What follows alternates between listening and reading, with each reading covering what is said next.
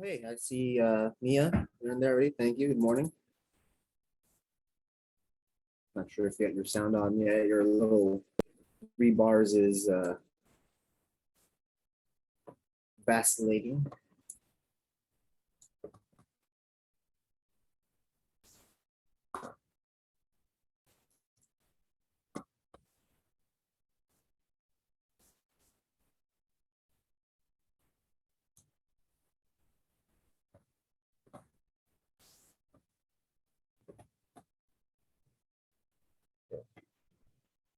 That's it. Here's what I believe. I believe that now that we're in this COVID pandemic, currently in the pandemic world, right? That we need to be able to adapt to a changing landscape, and that landscape changes pretty quickly right now, right? So the mentality is, yes, human beings by nature, by default, right? We're creatures of habit, right? Creatures of habit, and we get distracted easily, and we also have, but you know what? We're really smart. We can learn pretty quickly. So as long as we have no deficiencies in the learning, no barriers to the learning, right? Then we can learn pretty quickly. So that's kind of where I believe we stand strong. And so if we keep that in our head, right, then we can, along with removing limiting beliefs. I don't know if you guys are familiar with what you have in yourself, as sometimes you have limiting beliefs, right? And again, we all have them. You hit a plateau in your career, you have them. And then when you have them, and we can look this up. So if you guys know the author John Maxwell, anybody ever heard that name? John C. Maxwell. He's actually a reverend. He's actually a pastor, right? By him growing up in life and in business, or just not even in business, in the church, he was actually he was like a pastor. But why is he so? Why did I mention his name? Well, he has written thousands of. We got Mia right now. Yeah, I'll if you don't mind, check. Yeah, there's gonna be some. Yeah. Yeah. Today. Yes. Yes. Yeah. So, the he's written thousands of, and I'm gonna show you right now too. I want to show you this because I think it's worth noting. Yeah, I'm gonna pull up a window right here.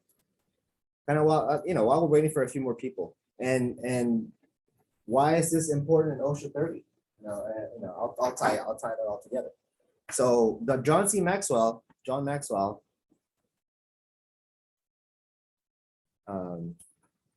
just put his name, right, and do a search. See, and you'll see right here that he's got his own website, right? So why am I showing you all this in an OSHA class in the very beginning, right? Well, I'm trying to set a precedent. I'm trying to set you guys up. So I'm trying to set you to think about what OSHA really brings to the table when it comes to the workplace, right? So John C. Maxwell, he has written countless leadership books, right? If you've ever, let me see. Is there a shot button? Why am I on Bing? You know what? I know why. I'm using a Edge. I'm gonna go to Google.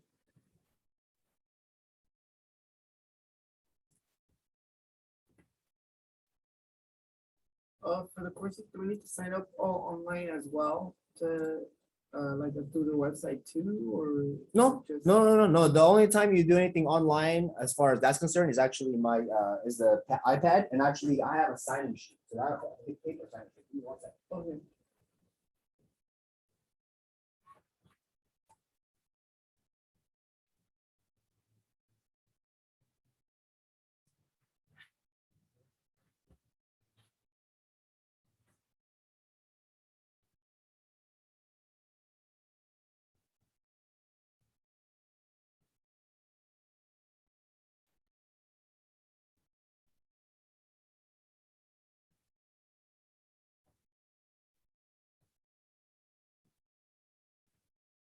One.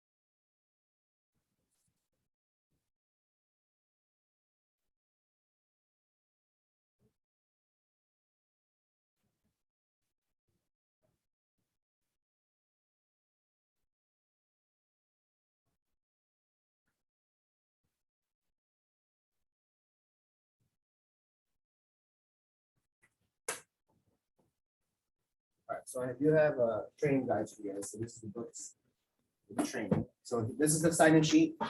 But please go ahead and you guys need a pen. Hey, all right, cool. Actually, you're good on the signing in because you've already done it for the one, but you're just coming in to make up, right? Yeah. So yeah, so don't worry about signing in for yourself. But for Mr. Ruben and Mr. Chris right here. OSHA 30. Yes, yeah. We're doing day one today, the intro. Get some pens in here. Everybody's got a pen. You got a pen? Yeah. Right. And there. Now, I'm not sure about did you grab your book with you and then 'cause I don't think we have unless this is it right here.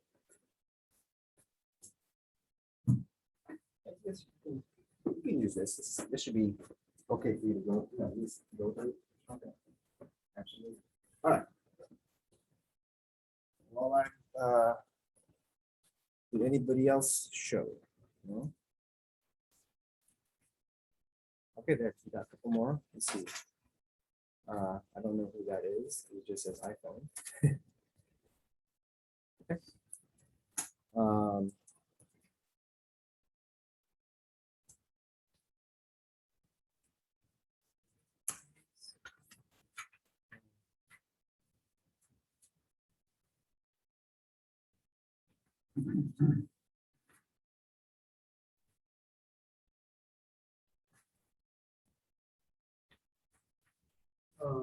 So, Dr. Reg. I'm not a doctor yet. Just call me Reggie. Reggie's fine. Even when I become a doctor, I really don't want people to call me that because it just seems like, oh, I'm not gonna make people call me that. I'm saying like, if you want to do it, sure. If you learned it. Yeah, but I wouldn't make people do it. I wouldn't say like if they like, because there's people I've been corrected before. There's people that, I've been customer service all my life, pretty much. Everything from fast food to banks, and everything in between. So I've dealt with a lot of people. So there's people that will make you say, "Oh no, it's doctor," like that. That's yeah. But I wouldn't do that. If someone knows it, like if I like, let's say I see it on paper, right, and it's official somewhere, right, and I'll address them as, "Hey doc," give them that regard, So I would carry around my I carry around my placard. yeah. Or at least a copy. Hey, that'll be interesting. No, I was gonna ask you. Yep. Is there any way that we can tally up, how many more days that I probably Yeah, you know what? I believe. Let me. I see what you're saying. Just check the days of your attendance so you could get the complete. Yeah, of course. I think I've completed all the project management and all that. Take a look at that. All right. All right. So you guys are fully signed in. So make sure. Okay. So that's a daily sign in. Okay. So it's a daily sign in sheet. So please, it's the same information. Now just fill it in. It's not my sign in sheet. It's OSHA's. OSHA wants that sign in sheet because it's their way of being compliant to. I get to issue you guys a card. Remember I was talking to you guys about this, and I want to show you the card itself. That way you have. You at least know what you're in for. So here's how it looks. And then this is my card when I did the OSHA 30 class, and that's actually that one particularly was my misprint. So I misspelled his last name and it was my fault. So I had to give him another card with the right spelling on it. So that cost me, right? So I keep I keep mistakes. I remember them, because they remind you, like, all right, I'm not gonna do that again. I double check my names to make sure I get the right spelling before I hit submit. Right? You don't want to. So what is an OSHA 30 card? Well, so an OSHA 30 card, right, is your authorization card that states that you have gone through the content of an OSHA 30. So what is an OSHA 30? Well, OSHA 30 is, so simply put, it's a 30-hour course. Okay, so 30-hour course, what does it cover? Safety and health on the job, occupation, right? So what are we covering here? So everything that relates to what I like to call the EE to ER, or the employee to employer relationship, right? Here's why this matters, right? So if you are potentially hurting your employees, that is a big liability, right? So, and if there is, if there is no person assigned the duty to look over the employees to make sure that you're not hurting them, well, that's a response. That's going to be something that is they already charge the employer with the duty to make sure that you are in fact protecting your workers, right? So here's so I know that these individuals are connecting. I can send them a text message. So what I'll do right now is we'll do the intro, but so I'll play the video first, right? And then because I want to show you guys the basis for what OSHA is really all about. Okay. Now, if you ever, anybody here want to know what a W-2 is? What's a W-2? Right? It's a tax statement you get at the end of the year when you are an employee of a company, right? Because there's another kind, right? I call it 1099. Anybody know what a 1099 is? So it's another income statement that if you work as an independent contractor, that's what they pay. That's what they give you at the end of the year, so that you can file your taxes. 1099, W-2 and 1099. So the significance here is that if you're receiving a W-2, right, or if you're getting if your employer tells you to show up at this time to do work, and then you're able to leave at this time to end work, you're an employee, right? So that means there's the special responsibility that the employer has on their employees. Now, do some employers disregard this requirement? Yes, there's plenty of bad examples out there, but there's also plenty of good examples. And what I'll tell you right now is that you're going to need to start thinking about trying to find the companies that are the good examples to work for, because they're the ones that pay the most. Okay, so an OSHA 30 does this for you. Okay, the card itself. The employer sees that. Let's say the employer has more than about 50 to 100 employees in their company, right? You know how much they pay in workman's comp insurance per employee? It's a lot, right? I couldn't even ponder a guess on the number, but it's multi-thousands a year, right? Per one person, right? And then depending on your pay scale, right, it goes up in premium. So that's insurance, right? Remember, do you pay car insurance? Right? It's required, right? That's the law. So that means, it's something, but do you really get that money back ever? No, right?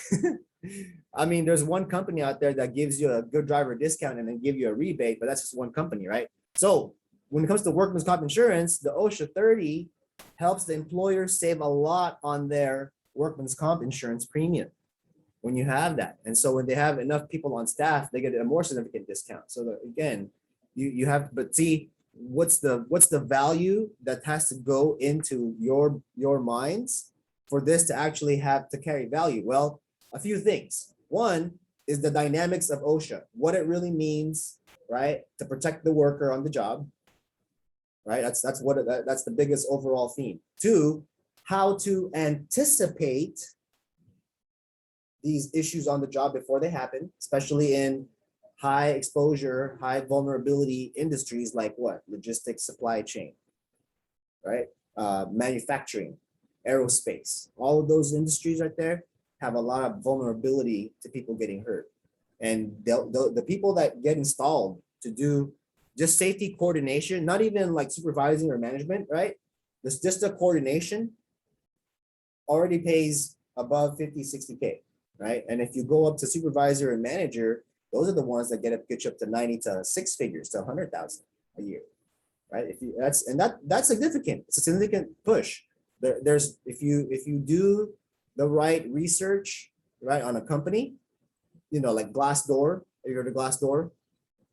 Yeah, that's a website. Right? I'm just going over some of the resources here. Glassdoor, and remember, that's glassdoor.com. It's a website for you to look up employers and also look up employee current and former employee reviews of the company, right? So, and then, you know, there's a lot of information out there that you can do research on before you even, I'll take the job, sure, it'll work for you, right? So I want to show you this video to show you where OSHA has come from. All right, so I'm gonna pop, oh, you know what, before I do that is share the screen. All right, there we are. So what I'd like for you to really watch out for here is that, think about this, right? Yeah, anybody here off the top of their head, anybody know what year OSHA started? Anybody take a guess? 1876. Oh, you wish it started that soon, that long ago. Okay, so there's a clue here, but actually this isn't really much of a clue anyway. 1840. Well, no, this is actually OSHA. This video was made in 2011. So there's your first hint. And this is a OSHA at 40 years old. So how old is OSHA now? Or what year did OSHA start now? Like the 70s. 1971. That's how long OSHA has really been an organization of the government, right? Meaning to say, before that, there were really no employee protections that existed for the employee. That's why people were, you know, remember, if you remember reading about the Industrial Revolution here in the United States, when they started doing those assembly line cars, people were always dying. Wasn't there like 7-day work weeks too? Yeah, back then, like no worker protections, right? They were just abusing workers, right? So let's see where we've come from to where we are now, and really, what's the value of practicing proper safety and health on the job? What is that value? What does it look like, right? Well, watch this video, and then after the video, I want to do an introduction, and I want to be able to ask you your background, you know, some of your experience, and also how that relates to safety and health. Okay, so we'll do this. Okay, all right. So, and that's why I do a recording, so that way other people can watch it later on because they're not here. All right, here we go. Here's the video. I made it this small because it's really old. 2011 had, I don't know, maybe the government didn't have money. I don't know, but it's really bad. OSHA is ensuring Small, so it looks okay. The right in the Bill of Rights, the right to a safe and healthful workplace. The convergence of the mine disasters, the black lung, the environmental episodes that we're involved in, its time had come. There are workers today that are alive because of passage of the Occupational Safety and Health Act. This bill could not be signed unless it had bipartisan support. Democrats and Republicans worked together. Yes, a little bit. We were under heavy pressure to get OSHA going in a hurry. We did, for the most part, get things going. We took some pieces of paper, we put flesh and blood to them. We developed in Washington and around the country a network of dedicated safety and health people. One of the most striking things we found when we first went into the textile mills was a direct relationship between the level of cotton dust and this disease we know as brown lung. We got ready to issue the cotton dust standard, and the economists in the administration wanted it watered down. And I talked to President Carter about it. He encouraged us to issue a standard that would really protect the health of workers. One of the most important things OSHA has done is the right to know hazard communication standard, giving workers and the public information about the chemicals that were being used, which enabled action to use chemicals in a way that limited worker exposures. The Reagan administration issued an emergency health warning to workers. This one deals with asbestos, and it cuts by 75% the amount of asbestos fibers that workers may be exposed to. The Labor Department today began public hearings on the potential health hazard of vinyl chloride. The Occupational Safety and Health Administration issued new safety standards today to prevent grain elevator explosions. Coming out of the construction industry, I know that the more inspections you have on a project, the better project you have at the end of the game. Not to say rust-built workforce can solve problems in the workforce change. We've got healthcare being the biggest industry right now in the country. And with that, we've got problems of back injuries, chemical exposures. My vision for the Department of Labor is to provide good jobs for everyone, and I mean everyone. From business offices to field and construction workers, good jobs that are safe jobs. What our company has learned over the years is that an effective safety and health program makes us more competitive in a global economy. It has enabled us to save on our workers' compensation costs and has boosted employee morale. At the end of the day, many more fine shipbuilders are returning safely home to their families because of our strong safety and health program. Everybody in our country has stock in health and safety of workers. And it's critical that we get a handle on these problems because they are the forerunners of environmental problems that will affect us all. Well, Phillips Petroleum Plastics Plant blew up, injuring more than 80 people and scattering debris as far as 6 miles away. The blast at the BP refinery in Texas City was the worst in this country in 15 years. Catastrophic events are powerful reminders that thousands of workers across our country continue to face risks at work. Every day in America, 12 workers are killed on the job. And every year in America, more than 3 million workers are seriously injured, and many more than we know are sickened by exposure to toxic agents. These injuries, these illnesses, these deaths are preventable. This isn't only OSHA's challenge, it's the nation's challenge. I've worked with employers that clearly see that an effective safety and health program makes their company more competitive in a global economy. We all have to figure out how to come together to address these problems to make sure that workers are protected from the new hazards. We must continue down the path we started 4 decades ago toward a day when no one will ever have to give up their safety or their health for a paycheck. Okay. So any comment on the video or any type of feedback that you have? What did you get from the video? We got a lot of issues. Oh yeah. No, that's perfect. I love the way you put that, right? We have a lot of issues that if we don't address, right? Here's the thing, right? Do you, as a person that's, you've got everything to consider, your family, whatever, your life, right? Do you want to really trade your life for for a paycheck? Like potential to, right? Like, and there's some things that probably that you did in your careers that you're like, why? Right? Why did I do that? Right? It's some, there's some things that, so hold on, let me send this person. I guess this person didn't get the link. So that's why, yeah, 1 second.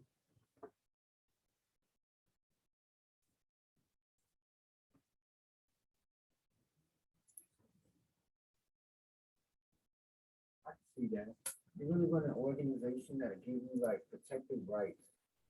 You absolutely do. You absolutely do. Umbrella protection about everything because anybody can.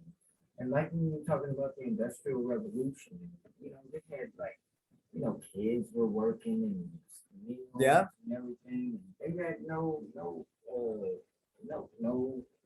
protection. No real protection. Like who else is really who else would stand up for people that can't stand up for themselves, right? It's the people that can stand up, right? That should stand up, right? So this is the reason why, I mean, if you think about government's not all bad. You gotta remember that, you know, and I'm not gonna say I agree with communism as it exists in China today, but the theory of communism itself is not a bad idea. You know, it's a bad idea is the people that you put in it, right? That's really, if you think about it, right? Every plan is great until you put people in it, and then until people start getting into a mode, and then you get into a habit, and then it becomes just part of your culture. It becomes accepted, right? But at what point are you going to stop accepting that, right? So that's kind of why, thank you for mentioning that, right?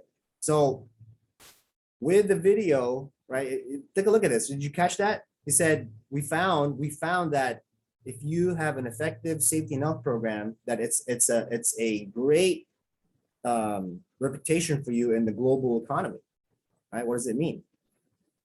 I think these two. Yeah, so Morelli, Mia. There's another person with like an iPhone, but they were on and they were off. Maybe it's Morelli actually. Okay, Mia, Christopher, Yeah, he's right there. And then Ruben's right there. Ruben, Mhm. and He's already he's a makeup. He's just okay, he's, yeah, okay, he's so professional, Mia so- Jones, Riley, Christopher. Yep, and then there's two here that can sign it. Yeah, so there's a sign-in sheet for you here for the center for the training too. So that's Christopher, and then this is Ruben. All right, so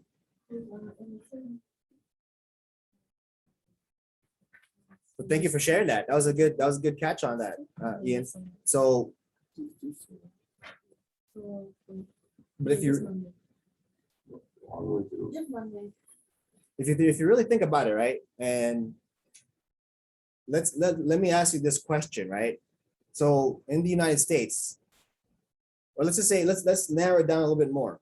Let's say California, just California, or Southern. Let's even narrow down even more. How about just Southern California? That's gonna be a more. We can at least know what's around us, right?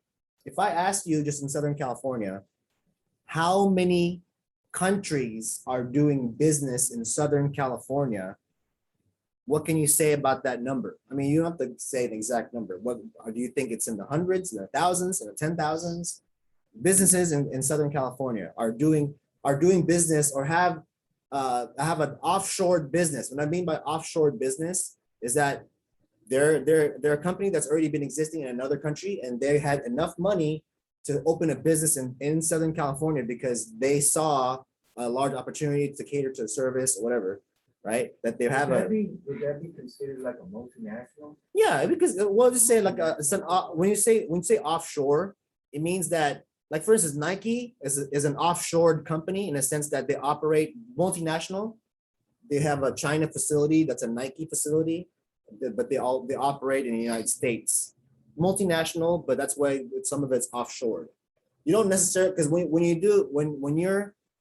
you contract out, that's outsourcing. Right? When you let somebody else do the job and bring you back a finished product, that's outsourcing, or bring you back part of a finished job, that's outsourcing. But offshoring is you're still doing it, you're still the own company, right? So now bring that back to Southern California, like with my original question, right? How many countries are operating in Southern California doing business? Probably hundreds, easily hundreds, easily, right? So now the next question is, do you think those countries are immediately like, oh, Cal OSHA, we gotta observe all the rules of Cal OSHA before we start doing business, or do they start just doing business? You'd say no, they just start doing business, or do you say, oh, we gotta follow all the rules that Cal OSHA has before we start doing business? Like, what do you think those owners are thinking? It does depend on organization, but that's right. That's really true. That's really true. And I'll tell you right now that most businesses that start, even the ones that are like, let's say, you're born and raised in the United States and you start a business in California yourself. Do you go and like, hey, let's observe all the rules of Cal OSHA before we start doing business? Most business owners don't get to know about OSHA until they get slapped with a citation. That's how kind of, it's almost like, okay, there is no driving school, right? Like, how like before you got on the road, you had to go to driving school to get to take your license and drive on the road, right? there is no such thing as a driving school for like, you know, for learning how to do OSHA before you start a business. I mean, come to think about it, there really isn't a, there's a business school, like you can go to school for learning about business, but there isn't a school that teaches you how to start a business. You notice that? There really isn't an institution, right? Like a college that tells you how to start a business, right? So what happens here? You have to go to the SBA, you have to do other things, or you get knowledge from other people. So you start a business not really observing OSHA off the bat, right? So that's, but when you complicate that, when you add the fact that there are other countries doing business here, right? Let me give you this example right here. Anybody know what 996 means? It's from China. 996, right? This is a cultural thing, right? This is understood. So they say 996 is 9 a.m. to 9 p.m. 6 days a week. That's a company that has work-life balance in China, right? So, but you know, if you're a startup, you're doing 997. You're doing 9 a.m., 9 p.m., 7 days a week. So that's the kind of culture that comes from around the world. There's different cultures of different, you know, work ethics, right? And that's why if they come do business in the States, you have to understand, well, is this company from another country? Is this a local company? You know, where are they from, right? And that way you kind of get an idea of management. You know, because if you think about it, right, different cultures have nuances, right, and how they conduct themselves in their own culture, right? If you know, so we kind of, I mean, there's a difference between assumptions, right, and then assuming, right, something, right? There's something that you can read from people, and this all ties into leadership. I'm gonna tie this all together. I started with the John C. Maxwell for you guys because I wanted to make sure that you guys keep that in your head. We're gonna talk about leadership in this class, right? Let me ask you this question, right? What would you rather have? Would you rather have the mentality that if you don't do something because I'm the manager, or if I don't follow, then I'm gonna be in trouble? Or if you conduct yourself in a way where people can see you as a good leader, right? Then if you say something, people just follow you, right? Versus you have to offer like some kind of punishment for them to do something. Like, oh, well, if you don't do this, then you know what I mean? Like would it be easier to inspire people than tell them what to do? I think it's easier to inspire people. So that's why good leaders are inspirational, aren't they? Right? So good leaders, they know how to read the room, and they also know how to mentor people properly so that they feel like you got their back. Because good leaders know how to, if you think about this, right? Just think about this before we move on, right? What's an attribute? What's a quality of a former manager, whatever, in a company that you work for, that you really admired, and what was that attribute? What was it? What was the attribute that you really admired about them? Anybody? One, how the management people address you and explain to you what they want done. Okay, expectations. Okay, I like that. Multiple ways. Right. That's a good one. That's a good one. Setting the expectation is very important, right? Like Also like incentive. incentive. Okay. So creating positive incentives. There's incentives is very you got to be careful with incentives, right? Because sometimes if you create an incentive, you don't know the end effect could be like people throwing, people like stealing from each other. Sometimes there's that. But incentives are good. They're good if they're used properly, right? Anything is good if it's used properly. But I like that you mentioned setting expectations, right? Because if a manager sets the expectation, now they have the moral authority because they're telling you that, they would not tell you to do something that they either one, don't know how to do themselves, or they would do themselves also, right? They know how to do it and they would do it themselves. That's why they're asking you, moral authority, right? So but they set the expectation and they know how to I think to piggyback on that for setting expectation is that they give you the proper resources to do your job correctly, right? So that's another thing too, right? So, but see, think about that, right? If those elements were missing and you had managers that were, you didn't feel safe working for them, not like physically safe, but like mentally safe. Like you feel like you're walking on eggshells around your manager. Like if you say something the wrong way, they're gonna they're gonna get like, offended or say, you know what I mean? Like you don't want to say the wrong thing in front of managers sometimes, right? So that's kind of where, think about that, and we'll carry on with leadership throughout the day for that, right? All right, before I move on, so I wanted to ask you guys real quick, since we got more people popping up here, and I won't make you turn on your camera unless you want to, and if you do, I'll make sure that people see you. But if not, no problem. I'm sure we can just hear each other just fine. But I did want to do a quick intro, right? With so if you're, I wanted just to find out some background, right? So previous employer,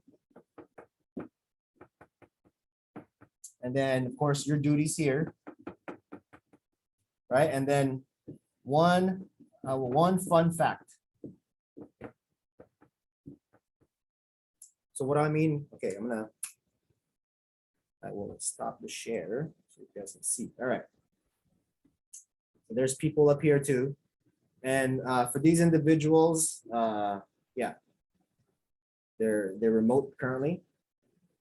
So intro is, give me your name. If you were in the military, give us your branch and of course your job, whatever you did there, your duties, your last employer and your duties there. Or if there's something where, if you can either give me your previous employer, or if you've ever had anything in safety related work, let me know about that. And, maybe we can highlight some things, right? So, I don't know, Mia, I know you were the first one to show up in the room here. Well, electronically, I guess, right? Are you able to chime in here for the intro? Yes. Perfect. Okay. So awesome. Yeah. So give us a little bit about yourself here. Well, my name is Mia. My military duties included, so I went in and I was undesignated airman. So they put me working with ABEs. So there was a lot of safety training that we had to do. Definitely preventative training. Yeah, working on the flight deck. It's just really dangerous. So Navy flight deck, maybe? Yes, Navy. Okay. All right. Because you said flight deck. I figured because okay. And then what is an ABE? I'm not familiar. An ABE, don't get me to lying because that wasn't my actual job. Okay. I just remember that they No were aviation something, but they dealt with catapults. Oh, okay. So Yeah. so now you give me a better picture, so that so the safety portion is pretty huge there, right? A lot of training. Yeah. You're doing some danger. Absolutely. Okay. Mm-hmm. And Perfect. then I chose my job as an AO, so I worked with ordnance, and of course, that the safety is huge there too. So You were that's overseeing safety. You were watching people and then making sure so they're being. eventually I became, the safety officer of my, my work center. So that was super dope to have the experience of. So I gave the safety training to make sure everybody was qualled, up to date. Perfect. I love it. Okay, good. That's all good stuff, by the way. Whatever you did there, if anybody here has ever done any training for a group, that's automatically, to me, supervisor material. Yeah. If you can maintain a room for a certain period of time and you felt confident, comfortable doing that, then that to me is somebody that's already a good candidate to be supervisor and up for safety and health in the corporate world. Yeah. So that's good. So your last employer? The military. Oh, okay, perfect. So you're recently separated then, I'm guessing. No, I got separated 2018. So I've just been in school since then. I'm almost finished with my MBA. December. Well, the official classification for recently separated is 48 months from discharge date. So you're still recently. you're still considered recently separated, actually. That's just the category. they use, so. All right, and then one fun fact, please. Anything you want us to know about you, or anything that, and sometimes the fun fact isn't really fun because you face death, but it's a fact that maybe you wanted to share. So that's kind of, but I like boxing. boxing. I box. Nice. Do you do it recreationally or competitively? Recreationally, just Oh, for okay. workouts. So I have this little trainer Nice. that helps me box. Yeah, he's cool. Nice. I do boxing, kickboxing, and well, of course, hit as well. But I do take classes at That's a awesome. local gym. Yeah. So Yes, I love it. All right. Yeah, you can try kickboxing. I'm Yeah, scared. those are fun too. All right, sir. And we got three gentlemen in our room here. I don't know if you guys want me to, share your faces online or not, but Mr. Rubin here, go ahead and give us a little bit about yourself. My name is Ruben Villarreal. We separated the Army 67. My previous employer was here in Garden Grove, which I will only lasted 2 weeks because the guy said I was working too slow. And he didn't go. Since then, I've always been looking for work. Here because of how the economy and jobs are, the pandemic and stuff. Okay. Fun facts, I really don't have them because there's nothing funny about the situation. Okay, I get you. Well, that's what you're here for, and we're going to improve that situation, because again, once you're exposed to the information and just the key things to know about safety and health, that can really just amplify your ability to secure a position where, at some point, right, as we get more mature and more aware, we want to do the less laborious things. We want to do the less labor intensive things. But see, what do we have to trade for that giving up of labor, right? What do we need to trade? We need to trade our mentality. We need to increase our capacity for processing information, for being able to anticipate issues, right? Start thinking like managers are just problem solvers. Put it that way. If you know what an engineer really does, right? They just make up stuff. They fix things because they find ways to fix things, right? They're like, if you know what a MacGyver is, or you've ever seen the show, have you ever heard that show before, MacGyver? That's so you're kind of really young, but the gentleman here should, if you're a MacGyver for a business, right? Then you're a problem solver, right? And you got to think like that. And if you're the kind of person, when you get to that point, you're like, oh, it's not my job, right? That's a reason a company lets go of people, right? When they start saying, oh, I can't do that. That's not my job. It's against my religion. When you start throwing, again, it could be valid responses, right? You could have some limitation for physical things, but when you're not putting in the effort or the willingness, right? Then that's kind of where, that's where we see things not go your way, right? All right. So anybody, I'll go ahead with Christopher here in front of me. So go ahead, give me a little bit about yourself here. My name is Christopher Liquez. Military, Yeah. Army. What'd you do there? What was your duties? Well, my MOS was married to Sierra, so it was like shower and laundry. Okay, so you did like admin. Yeah, pretty much. Okay. Field operations. Field operations. A bunch of inventory. Okay, so management. logistics. Okay. Oh yeah, see, logistics management already. Yeah. So inventory management. That's very much logistics, management. And even if it's over items, right, it's still management, right? Yeah. Previous employers. Can I include one that I have like now? Yeah, like I work part-time. Yes. At AutoZone. Sure. Okay. So we deal with a lot of chemicals and toxins there, like hazards like oils and batteries, corrosives. Got it. So we have to manage all that and And be then- able to properly, use it. And then when it comes to maintaining all that equipment, we have to properly transfer it from like point A to point B or Okay. yeah. That's okay. So then training probably is a big portion of that, and they have to notify you and tell you how to properly handle. Yeah, because Certain we get things. in used oil. Oh, Yeah, and also there we you have go. Spilling, batteries that right? sometimes are leaking Yep, or yep. you know all that. That's very dangerous. Dangerous stuff. Okay, good. So we'll talk about that. Perfect. That's good. We need that insight because that's gonna fall under HAZCOM, right? And you know, you may not work in anything hazardous right now, but you know, like you may not think, you know, oh, AutoZone, right?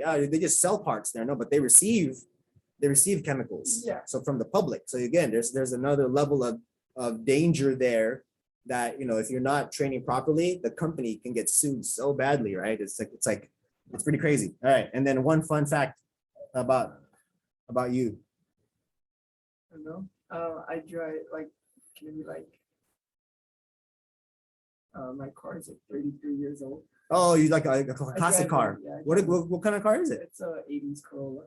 Okay. What one? Is it the what year? And then is it the rear wheel drive? No, it's all-wheel drive. Oh, It's all-wheel yeah, drive. it's a weird It's model. 86? 88. Yeah. No, I that's nice. That's nice. I like the rear-wheel drive over there. So it's Course, the 86 are, yeah. But 88s, I mean, those are all-wheel drives are not common either. They're not very common for Corollas. yeah. So that's a keeper right there. Awesome. That's cool. That's a cool fun fact. I drove a 79 Toyota Corolla. That was my first car. But that one was just a regular car, you know, like it wasn't like it wasn't like anything cool like that. All right. Mr. Ian, go ahead and give us a little bit. Yeah, my name is Ian Montet, and I was in the Air Force, Okay. and I got discharged in 2001. Okay. Oh, so right after Right after 9/11, huh? I went straight in from 97 and did my time up in North Dakota. Horrible. It was the coldest. Everybody thinks you're gonna go to like Miami or Oh yeah, like Tokyo you get or Air Force. Hawaii. No. No, there's a base in North Dakota. Yeah, they just it's a fluffer. You know, Oh yeah. They just tell you that. Oh, they tell you to get you in, and then here you go, Here bait you and switch. go. Ship you off at the Shelby, you know, Oh, boy. wherever they need people. But I love it. Sounds right. I love it up here. I learned. Now I like the cold weather. But Nice. I was an aerospace maintenance engineer. Okay, I, engineer, nice. Yeah, I was like a maintenance man on KC-141. They're like the gas tankers Okay, that and so we dealt with a lot of we had like it was a stringent like 5 months training class that we had to go through yeah, because everything is a hazard. yeah. Everything around there. Yeah. Screws, anything. You can't drop nothing. Yep. And you better watch out for them propellers. Don't ever go in front of the propellers. And especially that fuel and everything it's like crazy. Yeah. Cause it ain't regular. It ain't like you're not at the gas station. You know, they have like, I don't know what I forget what it was called, but it was like really it's like the strongest type of, I don't know if it was nitro or something. But we Okay. yeah, you just, you know, even if you wanted to smoke, you have to go like 50 feet away from the plane. And because that was gonna be a hazard, you didn't want to blow up nothing, you didn't want to blow up yourself. Right. And then you had to check in all your equipment. I mean, you had to check in your PPE at the end of the day. Right. Because that's some of the stuff you're dealing with is like, you know, industrial strength stuff. That's like, and then the suits. You're wearing suits, right? You have to bring back. Yeah. This is the last employer. This is not the military. No. This is the last employer, aerospace company, right? Oh. And then I was with a hospice.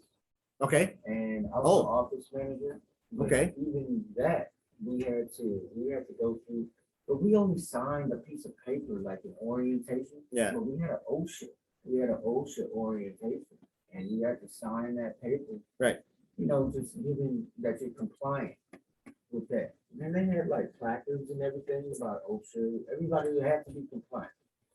And but I was never like on the job with that. You know, see, I wasn't like a nurse or nothing or a medical director. but I handled all the payroll and files, and employee files and patient files and all that. And that was a real good experience for like 8 years. There you go. That's a lot. So we'll definitely touch on some of that, and then your fun fact. Fun fact is, I love to play pool. Okay, you're a pool shark, huh? Yeah. Even when, and I got a picture, I might bring it in one day. I Yeah. got a picture of me when I'm like 4 years old. 4 years old, huh? Nice. Yeah, on top of the pool Dang. table with a stick. Protege, man. Right. All right. I know not to play pool against you.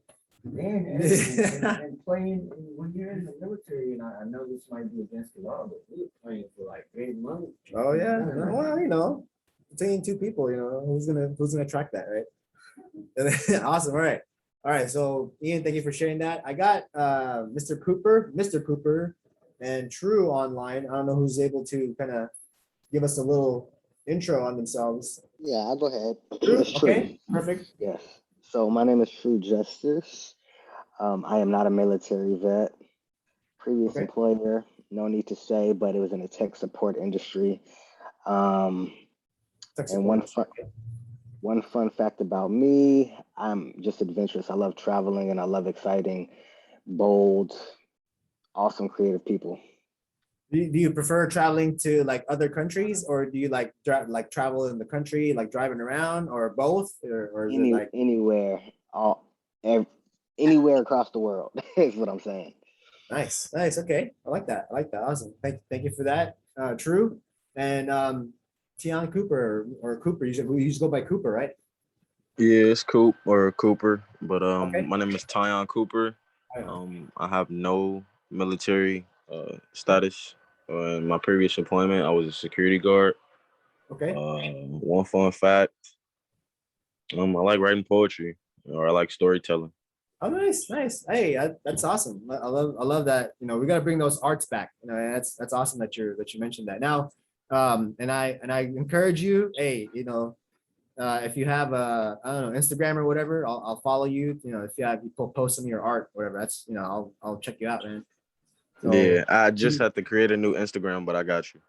Yeah. Text. I think if you invite me by email, shoot me back by email. So yeah, but now you said security. Good. So anybody here that's done security, you know for a fact that you've done safety and health on the job. You've watched out for make sure, you know, maybe you weren't necessarily watching over people, but if you're watching over assets, right, then you know you still know that you have to be ready for any situation that may happen. Someone may try to steal it. Someone may try to like just, you know, horse around, try to, you know, hurt. They may hurt themselves or hurt you. Security protocol. Yeah. Oh yeah. Security protocols, right? So that's I want to tie that in together. I want to tie that in together with safety and health. Okay. So perfect. Okay, good.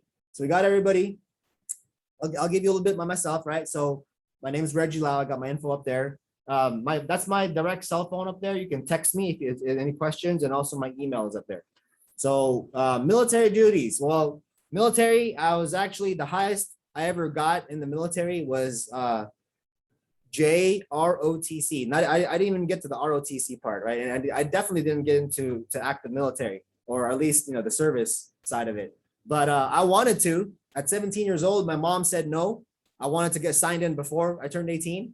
But so when I was so gung-ho before then, right? And then when I got to my senior year, I met a girl and got a girlfriend, and that kind of changed a lot of things. And I actually was working at Pizza Hut since I was 16 years old. So I was already in this trajectory of like gaining weight. So by the time I got to my senior year, I was already like 190 pounds. So by the time I got to 18, the following year, to for myself, I was already overweight. So I was like, and then my parents were like, you know, they weren't really like telling me to stop eating or anything. So I really got big. 2003, I got to 290 pounds. All right. That's not a fun fact, by the way. That's not the fun fact, but that was just me getting to that size. But that was for military. So, but I did end up finishing school. I got my undergraduate degree in computer programming. Didn't do a day of that. I didn't get a job in computer programming, and I didn't do a day of computer programming. I worked for Charter Communications after college as a call center lead, right? So I became like so if you ever had to call for a supervisor in a cable company, you got me, right? You got someone like me, right? So I spoke to irate people. People were just mad all the time about their cable. That's what I did. So, that's some of the previous employers I had, right? So I used to work for, When you were computer programming, Yeah. I went to Computer Learning Center, Yeah. DLC, up there by Wilshire, uh-huh, before they go down, before they like went out of business. yeah. But I went to for computer programming. Uh-huh. Did you work with like C++? I did work with C++. I never got very far with it, and it's still being used today. It's still pretty, but everything is going to Java, Perl, PHP, and that's all done, written on like the Linux, Oracle. There's all, it's the Oracle's the company that uses Linux, of course. But yeah, I didn't end up doing that. I ended up getting my master's in business administration. And so I started a couple of my own companies. I also have my own nonprofit. So I'm doing all that currently, juggling all that. And while I'm still here being an instructor, I am active notary public. So if you guys need something notarized, I'm a notary. I used to do, in my history, I worked for JP Morgan Chase Bank, Wells Fargo Bank. At JP Morgan, I was a investment banker there. And then I did like home equity loans in Wells Fargo. I worked at a trucking company for a few years. It's a family-owned trucking company. That's why I'm an instructor for logistics and supply chain. Actually, and I also do the project management too, but that's the reason why my background covers it all, right? So logistics, supply chain, right? So managing not only cargo to be moved, right? The staff that deals with dispatch, right? Dispatch that deals with our clients, and then also the drivers that have to deal with our clients, pick up loads and all that. So I have to do all that. So as a manager there, it was just literally the father, which was the owner of the company, the son who just turned 18, right? And I was like the ghost running all over the place. You know what I mean? Just kind of, being that person that kind of did everything, which I was great. I learned a lot. Right after I earned my master's, I got that job. I got the job with the company. But what a fact of that one there is that they lost. Remember 2008, 2009, right? Our recession. So we had a contract, really big contract that netted about 3 million over a couple of years, right? So in 2009, when they got bought out by another bigger company, right, we lost that contract, and then they asked us to come and bid again. So that year, the owner of that company and their family went back to the Philippines. Anybody here ever had to file a stated income tax return for the year? Anybody know what that is? A stated income tax return. All right. So when you get a W-2 or a 1099, right, that's your income for the year. That's that's what you get, right? I didn't get one that year because the company closed their doors and they booked it. They booked it to another country, back to the Philippines. So I had no tax statement that year. So I had to do what's called a stated income, like just a stated tax. So basically I say, hey, government, I made this much last year, just tax me on this. Like I'm filing my taxes based on my own statement. That's what it means.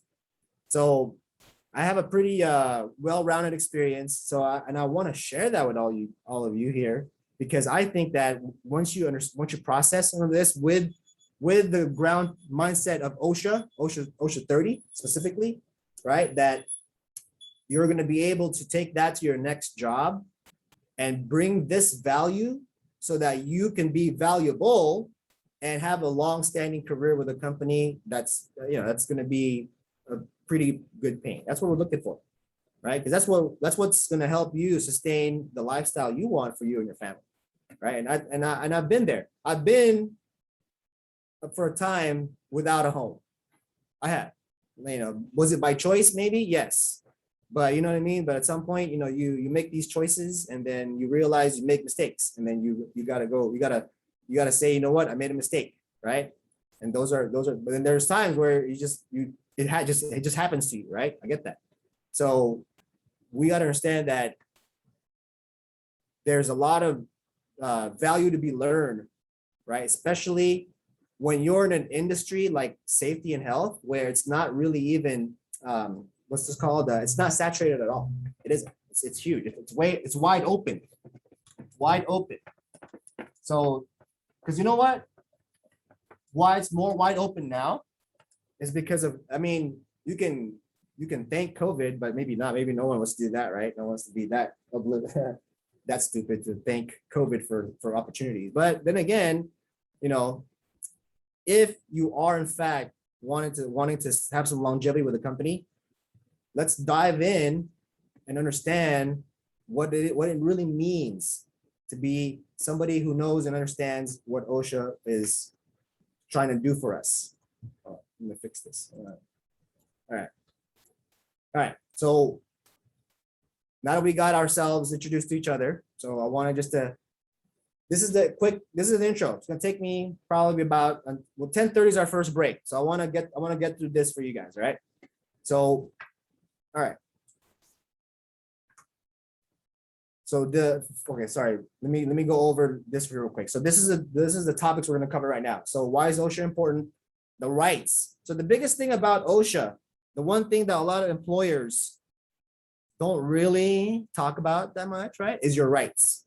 So you should remember this. Rights are very important. If you don't know what your rights are, right, then you don't know how to act on those rights, right? So what are the responsibilities of your employer? So that's a thing. If you're an employee, employers have a responsibility already per OSHA that they have to follow, right?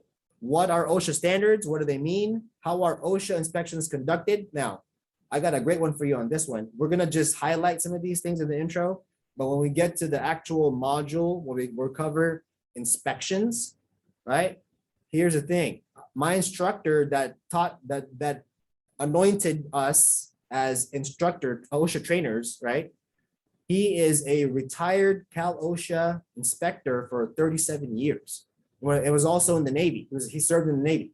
All right. So he's got a lot of great insight that he shared with us. And then it's in a slide deck that will prepare you on how to anticipate inspectors when they come on your site. Right. And again, he was an inspector himself, so he knows what they do. Right. So anybody here ever heard of or was part of an inspection in a company by OSHA?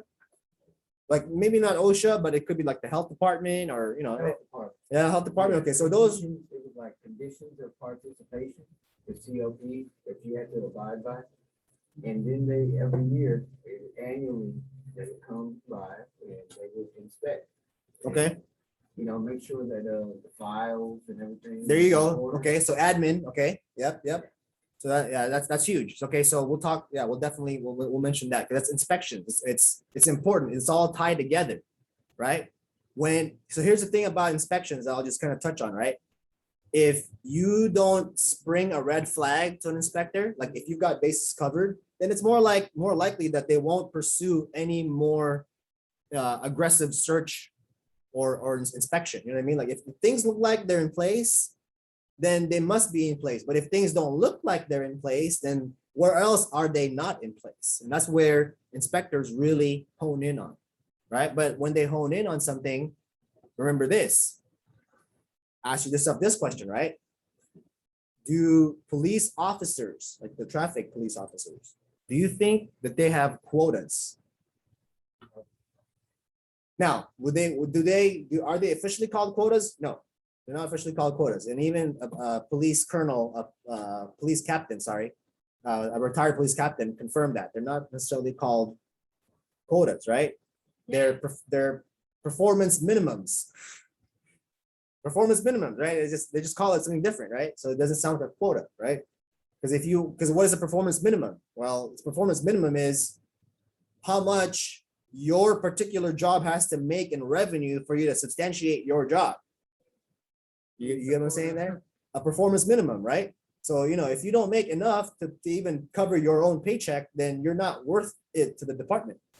You know what I'm saying? That's true for companies, the corporate companies. You think about it, right? If you're not bringing in revenue, or if your job is, if your job is needed, it's needed for a process. But if you're not bringing the value into a company, then you know what? We're gonna find somebody that can, or that's willing to bring that value, right? So. And then the last one there is where can you go for help? That one's a quick one. And you have a lot of resources in your book. And I'm going to give you guys online resources as well. So that way you don't have to, I mean, the book is great for physical note taking, right? And make sure that the books, okay, for anybody online that doesn't have a book, please let me know. We'll have to make sure you get one to take with you after the program, right? I'll make sure to email you guys today.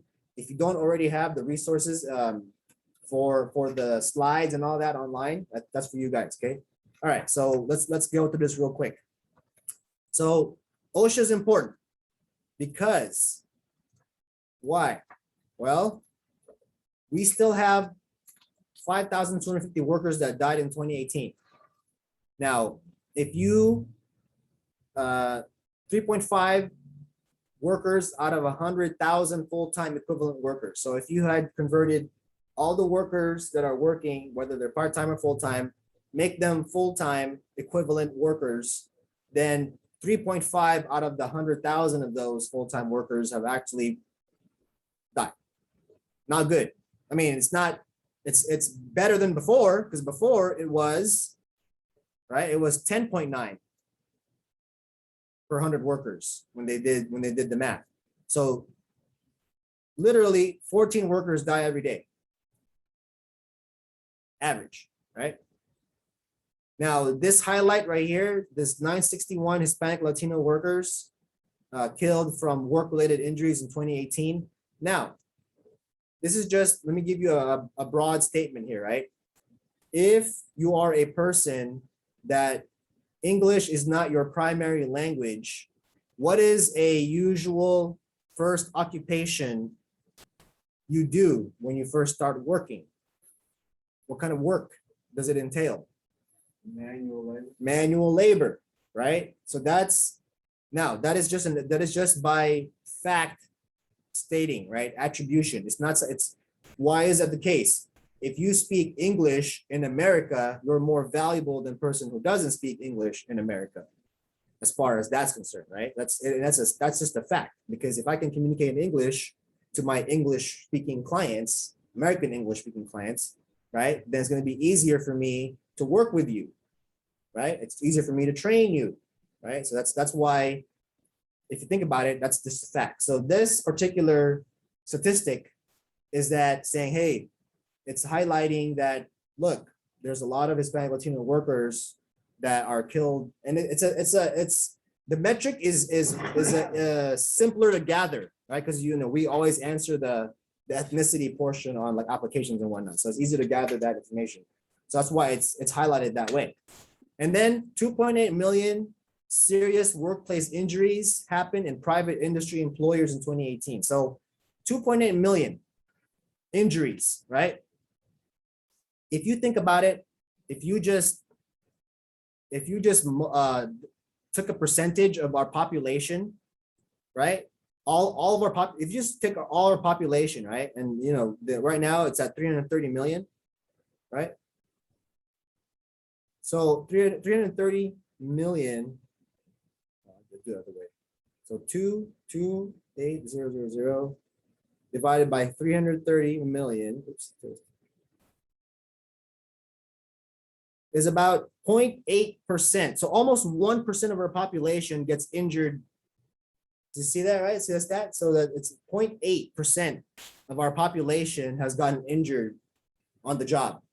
That's nearly 1% of our population getting injured on the job. I mean, that's not good, but it's also not bad compared to other countries, right? If you compare us to other countries, it's not bad.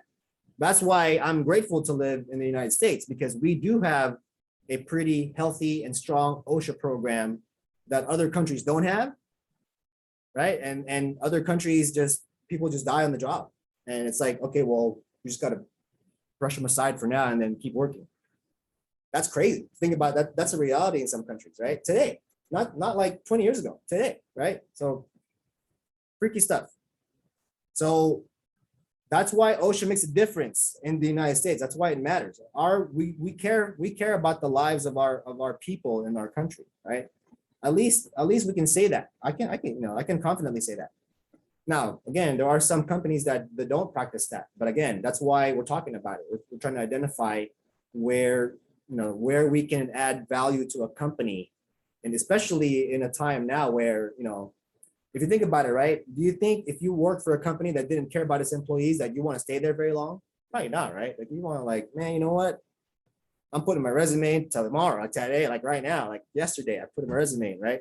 I'm out of here. I don't want to work here because I don't think they don't care about us over here, right? So that's a big deal. Okay. So history, a little history. So I was telling you guys, right? 1971, April 28th. That's when OSHA was opened, right? Stands for, that's what it means, Occupational Safety and Health Administration. And President Nixon signed the OSHA Act. So that's the president who said, hey, let's go through with this. All right, let's finalize it. Let's make it a law.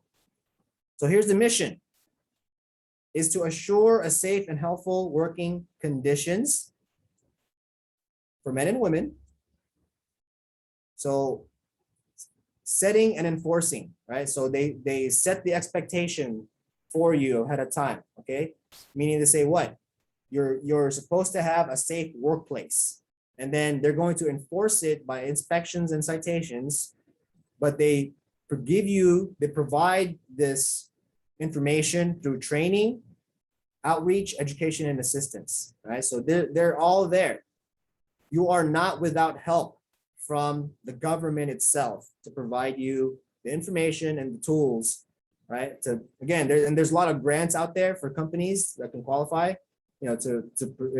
to get more safety equipment, all this. There's all kinds of stuff out there, right? So OSHA, they provide training programs like this one to increase knowledge. Again, the more we talk about it, here's the reason. You ever heard this phrase called common sense? Anybody familiar with that, right? The phrase, not necessarily common sense itself, but the phrase, right? So if you are familiar with common sense itself, right? Why do you think we called it common, right? It's because people understood it, right? But guess what also people did back then? They spoke to each other versus just, rely on digital communication, texting, and, who leaves voicemail nowadays, right? It's either I talk to you on the phone or I send you a text, right? No, like leave voicemail? Like, who leaves a voicemail now? Like, yeah, you're gonna make me waste time to call you back? Like, just text me, right? It's kind of funny, right? But that's the thing about communication now, right? That's why sense has gotten less common, because we assume things. We start to assume things about each other. Oh, you should know that. Oh, you should know this, right? But that's why, again, we got to start bringing back some of that CDS, right? Common courtesy, common decency, and common sense. You got to bring that all back. Bring it all back, right? We need more of that. All right, so that's our mission, right? Mission by OSHA, but also our personal mission is to bring that back. Rights. Talk about rights. So we talked about this already. Hazardous chemicals. Okay, we're gonna dive deeper. Reporting an injury. Complain or request correction from an employer. Oops. Training is a right. Records of exposures and medical incidents, medical conditions, right? From the exposure. Filing a complaint, that's a right. So if you've ever had a friend that tells you, or yourself even maybe, I was going to report my employer to OSHA, but they fired me. Like, well, you should still report them. You should still report them to OSHA for firing you. That's they violated your rights, right? So that's something that that can court of law could rule in your favor, right? And the company may want to settle that before it gets to that point. You know what I mean? So think about that, right? Participate in an OSHA inspection. Now, the company is allowed to participate in OSHA inspections, and typically it's a person that has the highest level of authority. So the person like a manager or a director that's going to allow the continuance of it. But that's also part of knowing the rules. Okay, if you don't know your rights, you don't know the rules, and you can't play by the rules, you're going to lose, right? If you're like, let's say you played basketball and you didn't even know the rules of basketball, right? And then you bet $1,000 on you to win and you lost. Well, guess what? You didn't know the rules. So why did you even make that wager, right? So that's, that's why we think about business like that. Think about business is like playing a game. And if you don't know the rules of the game, you will lose. Whether you lose money, you lose lives or resources, right? All that. So be free. So another right. So retaliation for exercising safety and health rights. Exactly what I'm talking about. So let's say I said to my employer, hey, this isn't safe here, and I don't think this is safe, and I'm not going to work in this condition until it's fixed, right? So a worker says that, right? And then all the workers starts going, oh yeah, no, yeah, we're not going to work here either. And then you know what? Okay, you're fired. If no one else wants to work here, then everybody else is fired too, like that. Like that can't happen. You know what I mean? Like you can't. It does happen. I get it. It does happen, but it shouldn't, right? So, but if people didn't know their rights, like if you didn't know, hey, look, I have a recourse here. I can actually complain about this. I can go to an employment lawyer and go ahead. Wait, what? What did they do? Oh, they terminated you because you said it wasn't safe to work. Well, yeah, that's going to be a problem. Hey, that can also be like the origination of union. Yeah, that's part of it. Part of it is that is but see, that's also why some companies don't agree for unions to form. Right? Like that's like Tesla just went through that. Like like they didn't want or SpaceX, one of them, one of those Elon Musk companies. They just went through that. Like they didn't want, or Amazon. Amazon, like they put it up for a vote even, and then everybody was like, oh no, we're not gonna vote for a union, right? And like, at some point there was some kind of like teeter-tottering because like they wanted a union, but then they ended up voting against it. But what was going on? What was going on inside for real? No one knows. No one knows for real. So that's again. But what are the violations that Amazon is now known for? Anybody know? Anybody like watch the news or like read? Like workers, like in their factories and stuff. Workers in their distribution centers, right, are not given enough time to even take restroom breaks. They're measured by a computer algorithm to be able to deliver those packages, and they push them to the limit where they don't even give them their 15-minute breaks to go take because they're driving around. So what are they doing? They're peeing inside of water bottles because they can't even stop to actual place to do it properly because they're on the road, right? If you stop, you're gonna get backed up and you're gonna lose time, right? All right. So where does the OSHA poster usually reside in your company? Gotta be visible. Well, yeah, but where would you physically usually put it? What's the mentality here? I should put it around where?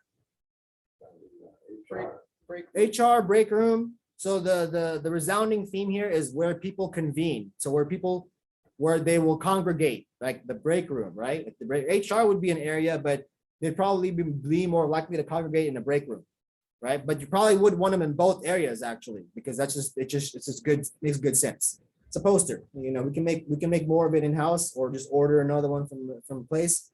It's better to have you better to be over compliant than under compliant. Right? So that's all I'm gonna say about that one, right? All right. So the right to a safe and healthful workplace. Okay, so we keep hearing this free of known dangers, right? You'll hear that more. But what does free of known dangers really mean?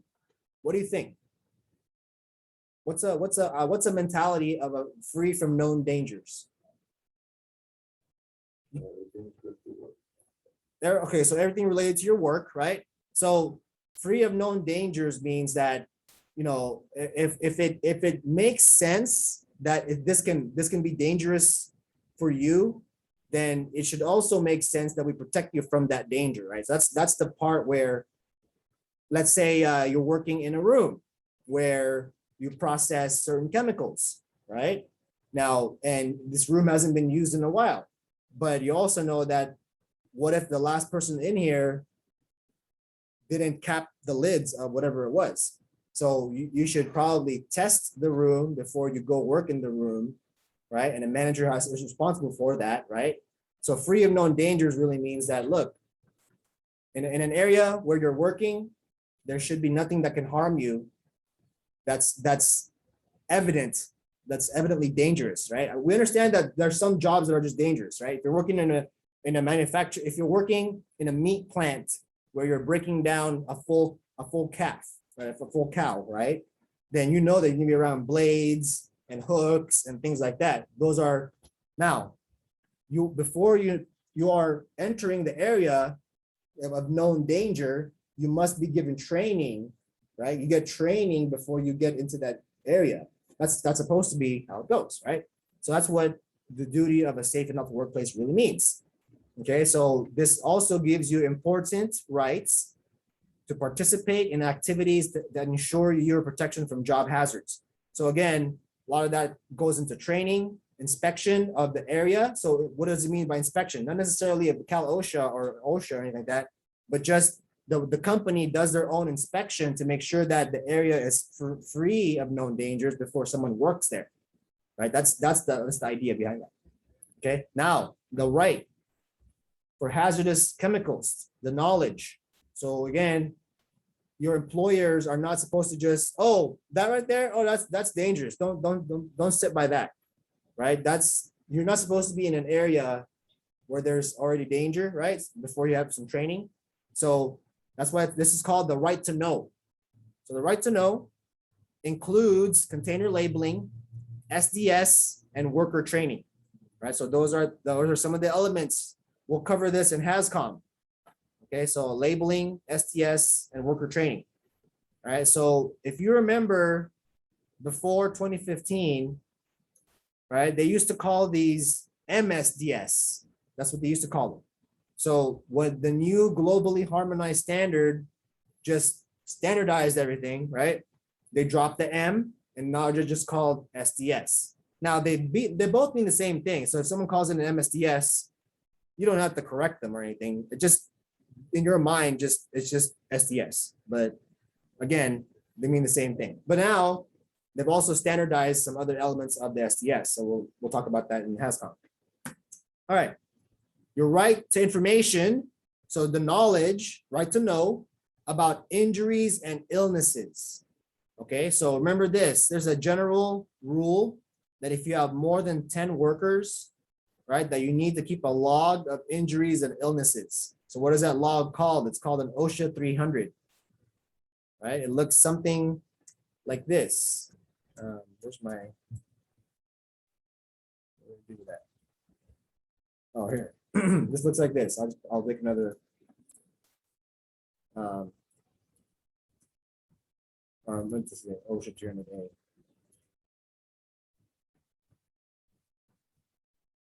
So it looks like. Let's see if I can zoom in more. Okay, there you go. Oh, it's too big.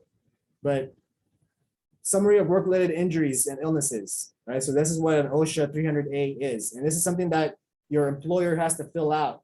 And this is something that's done usually every year, right? So you do it at a certain time of the year. So I wanted to show you that, right? So that's, all right. So complain or request corrections. Again, you're right. You have rights that you can bring up safety and health concerns in the workplace, right? And there's a proper way to do it. So with the resources that's actually already in your book. So you're kind of close to it right there, Chris and Ruben, right? But I'll show you here. Should be it right here. Okay. So right there, so that what you're looking at and a few pages down, you're going to see a student handout packet. If you just flip the pages down the way, you're going to get to a section where it says, oh, let me go, this one. Oh, okay, here you go. Refusing to work because conditions are dangerous. Now, this handout right here is actually your, you could say your walkthrough guide on how to decline work because it's unsafe. Remember, words do matter when it comes to your job, right? And how you say something is going to be processed the way it's understood, right? So OSHA understands a certain set of words too, right? And if you follow these set of words, then you are protected by OSHA law, right? So again, it's a good thing to know, right? It's under handout number 3, refusing to work because conditions are dangerous. I wanted just to share that with you as a resource. Okay, so, all right, so OSHA rules protect workers who raise concerns about unsafe or unhelpful conditions in the workplace. That's a right. Remember that. It's your right. Your right to training. Okay, so when you have this right for training, then before you are in the areas, right, then the required training will cover all these topics and more, whatever topics are covered. Remember, when you're dealing with OSHA, if it's already something that's been going on for at least 5 to 10 years and it's dangerous, then OSHA's probably got something on it already, right? Then, the things right now that probably very OSHA, few like items OSHA has on these, right? It's like probably like EV battery making.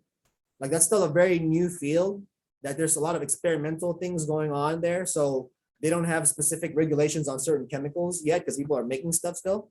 But there's a process of danger that may already exist. But I'm telling you right now that training is required. So if your company is doing something in the experimental world, then they better have something that's pretty good to protect the people especially when they're doing something that they've never done before, right?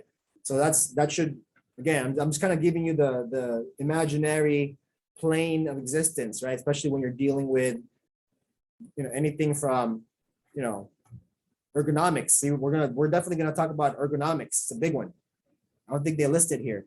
So, in this list, they don't have it, but ergonomics is important because how you move your body, right, when you're working matters for longevity on your job. Because if you're abusing your body and you're just moving, you're doing repetitive motions for like 8 hours straight, trust me, you're not gonna last. You're gonna hurt your body and you're going to not be able to, do work like that for very long, right? You're gonna hate it. You're gonna hate, standing up because it hurts. The one thing about training is that it must be in a language and vocabulary that workers can understand. So remember, the requirement is on the employer. So if I have a predominantly large Spanish speaking audience in my workforce, I can't do my training in just English, right? Because if they don't understand it, right, okay, here's the crazy part, right? Other countries, right? If you don't understand their language, that's not on them, right? It's not on, it's your requirement. In the States is the only place is really where like we cater to other countries. Like in France, is like French, like in Europe, like a lot of European countries, it's like Spain, Italy, France, right? If you don't speak their language and like you can't really work there. I mean, because they're not gonna take the time to train you in your language. That's the culture over there, right? Because there's so many different languages and countries kind of connected together. Versus us, right? We're such a big country, spaced out, that a lot of people come here, that we're looking for people to work with us, and not everybody wants to do the jobs, so that's why, we cater to the other languages, right? We just need to. So with that, OSHA says employers are required to do a training that workers can understand. So whatever language that is. So that's already on the employer. So records, I kind of mentioned that earlier. So aside injuries and illnesses, that's one record, right? Because that's something that happens on the job. Okay, so remember that. This is exposure and medical records for industrial side exposure. So let's say aerospace, right? Aerospace is not just one company. There's many aerospace companies out there that are classified by NAICS codes, the North American Industry Classification Standards, NAICS, if you've ever heard that one before, right? So there's an aerospace number classification, right? Like if you're an aerospace company, that's one category. And then there's 2 more categories below that specify what kind of aerospace company they are. But if you just leave it at that one aerospace company, right, then you're gonna get records that they have submitted to OSHA of any of their exposures to any chemicals or any medical records of any of their injuries and illnesses. So it gives you what? It gives you an idea of how injuries happen in an industry versus just your company. So remember, that's all rights, and you have to know how to access those as a safety and health coordinator, safety and health manager, right? If you want to get to that level, you should want to know how to find that information so you can offer it to your employees, right? That's, it's a right to know. So if you know it, you might have a job, the company might have a job for you, especially if you're working in a bigger company. Remember that.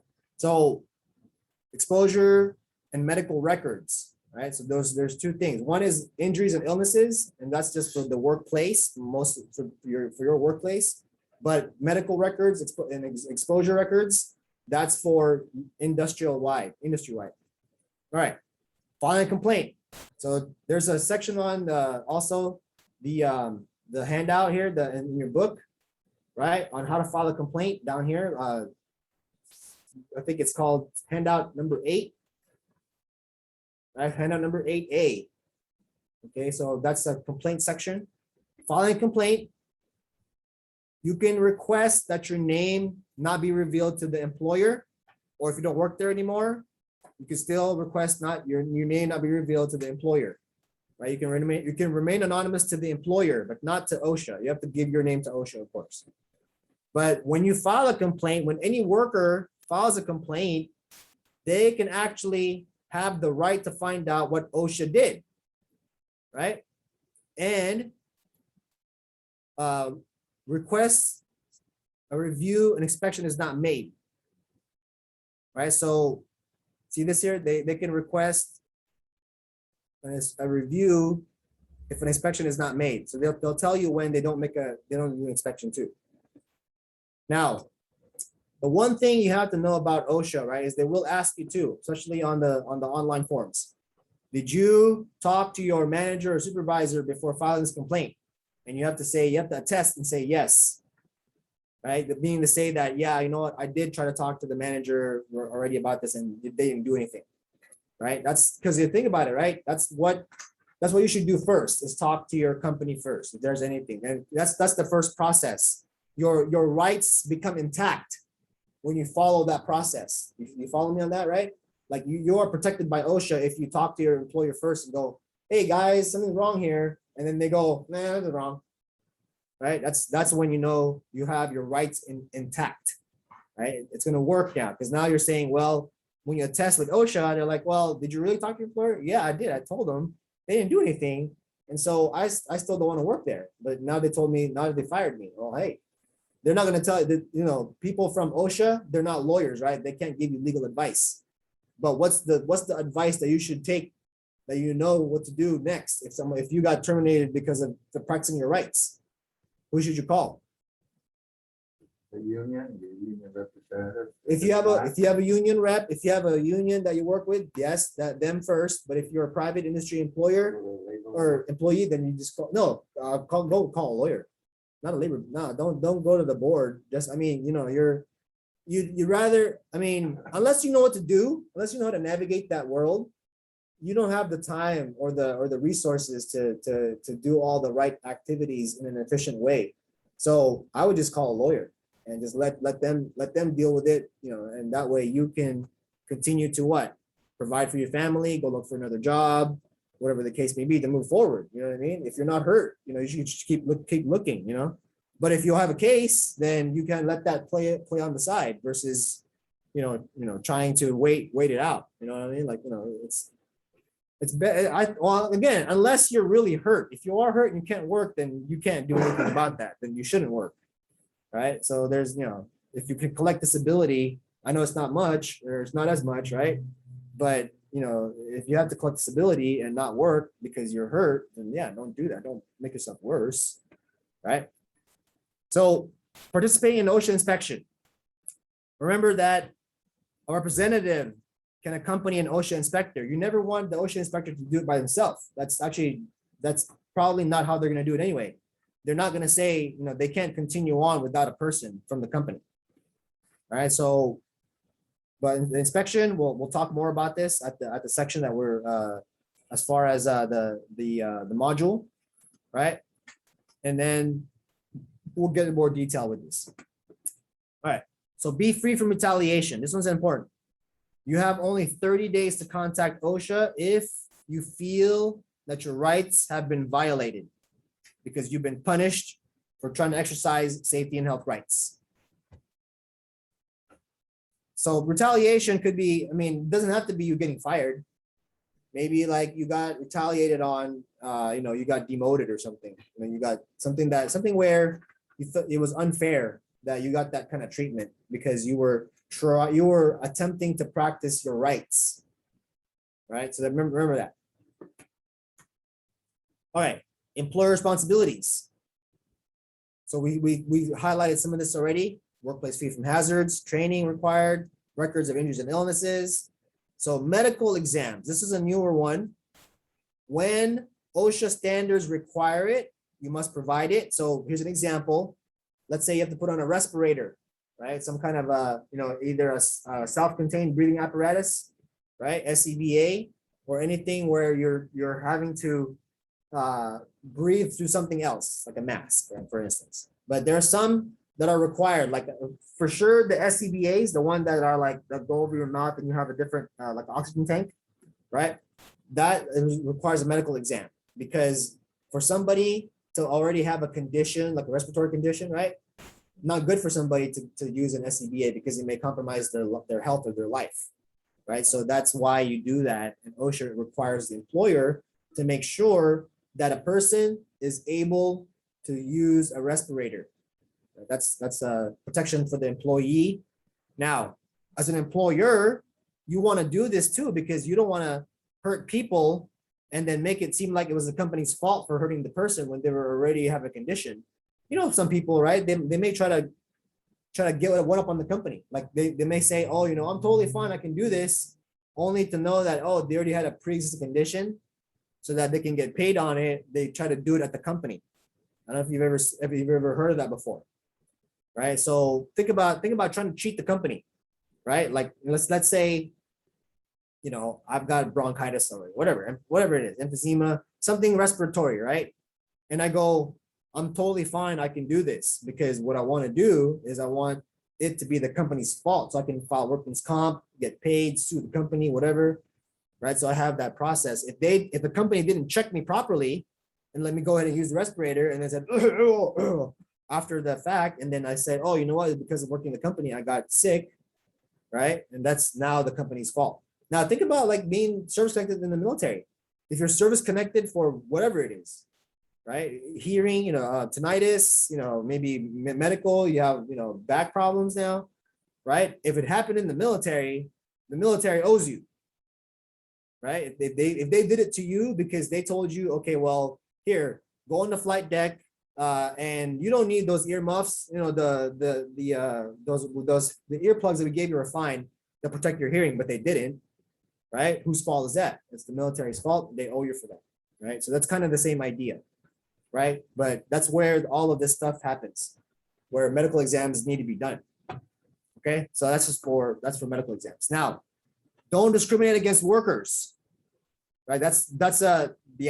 Employers do all employers do this? They probably discriminate their workers. They try not to, but they try not to do it, in a way that you can see, I guess, right? But they can't discriminate on workers who exercise their rights. That's something different. So if I'm trying to say, hey, look, it's too loud in here, I need protection, and they say, no, it's not, and later on it's been proven that it is, and then you lost your hearing, right? So OSHA protects you for that. Okay, so when you get a ticket, when the company gets a ticket, they must post a citation, right? You gotta put that up on. People gotta see it, and then of course provide and pay for most PPE. And if you want to look at a little guide in the book here, there in the resource guide, the handbook, there is a section right here where it says employer must provide and pay for most PPE. Handout number 4. It goes over 2 pages, right? So it tells you about that. Okay. All right. Now, more responsibilities. So you have to report each worker death and also each work-related hospitalization to OSHA. That includes amputation or loss of an eye. Do you guys know that if you lose a tooth, it's considered an amputation because it doesn't grow back? right? That's so teeth, losing a tooth can be considered an amputation. Employers are required to maintain injury and illness records. You must inform, so employers, right, they're also required to train employees on informing workers how to report an injury or illness to the employer. So I have to, as an employer, I have to train my people how to properly report an injury or illness to the employer, right? That's also part of the employer duties. Records must be made available. Allow OSHA access to the records. You can't tell them, sorry, you can't look at our records. And then also the employer must post the annual summary of injuries and illnesses like I talked about. Okay, so that's the employer responsibilities. All right, standards. General industry is what we're covering. There are 3 others called construction, maritime, agriculture, right? General industry is the largest number, right? The set that applies to the largest number of workers and work sites. That's why we provide the general industry training. It just covers so much. It's very universal, right? Even though your experience doesn't have some of these elements, like you may have not done bloodborne pathogens. You might not, I think Ian maybe has because you worked with hospice a little bit. So bloodborne pathogens, you got to work with that. But even if you didn't, this is what OSHA 30 requires. So it gives you a well-rounded experience, right? It's like hot work. You might not have done hot work or maybe even confined spaces, but that's where you get the well-roundedness of this program, because now you're going to be able to identify and have knowledge with some of those things. All right, so those are your standards right there. But what are standards really? Standards, if you ever heard the word regulation or a rule, right? Standard is pretty much synonymous to that, right? So what does it mean, right? Well, they limit the amount of exposure. Okay, that's the first bullet point right there. Limit the amount of hazardous chemicals, right? They require the use of certain safe work practices and equipment. So you're required to, the rule is you're required to do this a certain way, right? That's a process required, right? And then of course, requiring monitoring. So monitoring what? Monitoring noise, monitoring heat, right? Monitoring exposure to chemicals, right? The OSHA will set those rules, right? So that's what OSHA standards do. Okay, so citations. We have a section for that. I'll cover that with you guys when we get there, but frequently cited OSHA standards, I'll show you how to look that up. Okay, so we'll breeze to this one. Inspections, how are they conducted? Well, they are conducted by what the industry calls COSHOs, or CSHO, stands for Compliance, Safety, and Health Officer. They are officers, right? That's why they're able to enforce, right? They're able to issue tickets, right? That's what they're called, inspectors. Well, they're called OSHA inspectors, really, but they can also issue tickets, right? That's what they can do. I mean, you could say OSHA officer, but no one really says OSHA officers. Not in the industry anyway. They usually call them COSHO, or they call them OSHA inspectors, right? So they inspect without advance notice, meaning to say they're not going to tell you at a time, right? That would be very silly of them to do that, unless it's called imminent danger. So imminent danger, I'll give you an example, quick one here. So imagine I'm an OSHA inspector, right? Just, happen to be walking down a road, and then there's a construction site next to me, and then I start seeing this crane teeter-tottering over, right? That's imminent danger, right? If there's a crane teeter-tottering and someone's inside of it with a load hooked on, right? That's someone's gonna get hurt, right? Either the person inside of that crane or whatever around that perimeter, if it falls down on that, right? So as an inspector, I'm gonna go to the front entrance there and tell the guard or whoever's at the front there, hey, excuse me, I'm a Cal OSHA inspector. I do see an imminent danger situation right there. May I be given access to inspect that area, right? That's a proper procedure for an inspector. If you tell them no, that triggers another thing, right? Because he saw imminent danger and then you refuse for this person to go in there and take a look. That's the only warning you're gonna get, right? Because when they're asking for permission to enter. So that's what I'm saying. In a rare circumstance, right? The imminent danger, that they will request or they will notify you before they go in there, right? In fact, anyone who tells an employer about a pending OSHA inspection, you can go to jail and get fined. If you just say, hey, oh, if you know of an inspection happening and then you tell the company, you give them a warning, right? So if you're caught, it's kind of like insider trading, right? So you're familiar with that one, right? So if you remember Marsha Stewart and she went to jail for insider trading, it's the same idea. I have information, I acted on the information, I got in trouble for doing that, right? So same thing can happen in that world. All right, inspections. What kinds are there? Well, imminent danger is your top priority. You want to prevent someone from dying. That's what imminent danger is, right? Imminent danger is, well, there's a chance to save a person, but there's maybe there isn't, right? But this is where we want to prevent that from happening. Then number two, so these are also in the order of priority as well, right? So imminent danger, prevent a death, right? Or an injury. Fatality or hospitalizations, well, we want to prevent future incidents, right? That's the second priority. Third priority, which actually you'll find out that it is the highest number that the department receives, right? Are worker complaints or referrals. What are referrals? Where, well, let's say you had a fire, right? And then when the fire department came by, they saw something that they thought, hey, look, this is probably not safe for employees working here, whatever they saw. So they referred that particular situation to OSHA, Cal OSHA, if you're in California, right? Because they wanted them to inspect that facility for worker safety, because they felt like, well, they had a fire for that reason, right? So that's they would bring in, that's a referral versus a worker complaint, right? A worker complaint is someone complaining, right? What are targeted inspections? Well, there was what's called local emphasis or national emphasis. So let's say a rule changes. When a rule changes, they give companies plenty of time to comply, right? And here's the reason why. There aren't that many officers to do inspections. Like the government, you can't send one inspector to inspect every business once a year. It's impossible. It is not possible to get a company inspected once a year because they don't have enough people. They just don't. So they give companies like 10 years to comply with new rules, right? So local emphasis, which is in this case, like California has a Cal OSHA. A lot of our programs are local emphasis because we create our own rules. National emphasis is when the Fed makes something and makes that a rule and they make a change and then they implement it throughout all the states.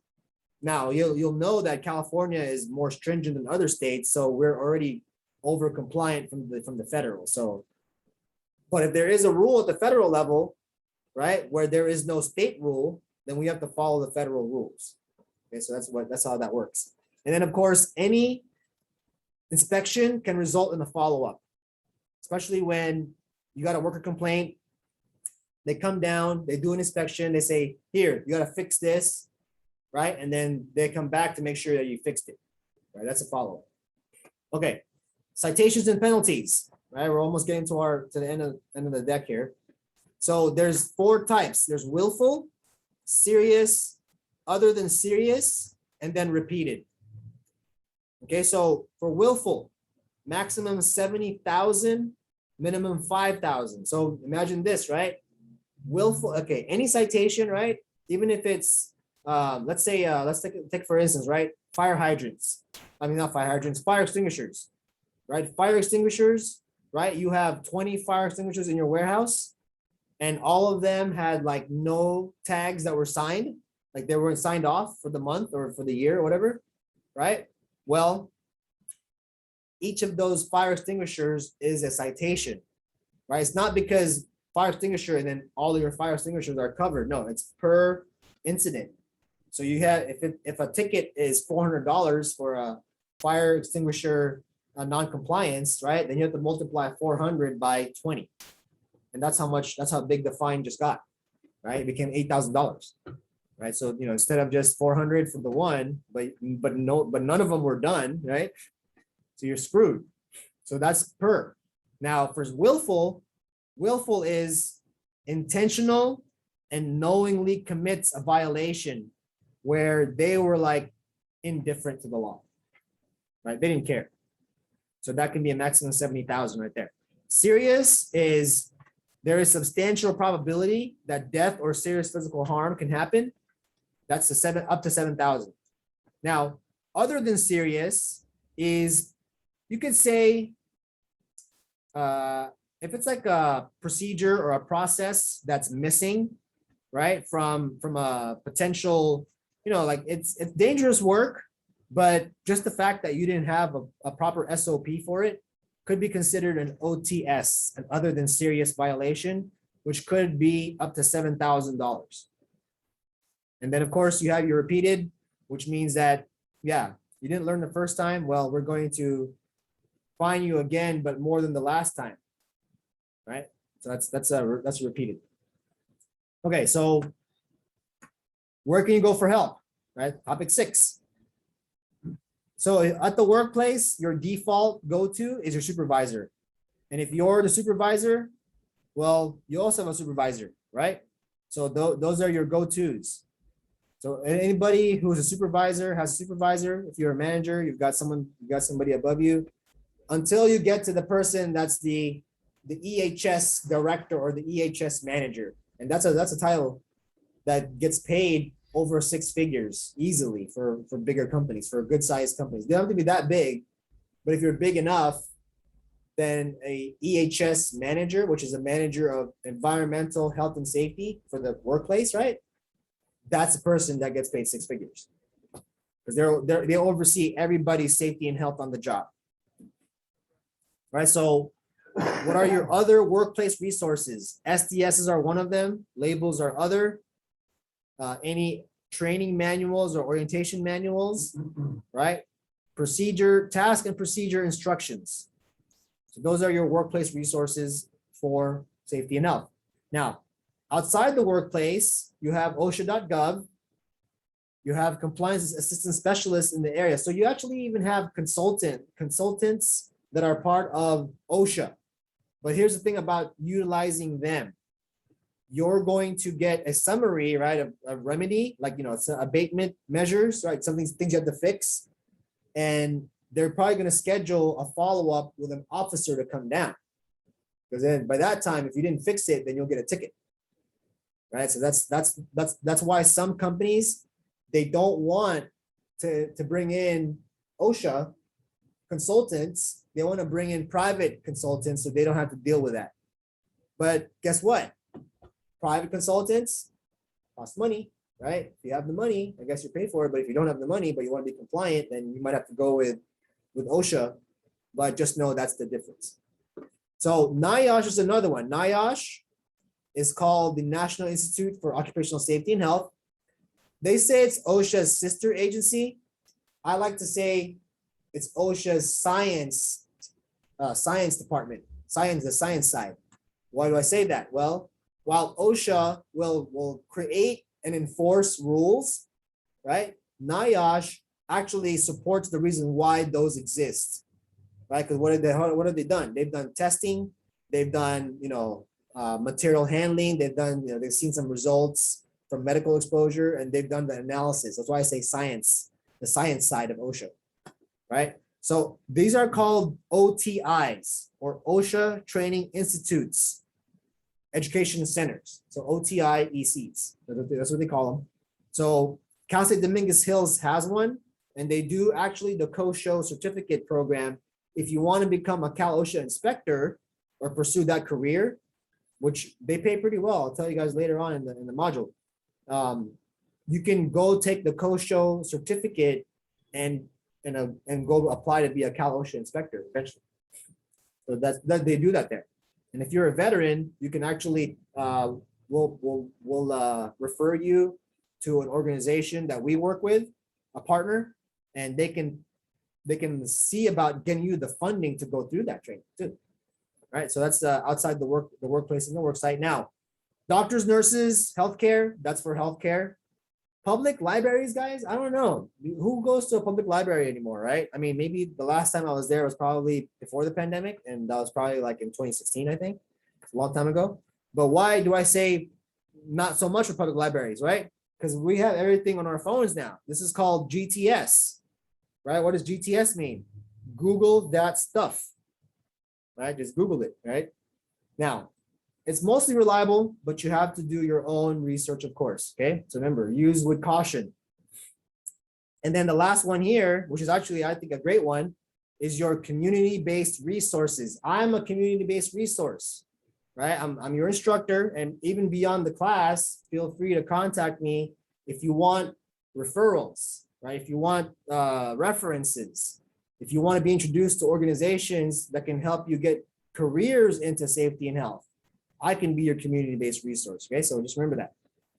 Okay, 4 more minutes and we're done for our break. So, okay, I won't go over the complaint filing. It's pretty self-explanatory, really. You know, it's not that difficult to file a complaint, but just remember, follow the process. Talk to your employer first before you make the complaint, okay? And they gotta give them that chance. All right, so, okay, we're good there. All right, here we go. Any questions on our intro? No? Okay. All right, so I'll give you guys a 10-minute break. And let me put that on the board here. So it's 10:27. We're back at 10:37, and we'll continue on with our next module. I'll give you another minute. 10:38. All right, 10:38. So get some snacks, get some coffee if you like. End this here.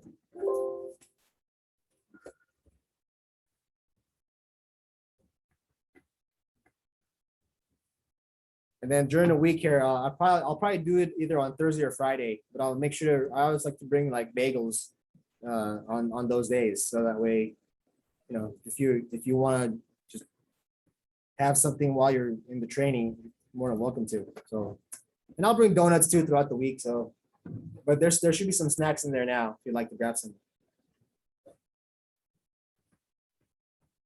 Oh, and then what I'll do is I'll send the email for everybody right now. I think you already got that email, but I remember sending it to you. You have that, yeah, the resource email.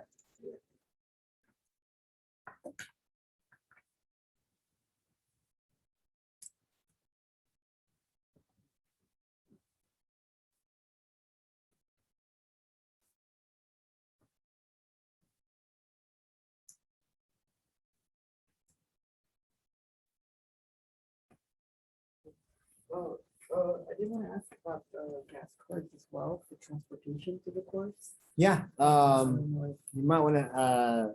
I think you're working. Well, the only person you can really ask about that right now is Robert Hara, since he's your case manager. Yeah. Yeah, you want to see if he's available to speak with. And the left side, yeah.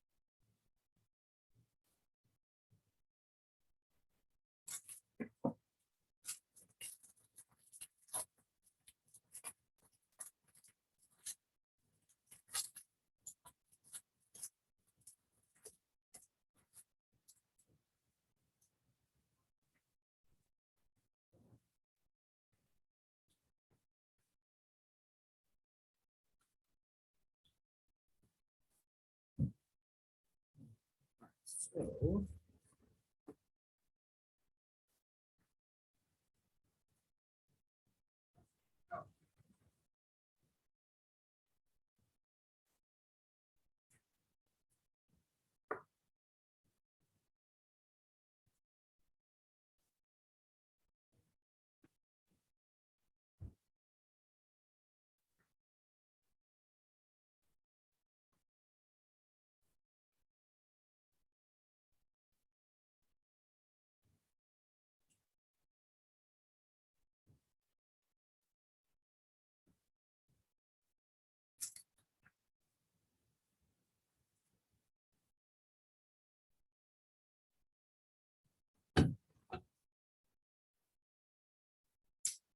give you guys a couple of videos here. I'm gonna share with you some of these oops videos. Oops.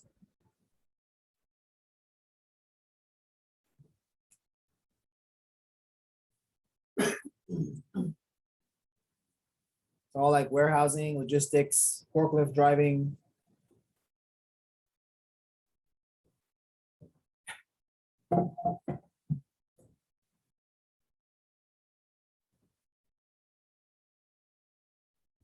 I think he hit him. I did. He hit him.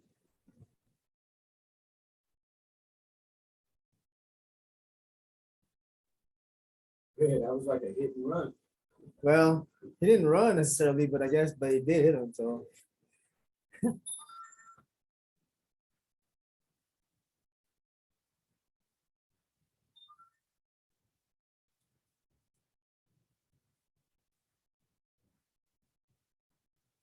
oh yeah, there you go.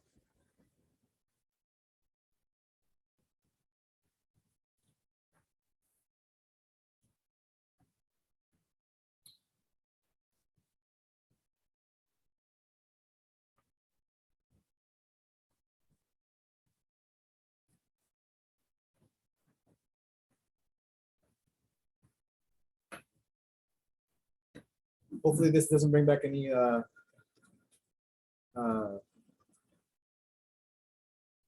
no unwanted memories.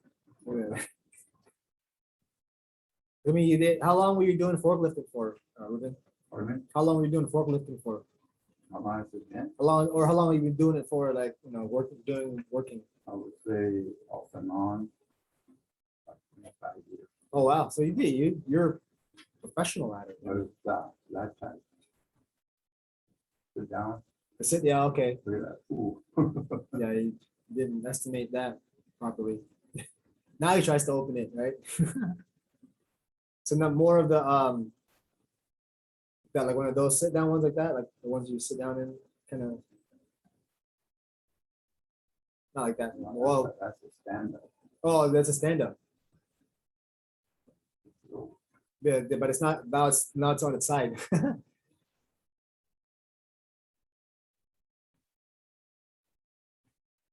I remember in our training course in the airport. Yeah. And as a maintenance man, and we're inflating the tires. Uh-huh. And oh boy, you gotta know about that PSI. Uh-huh. And Yes, then, sir. And then they showed us like graphic videos, man, of people that are just kind of ignorant. They're overinflating, and then the thing just like Pop. explode. Yeah. Yeah. And cut them in half. Oh boy. Yeah. Well, they showed it in the military. They showed it though. Yeah. That makes sense to do it there. How old was the group you'd say was watching these videos? Oh, we were all Like young? Yeah. So yeah, no, and then what do you think the value, like the power and the value is of showing you like what's the worst that can happen, right? Like you probably became more safe after seeing that. Yeah, absolutely. Right. So that's We were all more vigilant. And Yeah. I mean, on high alert. Yeah, yeah. That was the most craziest thing. So to piggyback on that story you just said, right? So I had I believe he was a Navy veteran as well. He had worked already with the company as a EHS director. So he not just oversaw one facility, he oversaw multiple facilities, right? So he was in charge of training everybody, make sure they were complete, they understood and all that, right? So he actually went the step of what he was saying, right? With like what you saw in the military, right? He said that he was doing trainings for a long time, right? And he was like, people were just kind of like whatever, and kind of fall asleep in class, right? So 1 year before he started training, he had everybody sign this document saying that okay, you're gonna need to do this training, but I'm also gonna warn you ahead of time that you're gonna be watching really graphic, people dying and all that, right? And everyone's like, oh yeah, no problem. Like, they became like machismo. They're like, oh, we're gonna watch all that. That's fine. We can take it, right? So he brought in these really horrible videos of what happens when they start doing the work and the work that they were doing, right? So people were like, heaving and like kind of like about the yak it in this class, right? That he was teaching. But guess what? Afterwards, they were safe as heck after that. Yeah. They were real safe after that. Like they, you know, They're they. working like in the with machinery, with saws and everything, and people Yeah. getting there chopped off. Oh, right. Yeah. Horrible, horrible. Yeah. So, yeah, I just wanted to share some of these. Oh, there you go. Unpredictable situations in forklifting. All right. So one more. Oh, yeah, this one's so. Here's one of those stand-up ones, right?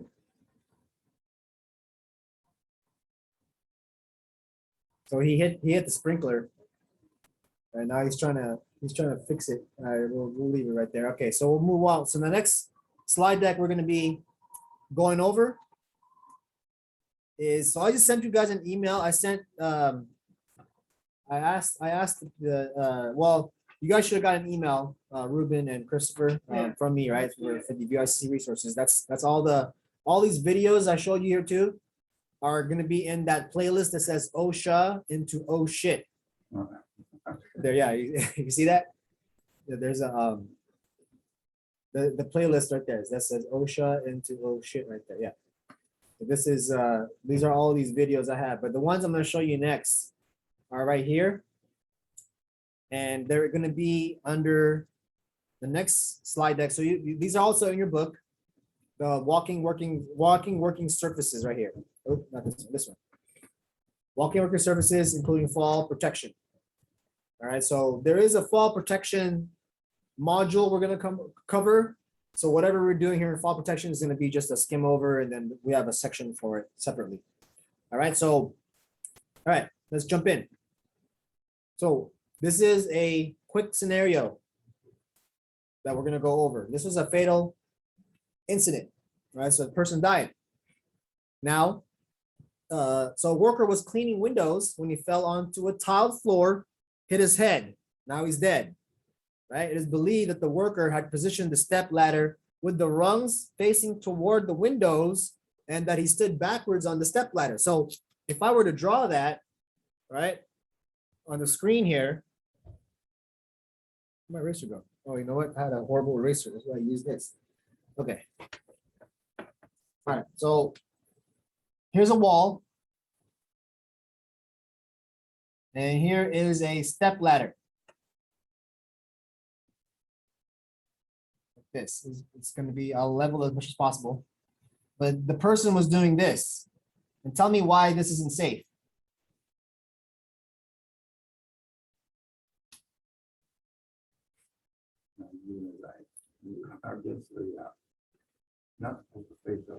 He doesn't have a spot, maybe a spotter. Yeah, well, a spotter. I mean, this should not happen. Period.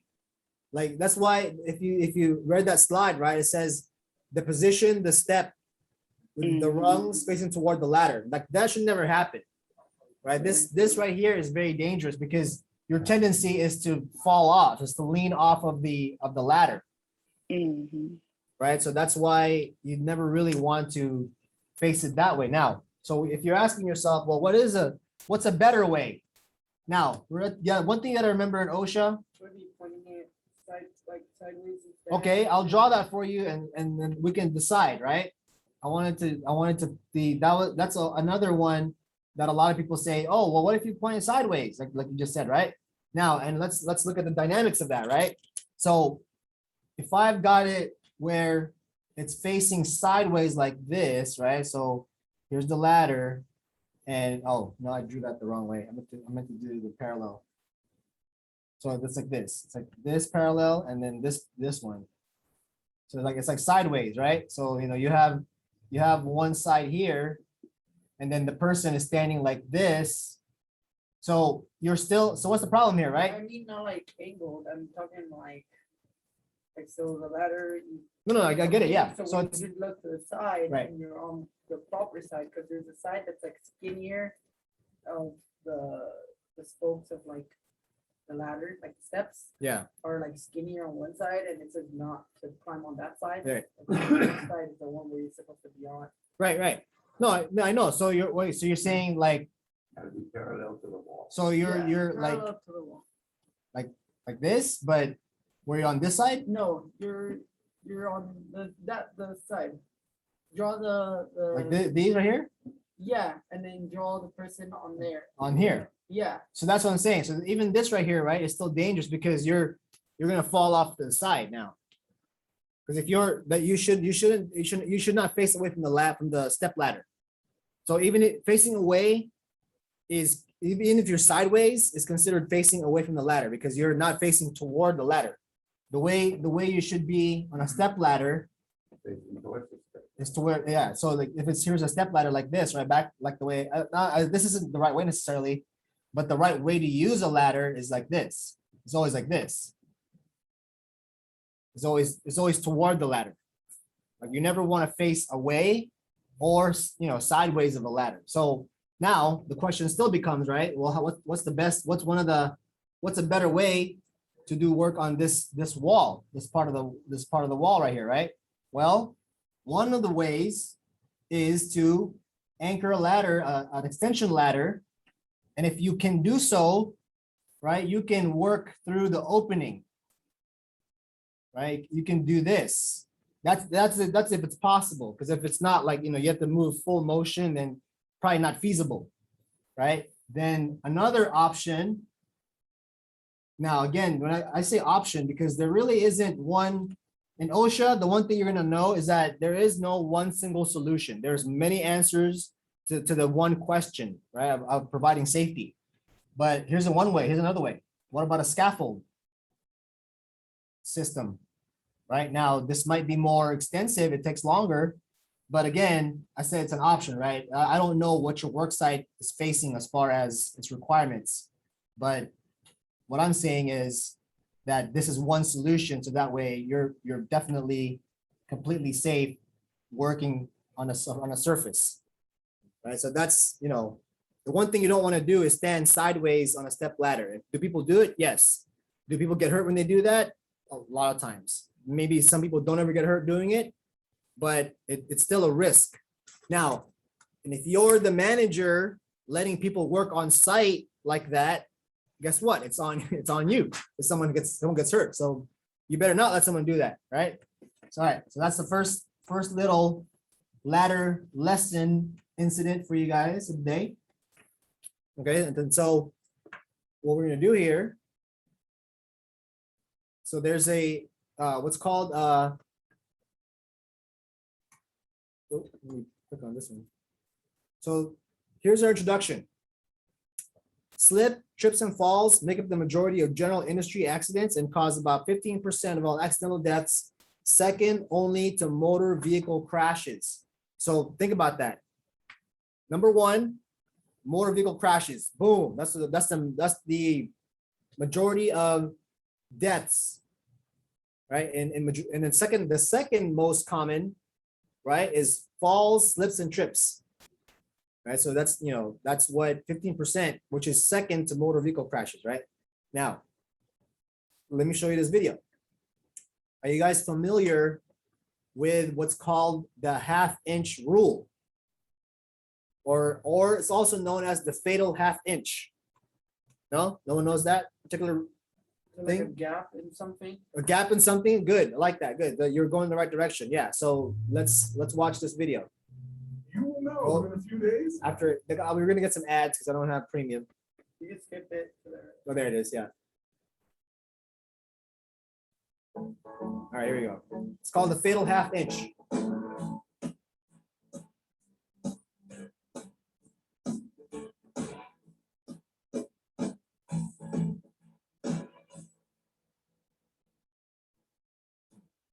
In this short video, we will show you something most people don't realize about what causes us to trip and fall and how to avoid this dangerous hazard. Slips, trips, and falls constitute the majority of general industry accidents and result in back injuries, strains and sprains, contusions, and fractures.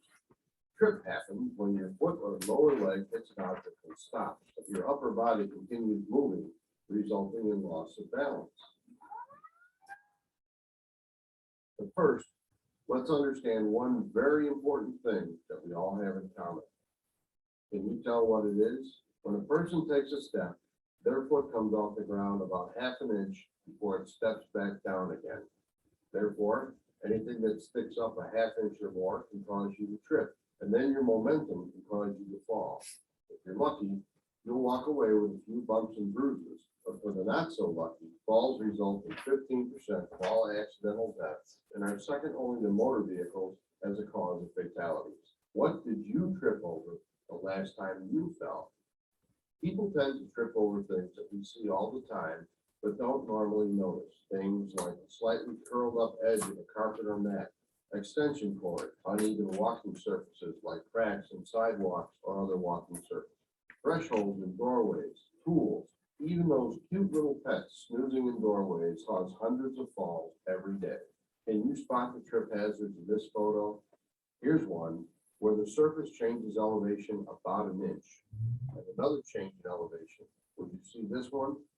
And two more changes in elevation, each more than half an inch. Anywhere you see a crack in a walking surface lurks a potential trip hazard. This is a joint in the sidewalk. Hard to see, but the difference here is almost 3/4 of an inch, more than enough to cause a fall. But can you see the other hazard? Here, almost invisible, but the crack should be enough to warn you. The elevation here changes only slightly, but enough to cause a hazard. We can get so used to hazards we forget they're there. This one was painted yellow, but it's been scuffed over so many times it's getting harder to see.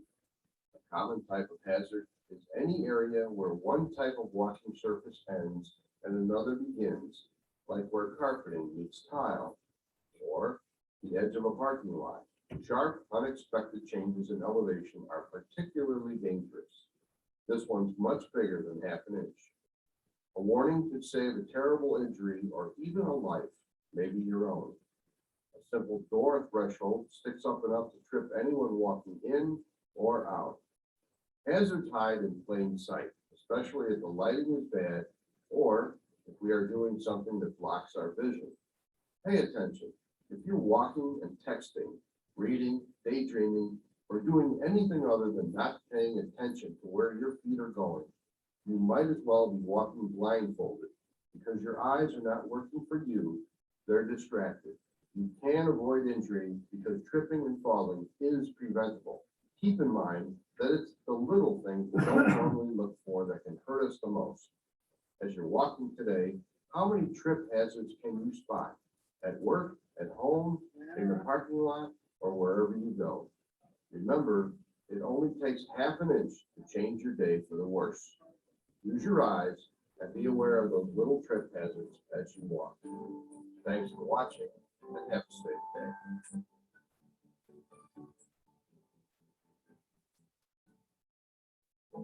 All right, so what did you guys get from that video? So what was the fatal half inch? That anything that requires more than like Half an inch. Yeah, if so our feet only leave the ground for about half an inch before it steps back down again. So anything that can point up, that could be a change in elevation of just a half an inch that we don't expect can cause us to trip. Right? That's it. That's all we need. So yeah, if you're not careful, like carpeting, type of flooring, or where it said, right, where where it changes types of flooring from carpet to tile or whatever, and there's this little bump on the middle there that's not expected by the person, right? You can easily trip. So you got to be able to identify those and be able to anticipate them so that you don't hurt people, right? Whenever you see these things happen. Okay, so that's the first lesson. Now, our objectives for this particular module are pretty simple. We're going to identify the hazards in the workplace, where they can be located, identify best practices for controlling the hazards, and also identifying the employer requirements. Right, we're going to look at where employers must protect the workers for these dangers. Okay, so slip hazards to be watching out for.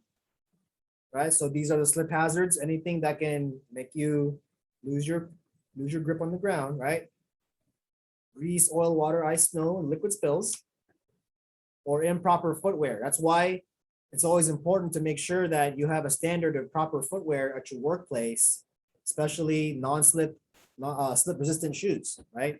Non-slip shoes. So you got to require that. The one thing in OSHA that you don't want to do is assume people have sense, right? Right? You don't assume that at all. That's the one thing you don't assume is you assume for just the anticipation that one person may not know this information and therefore that's why you're sharing it.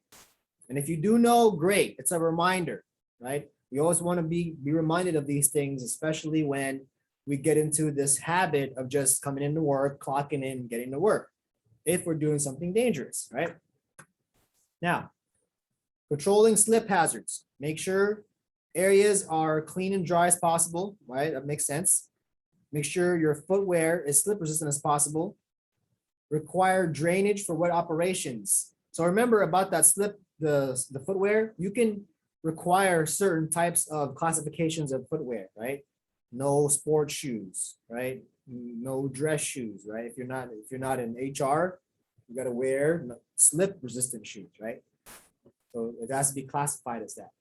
Clean up or mark and report spills. So the thing about cleaning up spills, someone's got to be a designated, person if it's for hazardous materials, right? You can't just let anybody clean it, especially if you're dealing with areas where there are potential dangers, right? If it's a spill. But if you can't clean it right away, then you better make sure that it's barricaded off. That way it doesn't cause, doesn't cause a problem, and then report it right away. I don't think we're going to be in ice and snow, but you got to make sure to remove them regularly. So trip hazards, we got to look at poor housekeeping. Housekeeping is not just the people you call when you're at a hotel. Okay, that's housekeeping is also what you do when you're on the job, right? Housekeeping. So if you have poor housekeeping, right, on the job, right, you increase your potential for creating accidents, right? So things like this, right? Why would you have 4x4 standing up like this with no support? It might tip over and hurt somebody, right? Loose flooring, someone can trip on this or they can drive a vehicle over it and causes more problems. Right here, this is called partial decking, and these should never exist in the workplace. Now, yeah, I know this could look like a construction type of a situation, but there are plenty of work sites that have the gaps in their work area, which is called partial decking. That should not exist. Especially when you can section them off, you can put a barricade, you can put some kind of marker or identifier to say it's a dangerous area where you need permission to go through that area. That's how you control an area, is you need permission to get through it. So giving you some stuff to chew on there. Cords, open draws, and other items that protrude, we definitely want to minimize that and mitigate it. All right, so that's the protruding items. Now, how do we control trip hazards? We got to make sure aisles, passageways should be well lit, clean, and marked. Now, I have a little warning for you, potential future managers, right? Now, if you're thinking about today's world, right, and you're thinking about like age groups like we talk about, there's baby boomers, there's Generation X, there's millennials, there's the Gen Zers, right? Now, so what is the largest working group of professionals that are now working right now? The millennials, right? So that age group, the largest one that identifies the millennials is potentially 1980 to 2000, right? That 20-year gap. But they say more specifically 84 to 2003 or something like that. I don't know why exactly, but there's, whatever that is, right? Now, for that millennial group and the upcoming age group as well, now finally starting to turn 18, right, into their 20s now, right? The word lit is not the same as it was originally defined in the dictionary anymore, right? So when you start throwing around OSHA words like well lit, they might think, oh, hey, this party, oh, we're a party on the job. Oh, we gotta be well lit on the job, kind of thing. Like people say, hey, you know what? That's what getting, oh, this party is lit, or that's lit, or let's get lit, or whatever. That's a new meaning for those certain words. So I would be careful with just certain verbiage. I would like check in with your younger people and, hey, what is this? What does this mean? Right? Just for your own information. That way you don't start saying words, that may mean differently to younger people. And it gives them the okay to do certain things, like it gives them the, oh, well, my manager said, I'm just saying, does that happen a lot? I mean, I couldn't tell you the frequency, but I can tell you there's plenty of younger people out there that are just waiting for a mistranslation of something so they have an excuse for something. You know what I mean? And that's something that you don't want to happen on the job. So I'm just calling attention to, but what am I really saying, right? What am I really saying is language, right, changes meanings as time moves on, right? Like, bad used to mean bad. Now bad means good, right? Well, that's bad. Right? No, but bad means good, so there's these things through time that modify meanings. And I would just be careful with certain slang words, certain meanings for younger people, because, we live in an age now where it's easy to say, well, I don't know, right? But, and then it's also easy to say, well, there's the internet, but now we have this disconnect.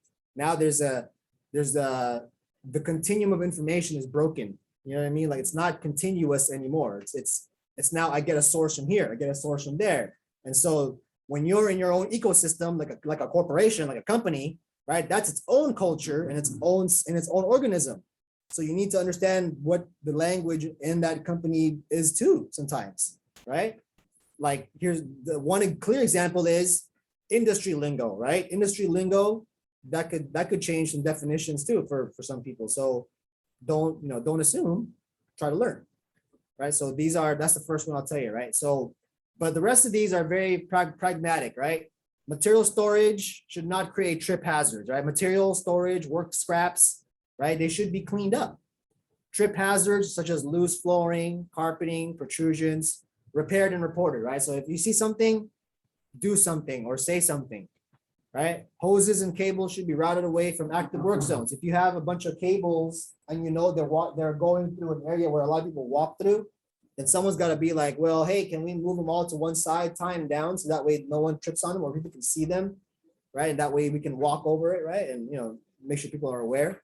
Yeah, someone should be doing that, and that's while safety is everybody's job, one person is designated to make sure that it gets done, right? Remember that. So that's, safety, everybody has to be safe, but one or a few people or a team of people are designated for the company to be able to address those issues. Okay, fall hazards. So let's talk about what are fall hazards. Well, if you climb up, you can fall down. If you're on a surface that has a pit or a vault, then you can fall down still, right? So these are fall hazards. We have to identify them and make sure that we provide adequate protection for people that are working in these areas. Okay, so because we want to be careful of any kind of structural collapse. Anybody ever worked on a load-bearing floor or know what a load-bearing floor is? Right? Well, a load-bearing floor is a floor where there's a limit of how much you can bring on that floor. For instance, this floor will safely sustain a load of 100 pounds per square foot. Right? So you're probably not going to drive a forklift on this floor. Right? It's probably like a wire floor where you're not even going to put any equipment. You're just gonna walk on it. Probably just a catwalk of some sort, right? 100 pounds per square foot. It's pretty light, right? So people can't even walk on it. No, well, I mean, it's 100 pounds per square foot. So I mean, square feet are pretty, they're not super big, right? So if I'm standing here and here, that's 200 pounds. So like you could probably just have enough for one person to stand on that catwalk. It sounds like a catwalk. But the point is here is that when you're on when you're on a higher level, you have to be aware of load-bearing floors, because if you don't identify them and someone walks on it or brings equipment on there and they fall, right? It's on the supervisors for why do they allow that person up there, right? All right. So tanks, towers, machines, and other elevated surfaces. How do we control fall hazards? Well, first, this is a good time for me to introduce to you guys to what's called the hierarchy of controls or the ladder of controls. Okay, so let's take a look at this example of a tower, right, or a tank that has a tower surface area, right? Like it basically you can walk on top, right? So let's say, look at this picture right here, right? So I'll zoom in just for more clarity, right? Right here, this looks like some kind of a tanker where you put something inside of it, right? So, but also here's the thing. Well, we got to do some maintenance now. On top of this tanker, I want to make sure that there are no pigeons or birds nesting up here, because if there's any any feces that are up there, it could ignite, because if it catches on fire, then whatever the case may be. But and then they may also bring twigs and branches up there, right, which can catch fire, right? So we want to get rid of that. But hierarchy of controls, right? So what is the safest way for someone to see what's on top? Like, right, okay, so yes. Modern times, like I think a drone. Drone, right? Perfect. So that's perfect. You touched on the very first bullet point right there. It is best to engineer the need to go up there in the first place. So the need for a person or a human being to put themselves in danger, right? That's what you want to engineer out of your safety and health plan, right? Whenever you talk about safety and health, you're talking about the safety and the health of an individual per the job, right? Health, I know we talk about like health insurance or like health benefits, right? It's a little bit different than OSHA safety and health, right? It's just that your well-being, right, altogether. So it's best that we just send a drone up there to take a look, right? Okay, so let's say we send the drone up there, right? It saw there was actually a bird nesting there, and they got a family growing, and there's all kinds of all kinds of branches and dirt and feces, right? Well, now we got to go up there and someone's got to clean it. Well, isn't there something else required to make sure that that's not an endangered animal that we can't just check out? Or The OSHA doesn't cover that, so I'm not necessarily going to touch on that. But yes, there is a requirement for for animals and ASPCA type situation, so that might exist, and check with your local laws regarding that, right? So you can't just like obliterate them, from there, if you know that they're a classified endangered type of a species. So yeah, you can say that. So but let's say they're not, and let's just say that we don't know, and we're not going to really concern ourselves with how to remove them, but we have to remove them, right? So now we have to, a person's got to go up there now, right? When the person has to go up there, right, then you have to do the engineering steps. So I'm gonna tell you guys, I'm gonna show you guys a system that they use in OSHA for this type of analysis. Okay, so the first thing you're gonna do, I'll draw on the right side here. The very, very, very first thing in OSHA. Anybody want to guess first? What's the first thing you do? So it's a phrase that's called hazard assessment.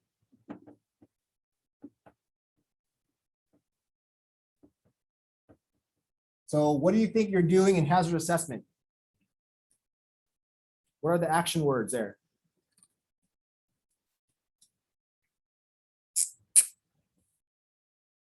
What does it mean to assess a hazard?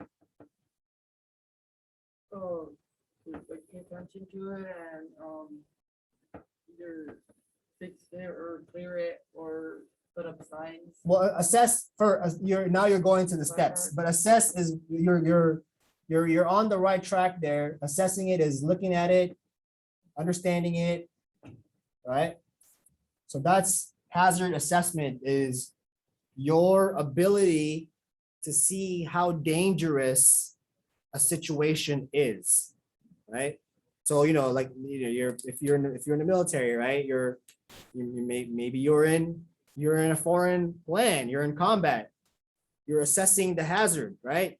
Hey, I hear gunshots over there. Maybe I shouldn't go running into line of fire, right? I got to figure out where it's coming from, who are they? Do I know any intel about what's going on? But that's your ability to assess the hazard, right? So on the job, your ability to see danger, right? Even before it happens, right? So prospective risk analysis, right? So what do I mean by that? Well, seeing something before it happens or understanding something before it happens, right? So that's your hazard assessment. So the first thing we did, right? The first thing we did is we eliminated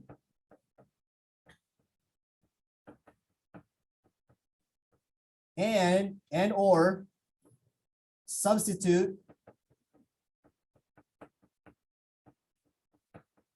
for something less dangerous, or we eliminate the danger altogether. So like we said, right, we were trying to go up that tank, and then we said we need to look at and see if there were birds up there. Well, okay, we used the drone, right? We eliminated the need for a person to go up there. So that's definitely safe, right? Because we didn't put a person in danger.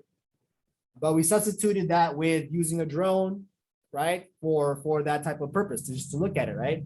Now, we saw that there was something up there that we needed to get rid of. So we needed to implore the next step here, which is called engineering controls.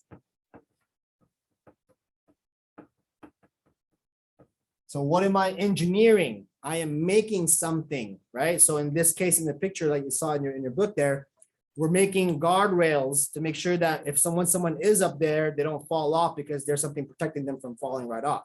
So those are, that'll be PPE. I'll get to that. So before we even send the person up there, we're engineering those guardrails to make sure that they're in place, they're safe. And then the next step, after we engineer those guardrails, is we provide administrative, or they call them admin steps. So, or admin controls.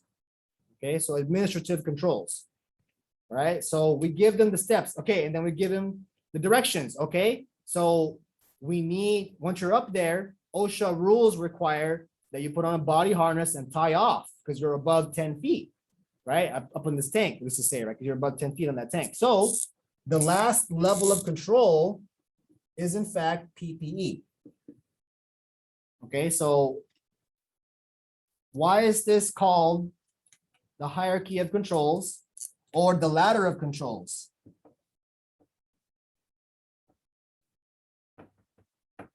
Why do you think it's called the hierarchy of controls? Anybody ponder a guess of why it's called a hierarchy or a ladder of controls?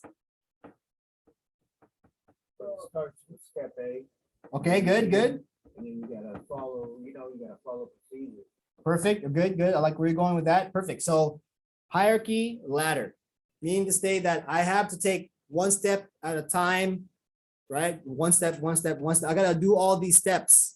And I don't skip steps, right? That's a ladder, right? That you don't want to skip steps on a ladder when you're climbing it. It's not safe.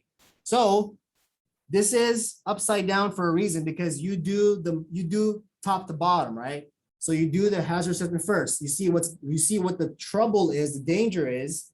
Then I try to do what I can to remove the danger or substitute for something less dangerous. And then once I've done that, then I assess again, right? Okay, well, there's still some more danger. We got to create something now. And then now I got to tell the person to do something because I issue them PPE and they have to make sure they know the steps to do that. So why is this important? Why is this important? Ladies and gentlemen, it is important because here's the thing, right? Let's go back to this tower example again, the tank that we're talking about, right? So what's someone's potential inclination? What's someone potentially going to say if we gotta clean, here's the statement. If there's bird poo up there, we gotta go clean it. The first thing someone may think is, oh, well, go climb up there and take a body harness and tie off, right? That might be the first thing they say. Well, let's do that, right?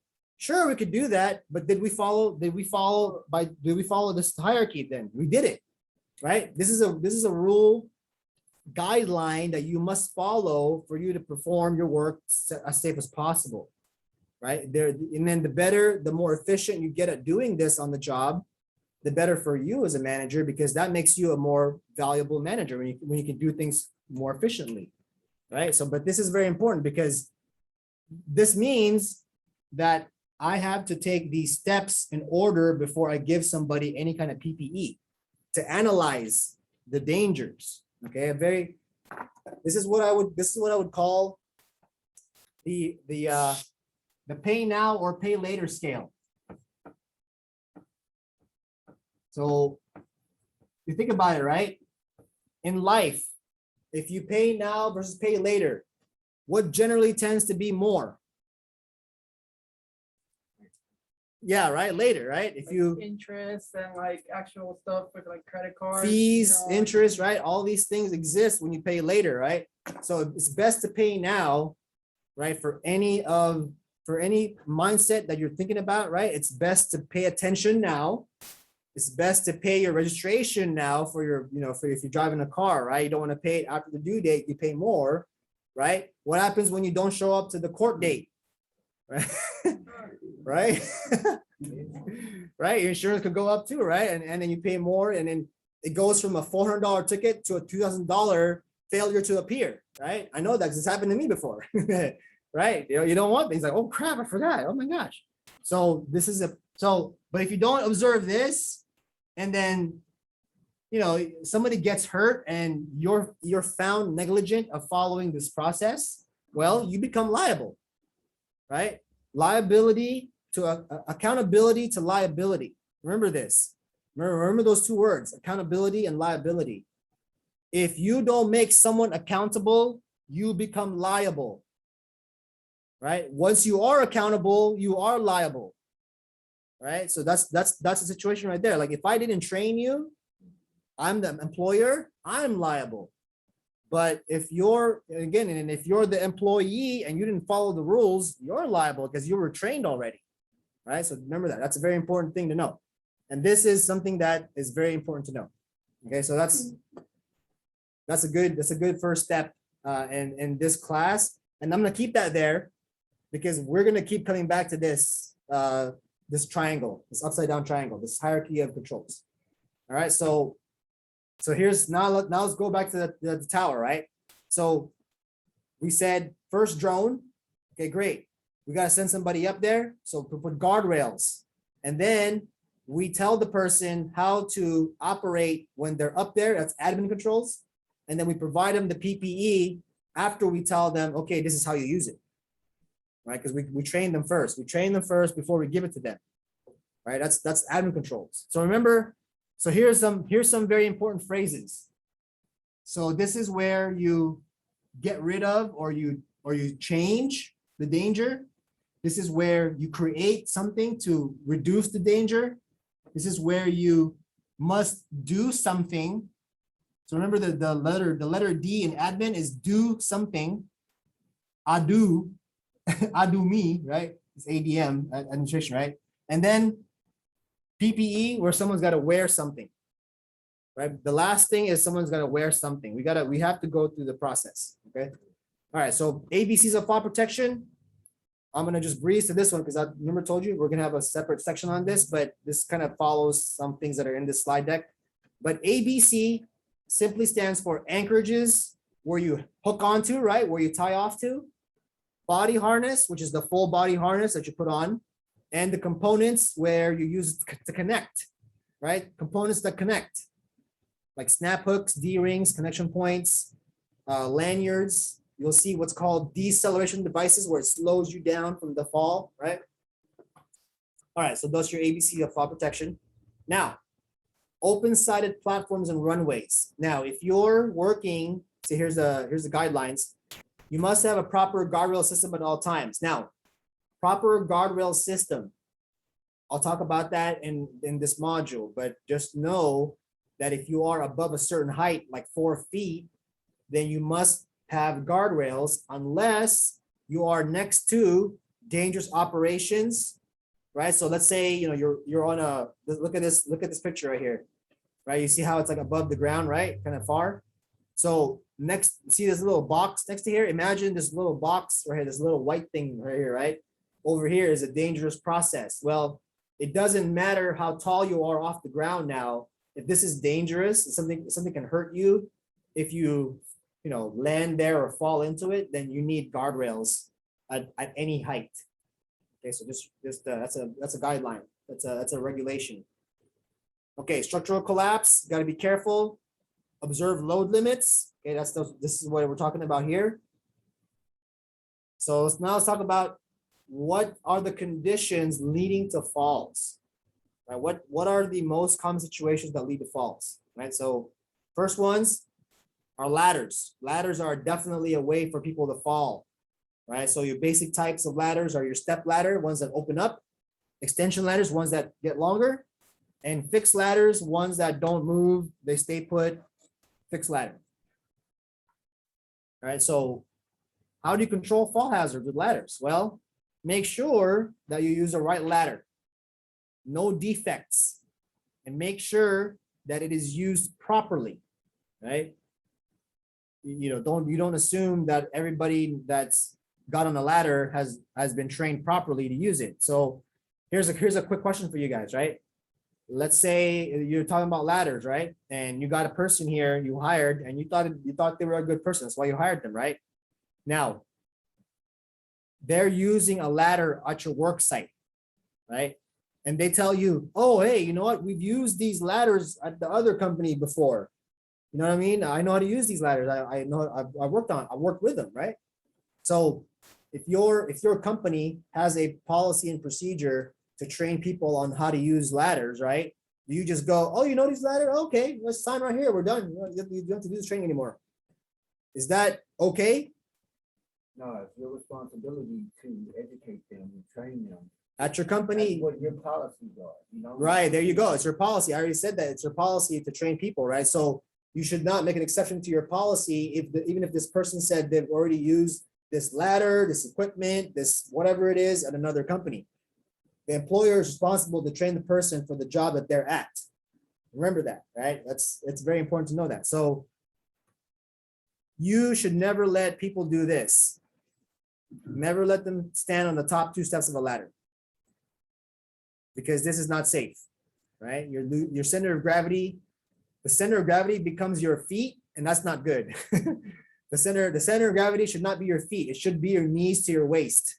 And you do that by staying below the 2nd step, right? If you're right here, then now your waist is at this part right here, which is a better center of gravity than your feet are, right? Because if your center of gravity is here and then you tip over, you're a goner, right? I mean, you might not die, but something's gonna get hurt really bad. Defects. Never use ladders that have defects. Get rid of them. Like, you don't even want to try to bend it back. What are you really doing when you're trying to bend it back?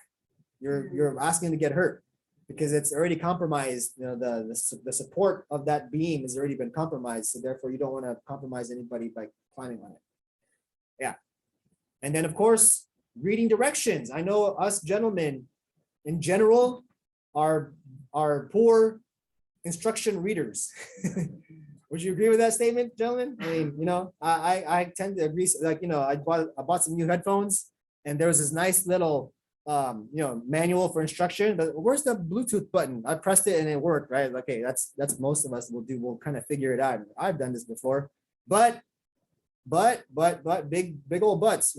I like the butts, okay, because you have to pay attention to them, right? Because they cannot lie. All right. So remember this: if you're on the job, you always follow directions, instructions that are given to you, right? Right? Say yes. So do that. Make sure if you're the manager, if you're the supervisor, have the moral authority, right? You follow those directions, you follow those instructions. All right. Now let's talk about 3 points of contact. Is anybody familiar with 3 points of contact? What is 3 points of contact? You have something you can hold on, like your feet, your hands, so in case you do fall, you can still have point of contact with. Perfect. Okay, good. Yeah. So 3 points of contact essentially mean that you're always going to have 3 points of your body always touching a ladder surface, right? A ladder area. So, 2 hands, 1 foot, 2 hands, 1 foot, or two feet and 1 hand, always on the ladder. right? That ensures stability and safety that you don't fall off, right? And you should never work. You never try to balance on a ladder and like try to hold, try to do what this guy's doing in this picture. This one. You don't ever want to do that. See how dangerous that looks already, right? Because you're leaning forward already. You have a tendency to lean forward when you do that, right? So always keep your weight centered between the side rails and don't lean away to carry out your task. All right, next one here. So this is a regulation for ladders, for extension ladders. Okay, so remember these regulate, well, you don't have to remember them necessarily, but just know the elements, understand them. So you're going to see this right here. And you see that there is a landing point. This is a landing point up here where my mouse is at, right? This is where you step onto the surface. Now, on a landing point, you must have 3 feet extending the landing point. Why do you think this is very important? Why should we have 3 feet extending the landing point? You have So the maintain, yeah. You also mentioned the 2 ladder thing where center of gravity or like center of gravity, perfect. You're right.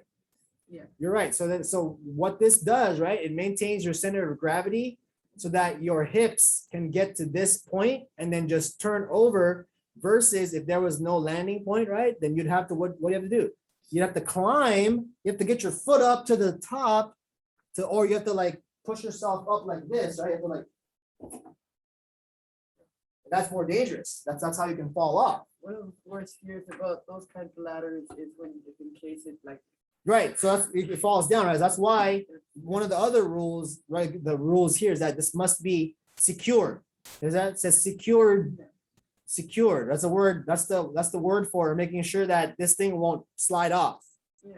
So that's but it is a fear. I get it, right? But that's why it's required that you secure this part of the ladder here, make it extend 3 feet above the landing point for safe access. It's called safe access, right? And then now there's a second element here. Now you have to have this X and X over 4, right? So what does this mean right here? Well, it means that whatever this length of working ladder, right? Then you must have this much distance from the landing point of the ladder. Okay, so now let's talk about this right here, right? So it's got that 3 feet above landing point. So angle the ladder. So the horizontal distance at the bottom is 1/4 the working length of the ladder. So let's fill in the blanks, right? If this is 8 feet long right here from this point to this point, right? So how far away should this be from this section right here? 2 feet. So that ensures that you won't bottom out, that you won't slide off of the thing because it's going to be that angle where it can support proper weight. And also, you know that it won't fall back either, right? It won't lean back, right? So you keep that like this, and you're not in regulation. So that's the angling of extension ladders. Okay, so remember that. If you don't remember it, just go back to portable ladder setup. Make sure this is a portable ladder setup is where you can find this. All right, fixed industrial ladders. So you may remember that there's some ladders that have the cage, right? This cage right here. So with the cage, if it was installed before 2018, right? Then you're going to have a ladder safety system, cage or well. So the ladder safety system, right, could be like a tie-off system, or if you have that cage there. But if it's after 2018, then you're no longer required to have a cage, and you are required to have a personal fall arrest system, right, with your ladder safety system. Okay, so there's just a new rule change in 2018. Wait, is it not having a cage on it? Yeah, not having a cage is no longer required. Like having a cage, actually they removed it so that people don't install those anymore because they're actually they don't really even prevent injury or death. It actually could cause injury. So that's what they stopped installing them. So there's cages for any new installations or new construction. You won't see a cage anymore on the ladder. It's a federal change, yeah. But they're still in use, right? But they're still in use. Now, remember, if they're grandfathered in, if they exist still, like they're not gonna make you take it down. Like, you know, they're not gonna be, oh, that's no longer required, so you take it. No, this means that if it's grandfathered in, it means that they don't have to do anything until it causes a problem. Like if it starts to deteriorate and like get rusty and then start to like create, you know, hazards, then yeah, then you have to deal with it when that happens. And I was just at Edison, it's a lot of them. Yeah. The power plant. Yeah, they're still if they're still there and they still look okay and they're still in use, they're not a threat or a danger to the worker, then they can keep them. It's fine. Yeah. Mhm. If you need to use the restroom, just feel free. Just you know, no problems. Come right back. But I will give you guys breaks. So just know that you know you don't want to miss on some of the discussion that we're doing by taking a break. But if you have to go, you got to go. All right. So controlling fall hazards. Let's talk about scaffolds now. Scaffolds are definitely one of those things that can cause a lot of injuries and death. So you make sure that there's no defects on them, set them up properly, and then use them properly. Okay. So what's the problem with this picture right here? You see that? Okay, I see the bent bar. Yeah, you see that bent bar right there. But what else? Why is it fine now that they did this? No. No, right? This shouldn't even exist. So, but look at how they tied, look at how they set this up.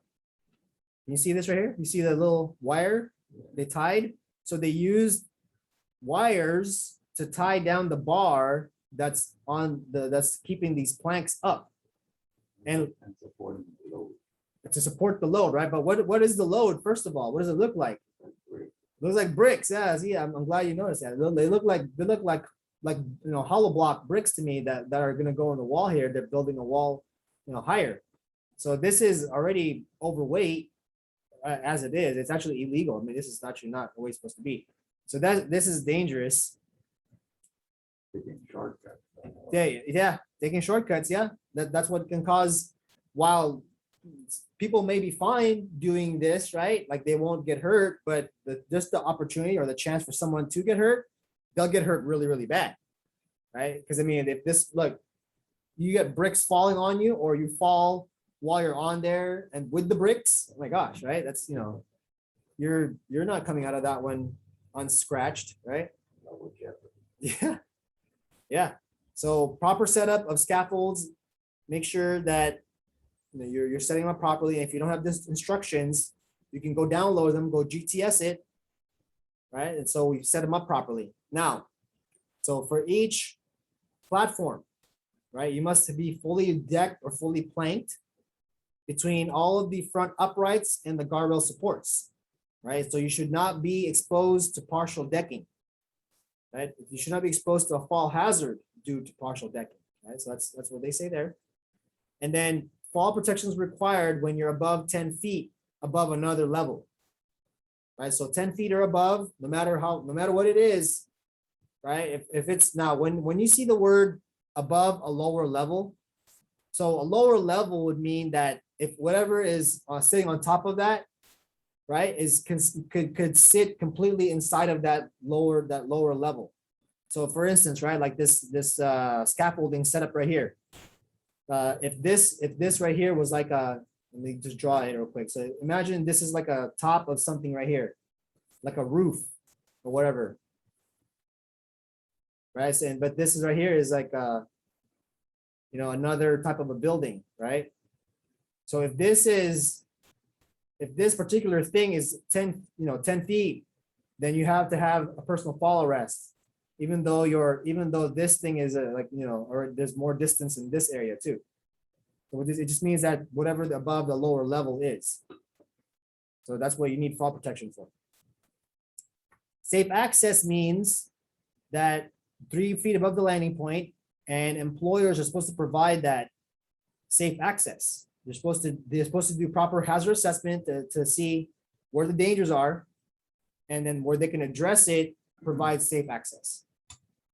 Okay, so proper use. Make sure that individuals are a properly trained scaffold user mainly through company provided training, right? Where you have either a trainer or somebody that you hire as a third party to do the training to teach people how to properly use scaffolds. Okay, so use them according to the manufacturer and also follow your scaffold safety policy. Okay, never climb the bracing, even though sometimes it looks like it could be stairs or like a ladder type thing, like a ladder type assembly. Unless they're actually stairs, then you never climb the bracing. Unless it's designed to be a ladder.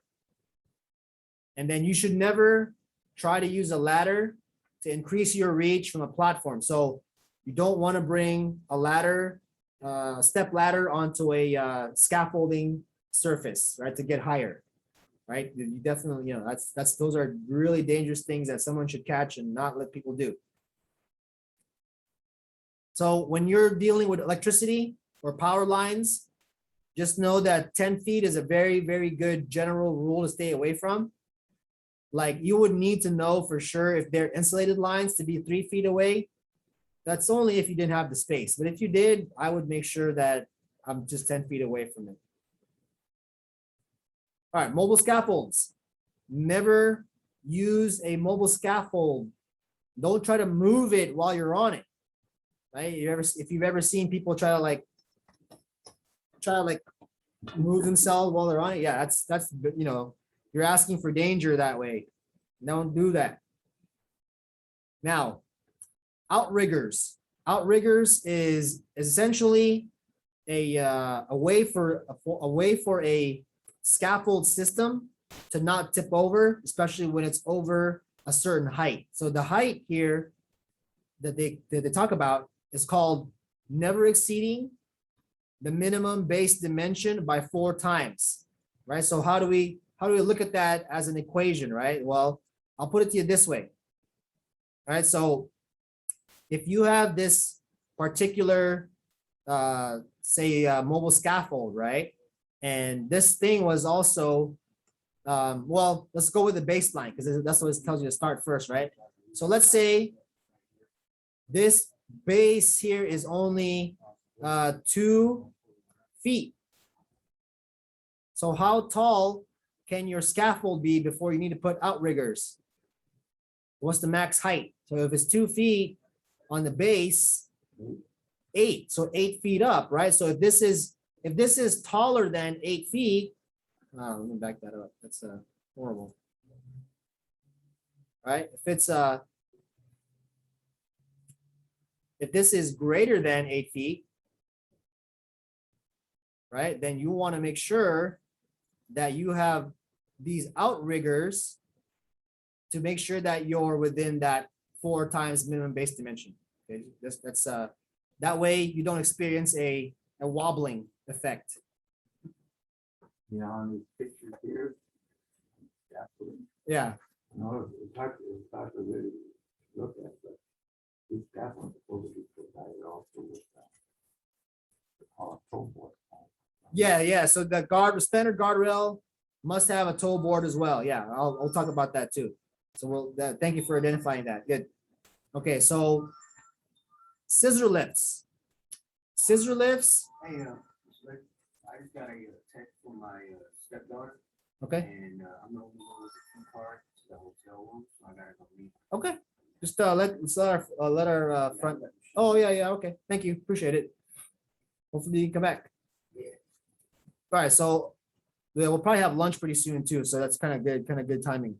So we'll do a 30-minute lunch, and then if you can make it back, great, no problem. But good luck to you. Hopefully everything's okay. All right. So with scissor lifts, the one thing to pay attention to the most about scissor lifts, right, is that you have to address the fall protection section, stabilization, and positioning. Okay, so that's where your biggest vulnerabilities are when it comes to scissor lifts. Right. So fall protection, you got to make sure that if you're working on a scissor lift, that you have proper fall protection. So whether you have the fall restraint system where they prevent a person from actually falling off of the scissor lift, right? That's important. Only stand on the platform, never on the guardrails. That's why you have a scissor lift, because it goes up and down. So you don't need to stand on the actual guardrail, right? You don't want to do that. That's very silly. And make sure that the work is within easy reach when you're in a scissor lift. Okay, so when it comes to stabilization and positioning, you got to make sure you're paying attention to wind. Wind is a big one, right? So wind on tip overs, if you are working in wind that is greater than 28 miles per hour, you should probably stop. Right? Actually, not you should probably stop. You definitely should stop. OSHA says that you got to stop. Right? You got to make sure that if it's fast wind like that, you don't want to get caught in that wind. Watching out for objects, right? Objects and equipment, right? Objects and equipment. You don't want to get caught in between, or you don't want to tip over because you hit an object. Or contact with power lines. Got to be careful with where you're working by and making sure that you bring to attention if you're working near power lines, and that you make a way to not work by power lines or avoid them. Okay, so stair hazards. Okay, make sure that watch for the design and construction of stairs, the condition and the use. So put it to this mindset as well when you're talking about anything in general when it comes to OSHA, right? You also, not only do you want to observe the equipment itself, right, for wear and tear, for any damage, right, for any any kind of gaps that may cause the tripping hazards or whatever, but you also want to observe how individuals use the equipment or use the tools or use the stairs, right? Because you want to see if the way people are interacting with these objects and materials, if there is an opportunity for someone to get hurt. Okay, you gotta be mindful of that. Okay, so that's why I mentioned too. So let's take a look at some regulation when it comes to stairs. Must be able to handle a minimum 1,000 pound live load. The steps must be 22 inches wide, installed between 30 and 50 degree angles, and not more than a 1/4 inch variation per step. Remember, the variation is greater than 1/2 inch, then you're going to cause a trip. So the steps should not have more than a 1/4 inch variation as you're going up the step to maintain that, less than 1/2 inch of variation, right? So that you don't trip. Now let's talk about handrails and stair rails. When do you need handrails? Well, when there are 4 or more steps, or what's called risers, right? Steps are just called risers, mainly to be used on the right side as you descend. Now, we're in the United States, right? We drive on the right side of the road, right? So that means that we tend to walk also on the right side of the way, right? When we're like, if you go to the mall, you notice people kind of walk to the right side, and we kind of walk that way. So make sure we follow that convention of keeping it to the right side when you descend. Like when you're going down, keep the handrails, they have to exist if you're going down. Now, well, it allows you to maintain your 3 points of contact, right?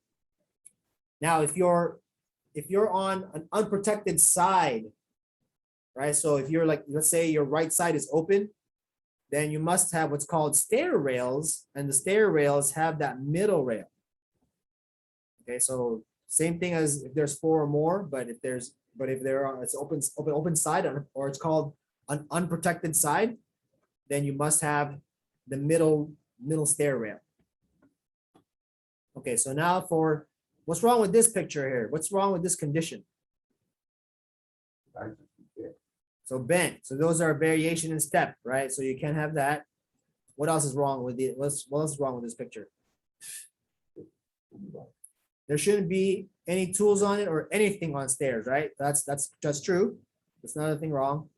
What else do you see or not see?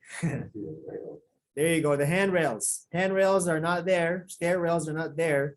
And you know there's at least 4 risers in this thing. There's at least 1, 2, 3, 4, 5. There's 5 risers here, right? So that means that, but after 3 or after 4, then you need to have handrails and stair rails, right? And also, right? So these, no, yeah, I think that's it. We're good there. So 3 points of contact on stairs. Don't run up or down stairs. And, you know, you got to make sure that people are, you know, if there's a problem with it, then you might have to create a rule, right? If there's no problem, then maybe there doesn't need to be said. But until there is something, then you got to mention it. Don't run up or down stairs. Don't carry heavy objects, only light loads, right? Determine what is a light load in your company as far as weight wise is concerned, or maybe the size or bulkiness of the material, right? And then don't jump the last few steps. This is probably one of the things that get people hurt. And again, don't assume, right? You say it to the people because now you're transferring liability to them, because if they jump and they hurt themselves, well, now the company can say, well, we told you not to jump, right? So that's why you set these rules in place. That's why they have to exist. Right, so no items on stairs. We talked about that already. Okay, so now let's talk about common fall hazards, which are floor, wall openings, and open-sided platforms and runways. First ones. So now we got an open-sided platform, right? So this is an open pit right here. How do you protect this? So one way is to get a cover, right? Cover it up. Right, that's the easy way. This is actually just open. All you gotta do is flip it closed, right? Now, but what if you have to have it open? Well, then you need a guardrail system at all times that it's open. So what is your guardrail system? I'll show that to you next. Or another possibility is posting a guard to control the access, meaning to say, you know, hey, don't get out of there. You can't go there, right? A guard. But you'll find that having a guard costs more money than having a guardrail system. Right? Because you don't got to pay a guardrail system, right? You just got to buy it. So here is a proper guardrail system setup. And here's the rule. If you have 4 feet at least of gap of the distance, right, from the second level, then you must have a proper guardrail system. Okay, so they require a system like this at all times. So now, what is that system? Here we go. So the top level is 42 inches plus or minus 3. Mid rail is 21 inches, and you have a standard toe board. Toe board is 3.5 inches high with not more than a 1/4 inch clearance above the floor. So if I zoom in on this photo right here, right, so there's your 42 inches on top, 21 inches in the middle.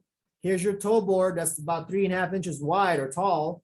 And then you have that little 1/4 inch of clearance right there. Now, what's that 1/4 inch clearance for? It's for wet operations, right? So if in case something, you know, gets wet up top, then it can actually flow out, right? And not get trapped up there.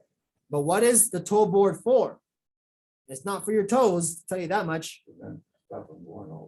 It prevents stuff from going down, right? So tools, you know, materials. Yes, open grade floor on top there. Oh, like those. Yeah, yes, on the bottom. Holes, right? These are open graded. It's open graded surface right there. So you can see that there's a shadow coming down, right? Yeah. But toe boards are essential with that distance. If you know that surface is actually not graded like that, and it's like it's a flat surface that can keep, you know, liquids or whatever. So that's what it's mainly for, that 1/4 inch distance. So here's some requirements, right? So employers must guard every floor hole that a worker can walk into accidentally. The employer must provide guardrails and toe boards. If you're 4 feet above the ground or the next level, then you must have the guardrail toe board system. But regardless of height, if you can fall into dangerous equipment or materials or whatever it is, then you're required to have the guardrail system. And then you must have other means of fall protection, right? So other like safety harness, line, safety nets, that's an employer requirement. So we saw this before, that you're gonna keep seeing these. Free from known dangers. Keep your areas in a sanitary condition. So again, making sure it's not dirty. providing PPE at no cost to workers and train workers on the hazards so they can understand it. Okay, so that's our employer requirements. So what kind of process would you put in place for something like this to make sure that, you know, people are being safe, right? Well, you create a standard operating procedure for these things that you do on the job most often, right? So, you know, if there's a lot of walking on surfaces, you have vaults and pits, and yeah, then you have to set up a system of procedures to make sure that people are following them, and you reward people and you penalize people as well in this safety and health system, you know, incentivizing. So yeah, we'll talk about that. Okay, so now let's go into some pictures and hazard recognition. Okay, so we'll see that first, right? Hazard assessment is also hazard recognition, right? We look at that. So let's identify your hazards and what should be done to control them. So this one here, we kind of know what this one is, right? So it's an open pit. So how do we protect it? So how to protect people from hurting themselves here? Guardrail. Guardrail system, right? What else? Or you can do what? Cover it. Cover it up, right? Just cover it up. And then the last one, which is more costly, is an actual guard, right? Actual guard person, right? To tell you not to get there. All right, so this is a hole, and your solution here is to do what? Cover it up, right? But you have to do some good hazard assessment to make sure that, one, it's not a drain. If it is a drain, you put a grate, right? But if it's not a drain, then you can just put a cover. Now, the one requirement about a cover or a grate is that it's secured to the hole so that it doesn't just pop off when someone walks over it or anything like that. It should be intact and in place. What's wrong with this one here? What's that one word that describes this? Or, well, it's two words really, but it falls under that one word. Hazard, or is it, it's like a hazard, but So tripping hazard, yes. But what would you categorize this as? What? There's that one word of category for something like this.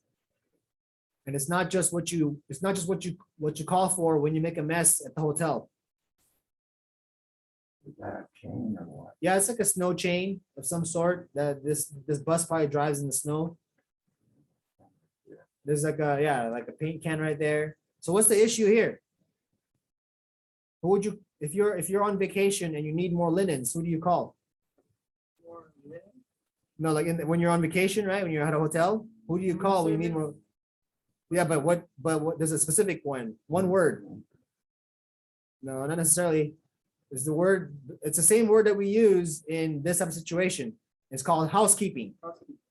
Housekeeping is not just like I say, it's not just the department you call for more linens, right? When you need it. But on the job, it's housekeeping is what it's called when you have to maintain an orderly workplace, right? So this is a housekeeping issue, meaning to say that why would you leave chains and the airline laying around like this, right? It's a tripping hazard, right? Why would you leave the ladder and the brooms in the middle of the warehouse like this in this garage when you know people are going to be walking through here, right? It's a hazard. That's what we're talking about.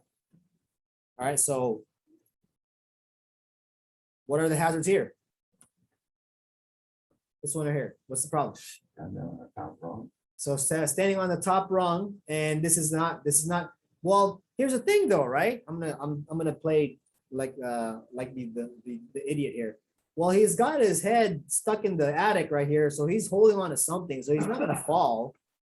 He's not gonna lose his balance, right? But well, what if someone hits the ladder, right?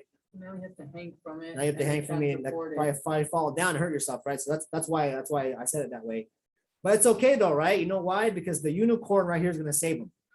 Right there. There's a little the little horsey right there is gonna save him from falling, right? No, of course not. But that's what this is a dangerous situation right there. How about this right here? What's the problem with that?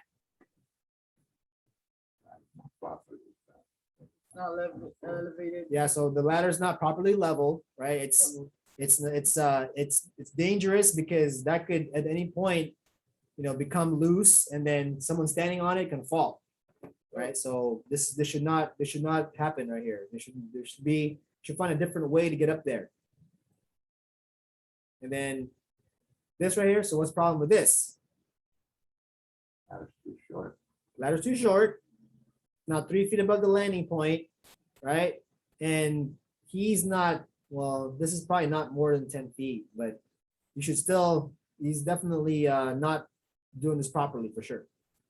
Right, so that's that. So here, what you'll see here is a missing what? If you're in the Navy, you're gonna say one thing first before that, because you know about fire watch. Right, but what's the issue here? This is probably more than 4 feet, right? And there's no guardrail, right? And if you're noticing he's doing hot work, he's got no fire watch either. Right, so that's the issues there. How about this one right here? What's the issue here, right? Big old gap, no guardrails. There should be guardrails there. And this is hard to see, but you'll notice that this is more than 4 feet and there's no guardrails. And that this ladder right here at some point became loose and came off. And just to avoid using this ladder, they made a new ladder on this side. So that's dangerous. I'll skip this one. Here's a couple of good ones here. Send you guys off to lunch here. But this one, we know, no guardrails, no handrails, and no guardrails up here, no handrails or stair rails. Right? Here, what's this? Right? And what's this? Looks like a roller coaster. Roller coaster ride, right? And this here, should this even be here? No, because if it happens to move or pass by and someone's walking. There you go. Dangerous, right? So yeah, you know what I call this here? I call this laziness. This is laziness right here because they don't want to have to walk around to climb onto the actual proper way. They put the little 2 steps here so they can just get up to the control center right there. Look official either. There's like a marking there, yellow and black. Yeah, this is just to tell you that this is the surface where it starts, you know. But they shouldn't even be here because this is way off, and plus this is very dangerous to have right there, right? So that's why you wouldn't do that. Here, you might think, well, okay, there's no toe board for this thing here, but this is not really what it's there for. But you'll know if you understand guardrail systems. It's not visible. Well, this is not really a guardrail system. Like chains are not considered guardrails. They're chains. They close off an entry point, right? But they don't protect the worker from a fall hazard, right? So that's what this problem is here. Like, you don't know what this red line is for. Is it is it electricity or is it air line or whatever, or gas line?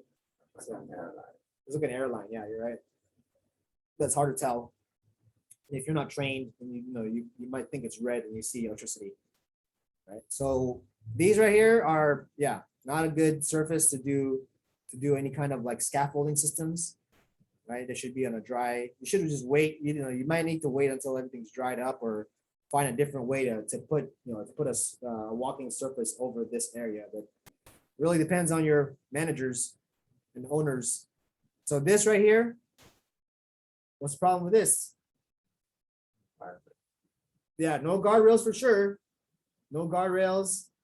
It's partially decked, so you have a fall hazard right there, right? Hard to see the house. No harnesses either. No, and this looks like it's clearly above like 4 feet to 10 feet, right? You need some kind of personal fall arrest system. And also, why would you allow your people to wear jorts on the job there? I don't get that. Or a wife beater. I mean, I don't even know if you can call it that now, right? Is it proper? Is it politically correct to call it a wife beater, or is it just like a tank top now, or what? Because wife beater, that sounds very bad, right? Right, or whatever this is, right? Why would you let someone do that? It's not safe to be wearing. It's probably hot. I get it, right? It's hot that day, but you're exposing your body to more danger this way, especially if you're working construction without the proper planking and decking of your scaffold.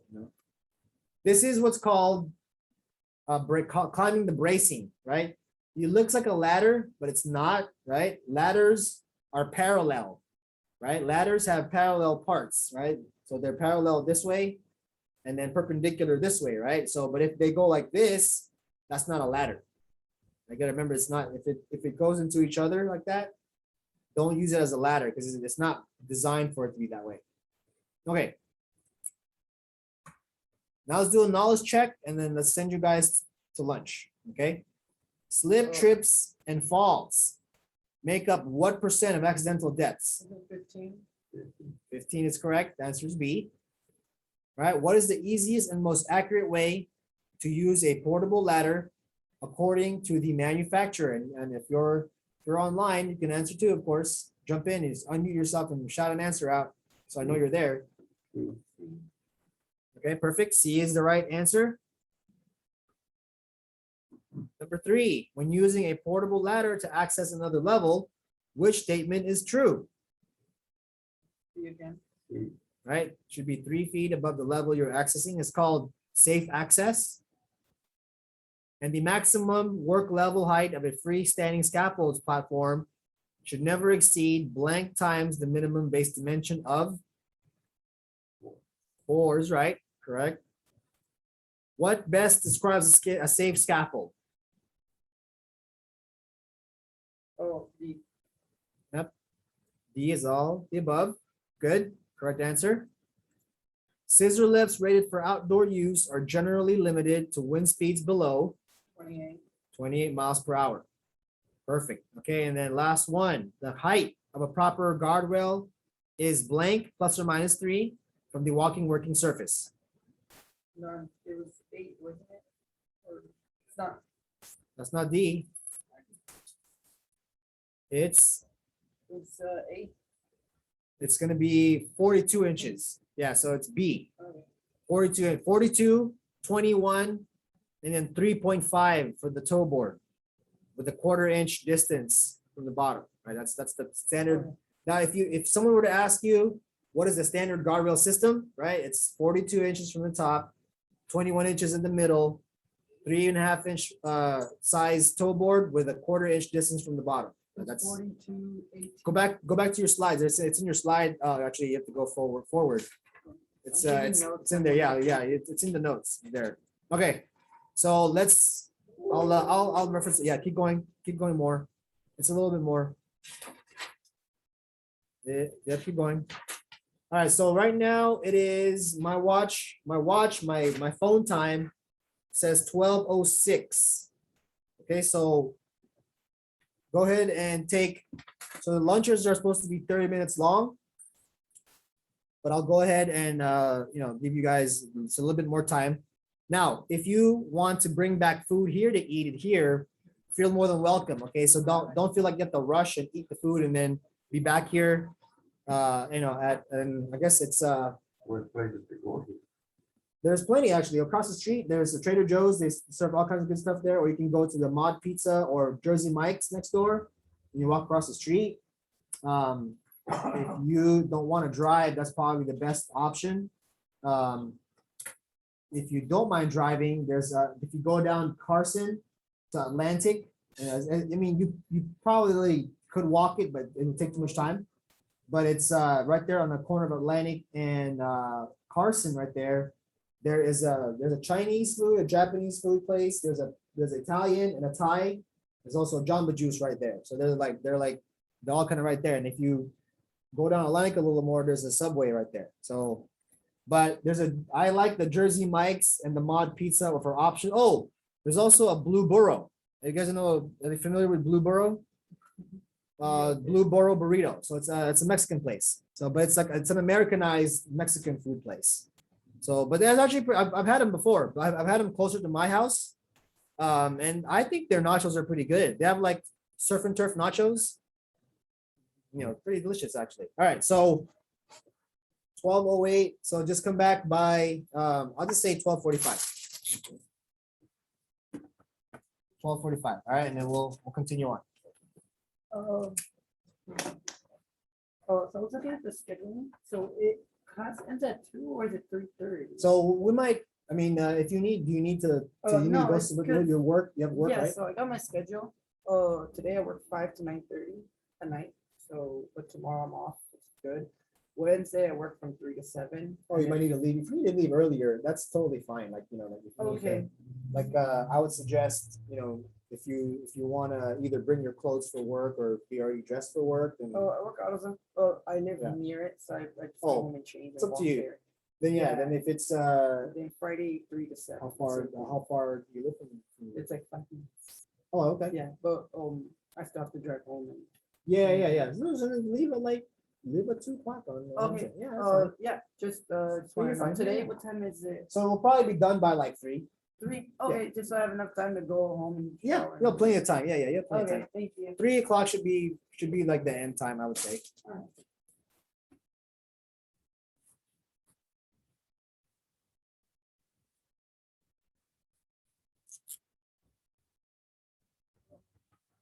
Robert isn't there, but I think he also they go to lunch too, so I can talk to him about the. Yeah, oh yeah, he's here late. He's here after the class too. So yeah, you can definitely talk to him by that time as well. Thank you. All right, so if you're online, wanted to let you know 12:45 is the come back at 12:45, right? And then oh, cool, there you go. So we'll see you then.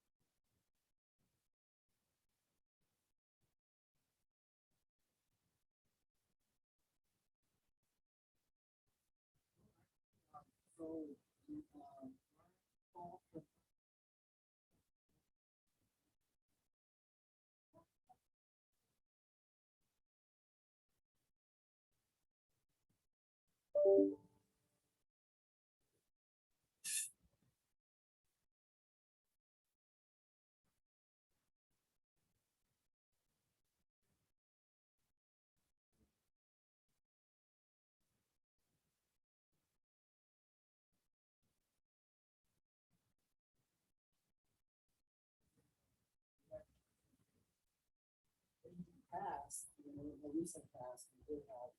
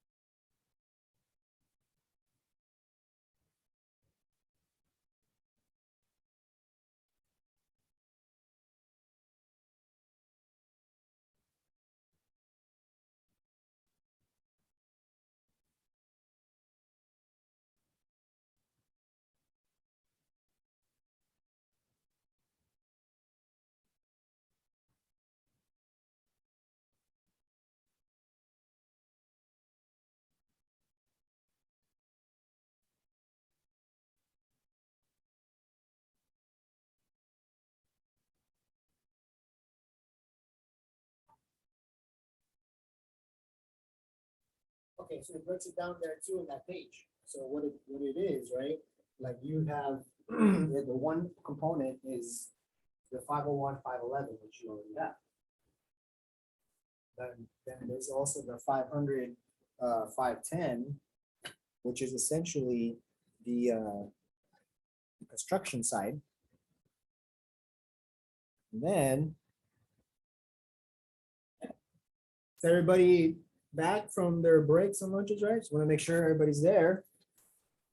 You want to just, unmute yourself and say hello. I appreciate that.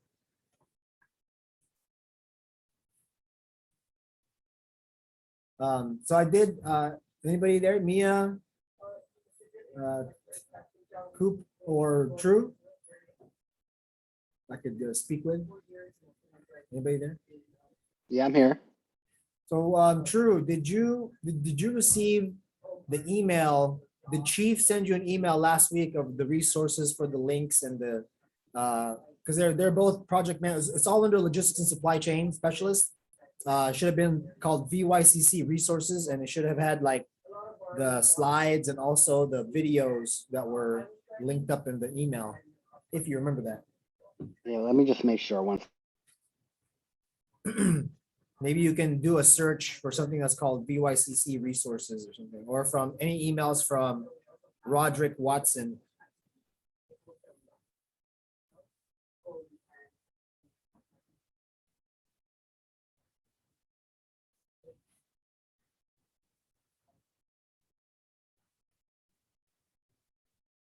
All right, anybody else there? Mia or Coop? Are you either of you there?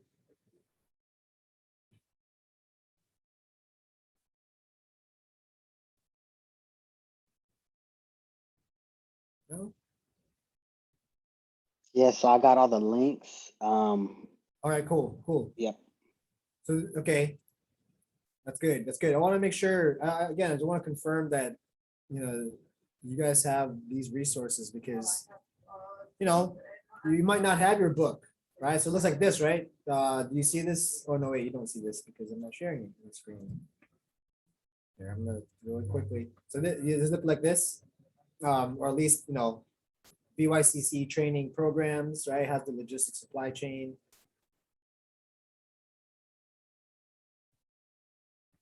If that's the case, then we'll be good.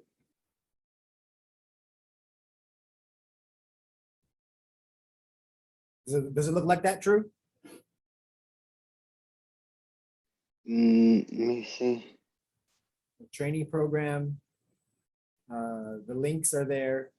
The links are there, but it doesn't exactly look exactly like that. Oh, okay. No. They're just links, or there's no headings, there's no like titles above it.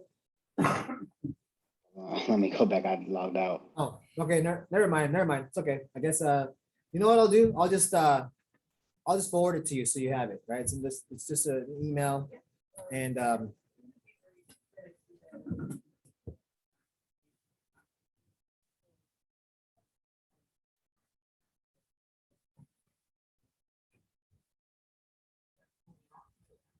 okay. Let's get back into exit routes, emergency action plans, fire prevention plans, and fire protection. There's a lot of info to go through here, a lot of useful information as well. Okay, so that's very, what I'm gonna do here real quick is give you a 3-minute video, and this, which summarizes really what we cover in emergency action plans. And as part of this video set I showed you earlier, where I had the slips, trips, and falls with the OSHA 30 training videos. It's called 6 Steps to Developing an Emergency Action Plan for Your Workplace. Okay, so this is a under a 3-minute video. I'll play it. The most effective way to respond to any emergency is to prepare for it before it even happens. Very few people have the ability to remain calm and think clearly in a crisis. So it is important to do so in advance when you have the time to adequately plan for a wide array of workplace emergency scenarios. Any unforeseen situation that threatens your employees, customers, or the public, disrupts or shuts down your operations, or causes physical or environmental damage is considered a workplace emergency. They can include natural disasters like floods, tornadoes, and hurricanes, or man-made disasters like fires, chemical spills, explosions, and outbreaks of workplace hazards. When developing your own workplace emergency action plan, outline what situations would require a mandatory evacuation of your workplace. Establish a clear chain of command, specifying exactly who is authorized to order a facility-wide evacuation or shutdown. Post specific evacuation procedures, including routes and exits, where they are easily accessible to all employees. Ensure that evacuation routes and emergency exits are clearly marked, well-lit, and unobstructed at all times. Make plans to help assist the injured or disabled during an emergency. And lastly, develop a system of accounting for personnel following an evacuation. To ensure the fastest, most accurate accounting of your employees, designate assembly areas where employees should gather after evacuating. Take a head count at the assembly area. Identify the names and last known locations of anyone not accounted for and pass them on to the official in charge. Account for all visitors to your facility, including customers and suppliers, and establish procedures for expanding the evacuation and safety incident incidents. Once your employees have been properly trained on what those emergency actions are, it is a good idea to hold frequent practice drills. Ensure that your employees are sufficiently prepared. When possible, include outside resources such as police and fire departments. After each drill, gather management and employees together and evaluate the drill's effectiveness. Identify your evacuation plan's strengths and weaknesses, and if necessary, take concrete steps to improve it. Signage has everything you need to develop a complete plan of action. For more information, visit us online at signage.com or give one of our customer service experts a call today. Right, so there, of course, you're gonna get a advertisement. Okay, we stop that right there. Okay. So very briefly showing you what are the required elements of a emergency action plan.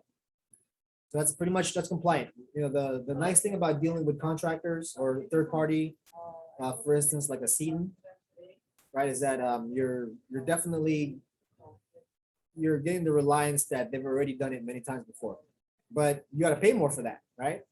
So as a company, you got to decide at what level you're willing to spend the money.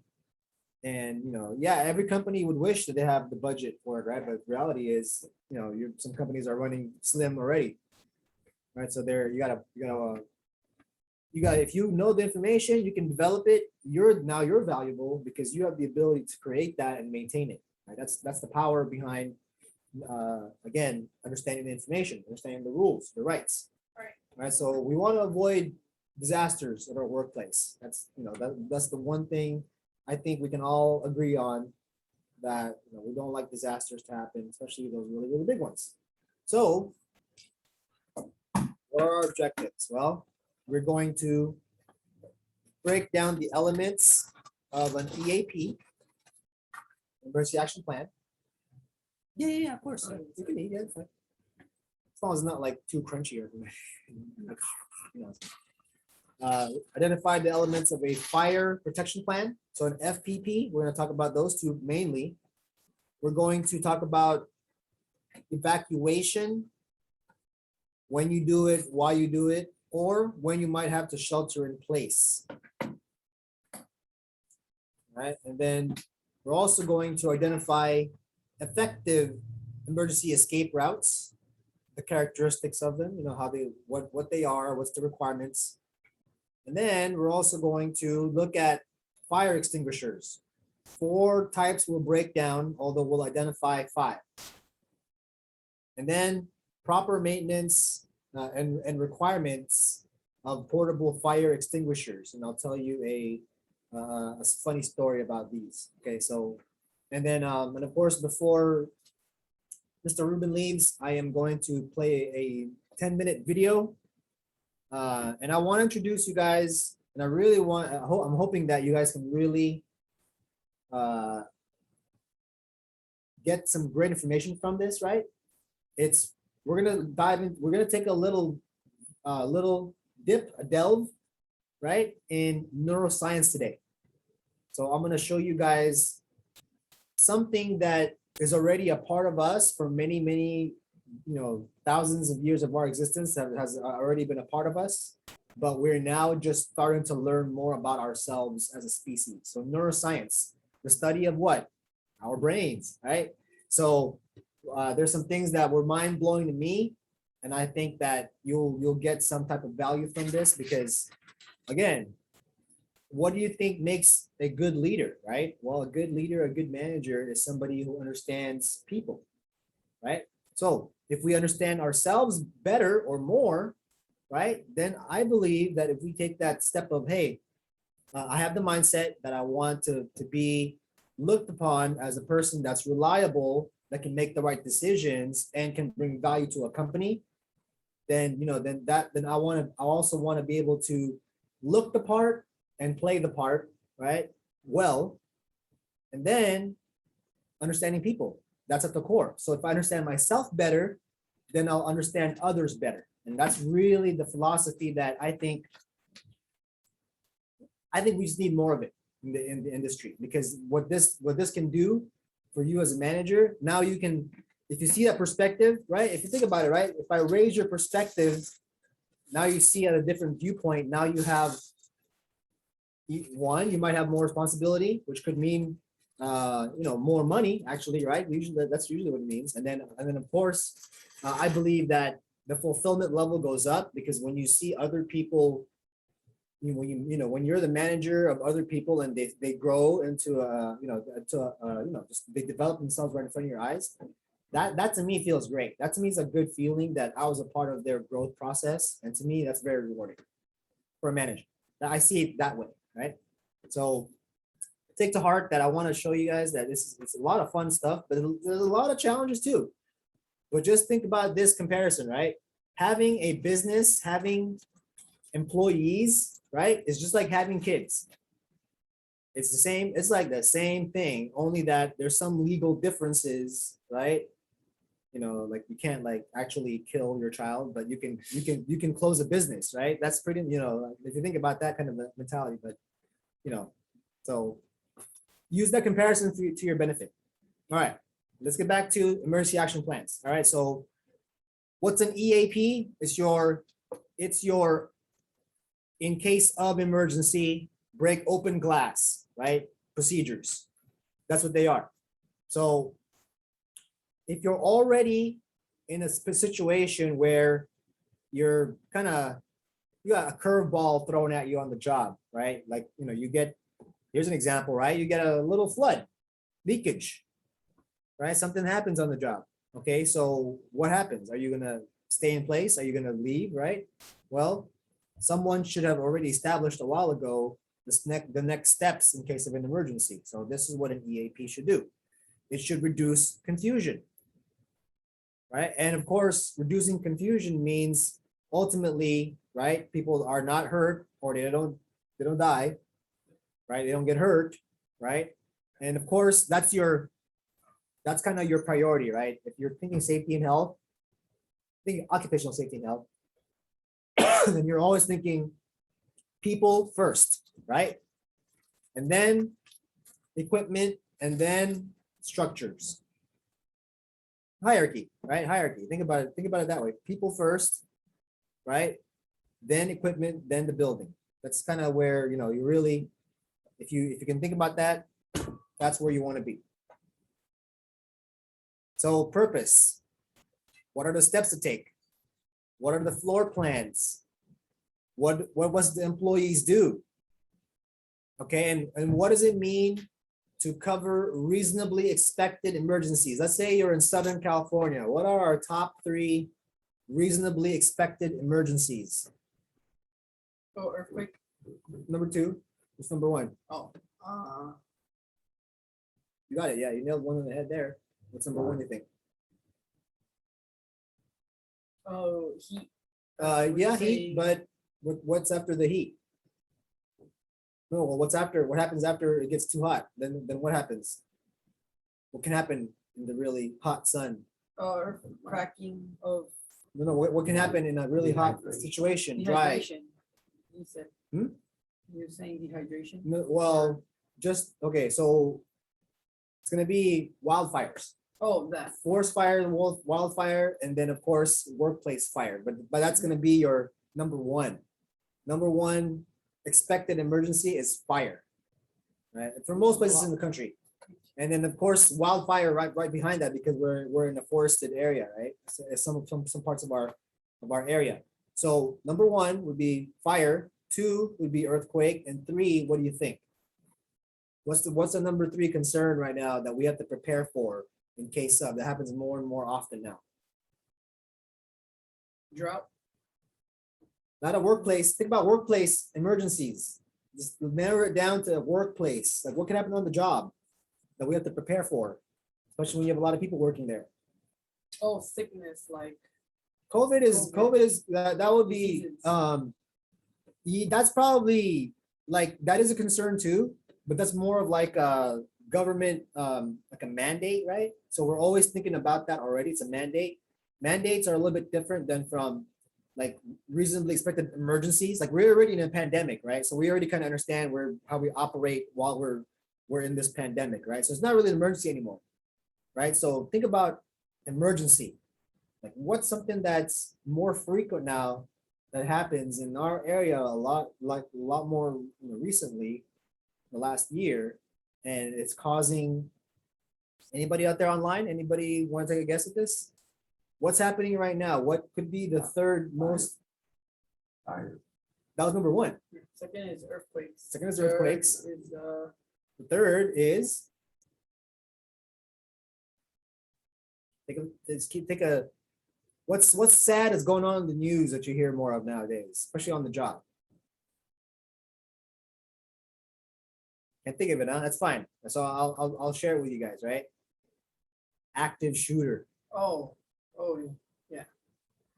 Think about that, right? What's happening more and more now on the job, right? It's either workplace violence where there's coworkers, whatever it is. Like remember the thing in Orange, city of Orange, there was a real estate office that got shot up by somebody that it was on the job, so it was workplace related, and it was a family owned business. So, but that's still a work that would fall under a workplace violence.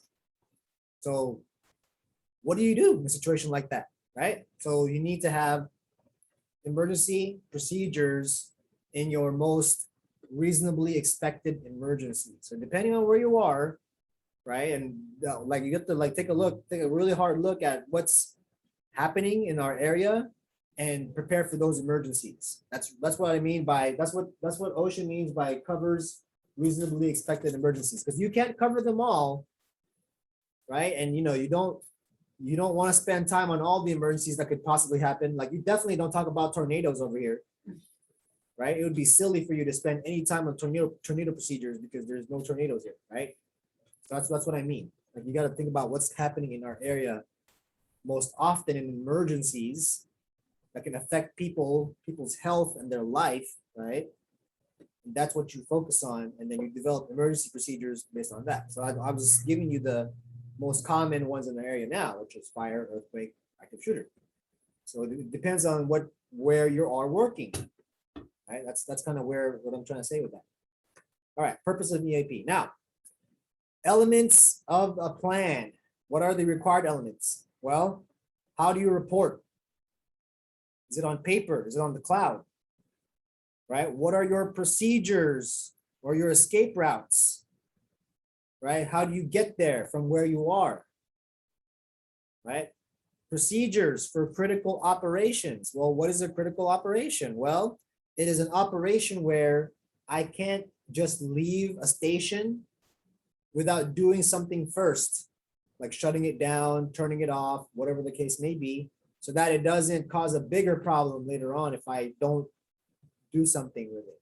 That's a critical operation. So an operation, you can't just leave, right? Critical operation. So if it's a critical operation, you should have steps to shut it down before you get out of there, right?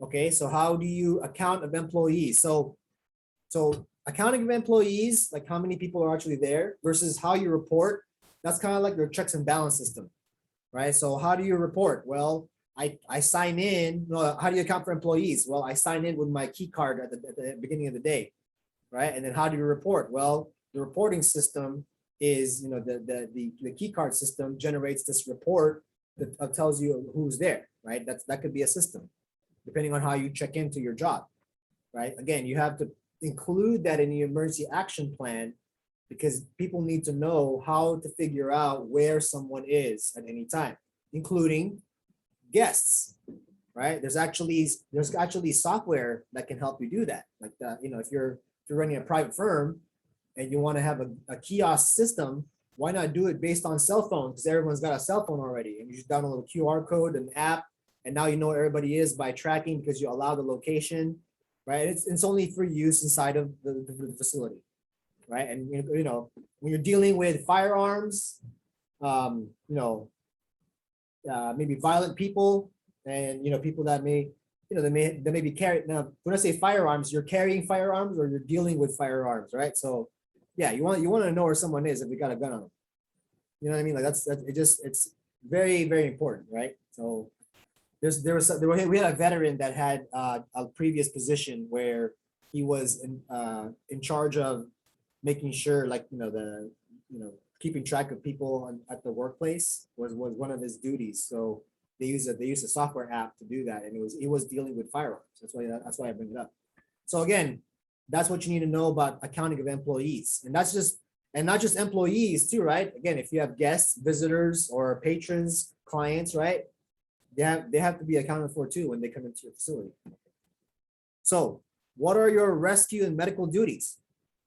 So, first aid, CPR, AED, those types of rescue medical duties. Pretty much where somebody can have a first aid training certification would be of value to that, because that's how you don't have, if you have a workplace emergency, that you have somebody that maybe they're a veteran corpsman, right? Maybe they were a medic in the military, right? You could probably ask them to volunteer if they're willing, right? So so that's but you need to assign those medical duties, because if something happens in an emergency, then you want some people to kind of step up and help out, especially when ones are willing to do so. I'm sure in a company there's plenty of people that will do that. Okay, and the last one here is your contact persons, and that is essentially the person in charge of the safety and health program, right? So maybe the EHS person, the one that's the manager, director, that top person in the company, or any other designated supervisor that needs to be a contact person. So those are your elements of a plan. So you need to have all those elements. Now, you have two types of training here. So you're going to train your employees on the EAP, right? So this is a developmental step right here. So when you review the plan with each employee, so when you get input from individuals that are doing their job, okay, so that's initial development of the plan. Like what are some of the dangers you're facing on the job, or what are the emergency situations that can happen based on how you're doing your job, right? So this training right here is, when I say developmental, right, I mean to say, well, this should be with more of your senior leaders too.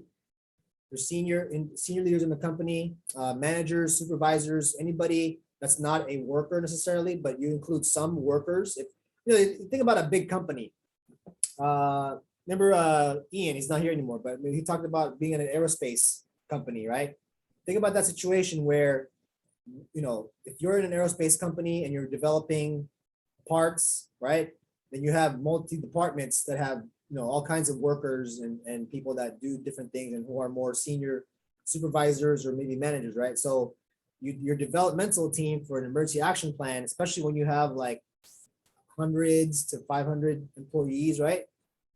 How you manage that can vastly differ, right? As far as if you're only dealing with like 30 people, right? So how you handle an emergency action plan is going to be different. So you train them on the initial assignment of the job. So whenever they first get into a role of any sort, like if they're doing first aid CPR, you're going to train them when, hey Chris, you're going to be a first aid CPR person. Thank you for volunteering. Maybe you got voluntold, but in this case, I'm going to give you this training for this particular role you have. And then if there's any changes, you need to get more training. And then every year you get annual retraining with drills. So when we talk about drills, what do we mean by that? Well, we're going to do a practice. So someone's going to say, okay, let's turn on the alarm just for practice. And then what's the next step? Okay, then you go about it. It's a live action drill. So you're actually doing it, and you're going to practice evacuation and gathering in your assembly area incomplete, right? That should be what's happening on companies that have employees. They should be doing that. I know that there's companies that don't do it, but that's the thing. See, I think I attribute it to laziness again. That if no one's doing it and then no one's saying anything, it's like, oh, it's fine, right? Right? Someone's got to say something, right? That's why safety and health is really important, because if people get hurt, you know how much more big of a problem it is for a company when they have to deal with lawsuits and settlements, right? Like, you don't want to go to court.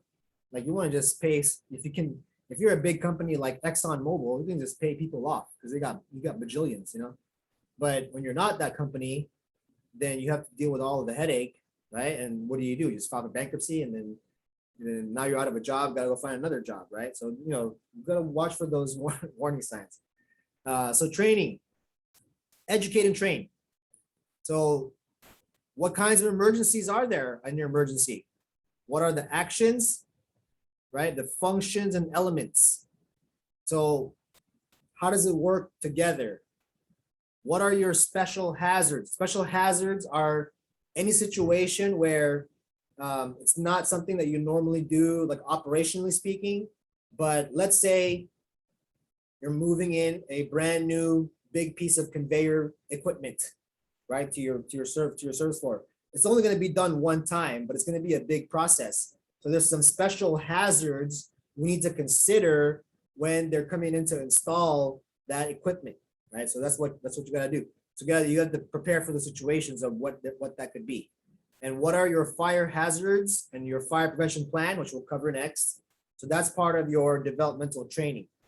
And then this goes into your general training. So general training is for everybody. Okay, this is for everybody, and everybody gets trained on what they do, roles and responsibilities, what are the threats, hazards, and protective actions. So what can happen on the job, what are your, and how to protect yourself. And then how do we communicate? How to locate family members. So here's another thing about that too, right? Your emergency contact, right? And for the younger people, maybe the ones who aren't married yet, and make sure that you do update your contact cards, because if you have your ex-boyfriend or ex-girlfriend on your emergency contact card and you're not with them anymore, right? That's why you said ex-girlfriend or ex-boyfriend, then they're not gonna necessarily care too much about your well-being. So I was actually talking about this. It's funny that I mentioned that, and someone had mentioned in our class that actually happened to one of their coworkers, where someone got hurt pretty badly on the job, right? And they called their emergency contact card, and it was like their ex-girlfriend, and it's like, man, I don't care about him. He can die. Like that, so something bad must have happened during that situation, but that's what I'm saying. You got to update your emergency contact card, especially if you're not married, right? Because if you put your significant other, they may become insignificant shortly thereafter, right? I don't think you want to deal with that. So locating family members, location of emergency equipment. So where is our fire extinguishers located? Do we even use it, right?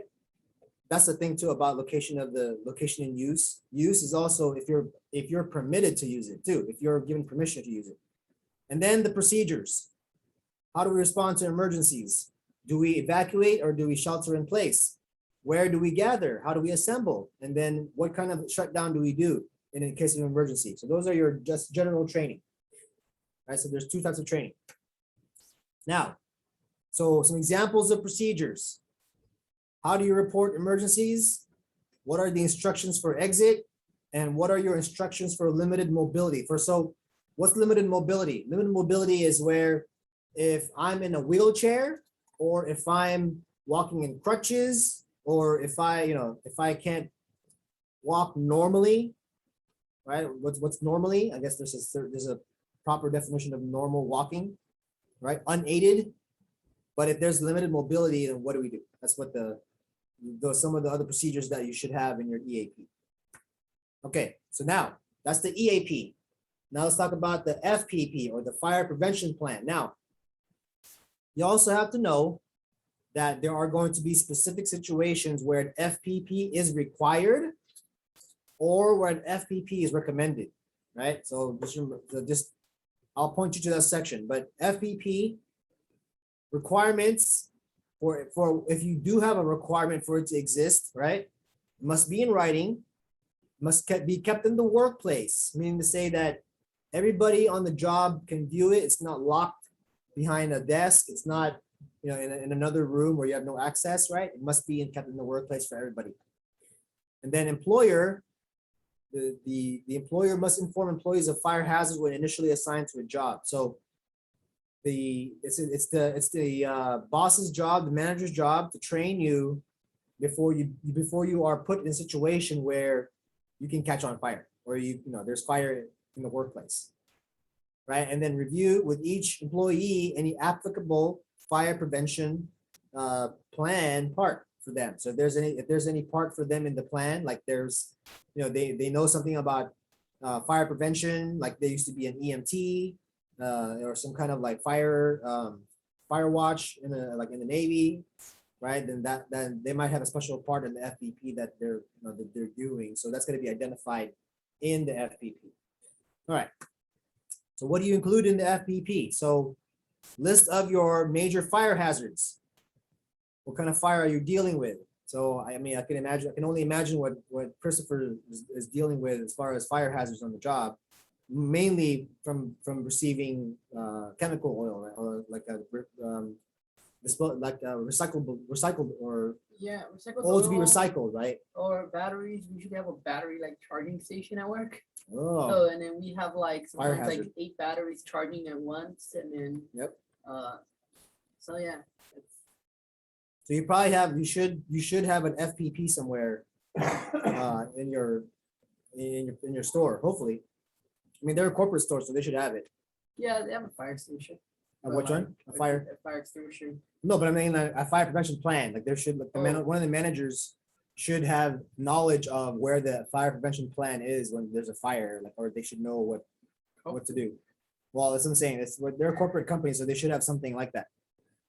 Right. So, what are the procedures? Now, remember, this is part of your plan. What's included, right? Procedures to control the flame or any combustible wastes. So control.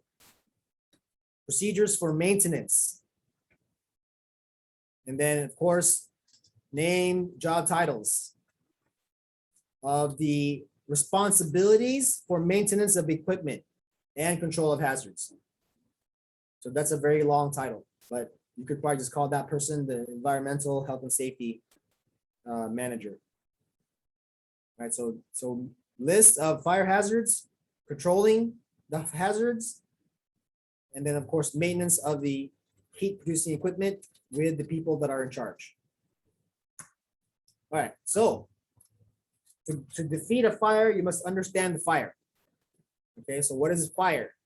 Well, OSHA defines fire as a rapid chemical reaction between oxygen and a combustible material that results in the release of heat, light, flames, and smoke.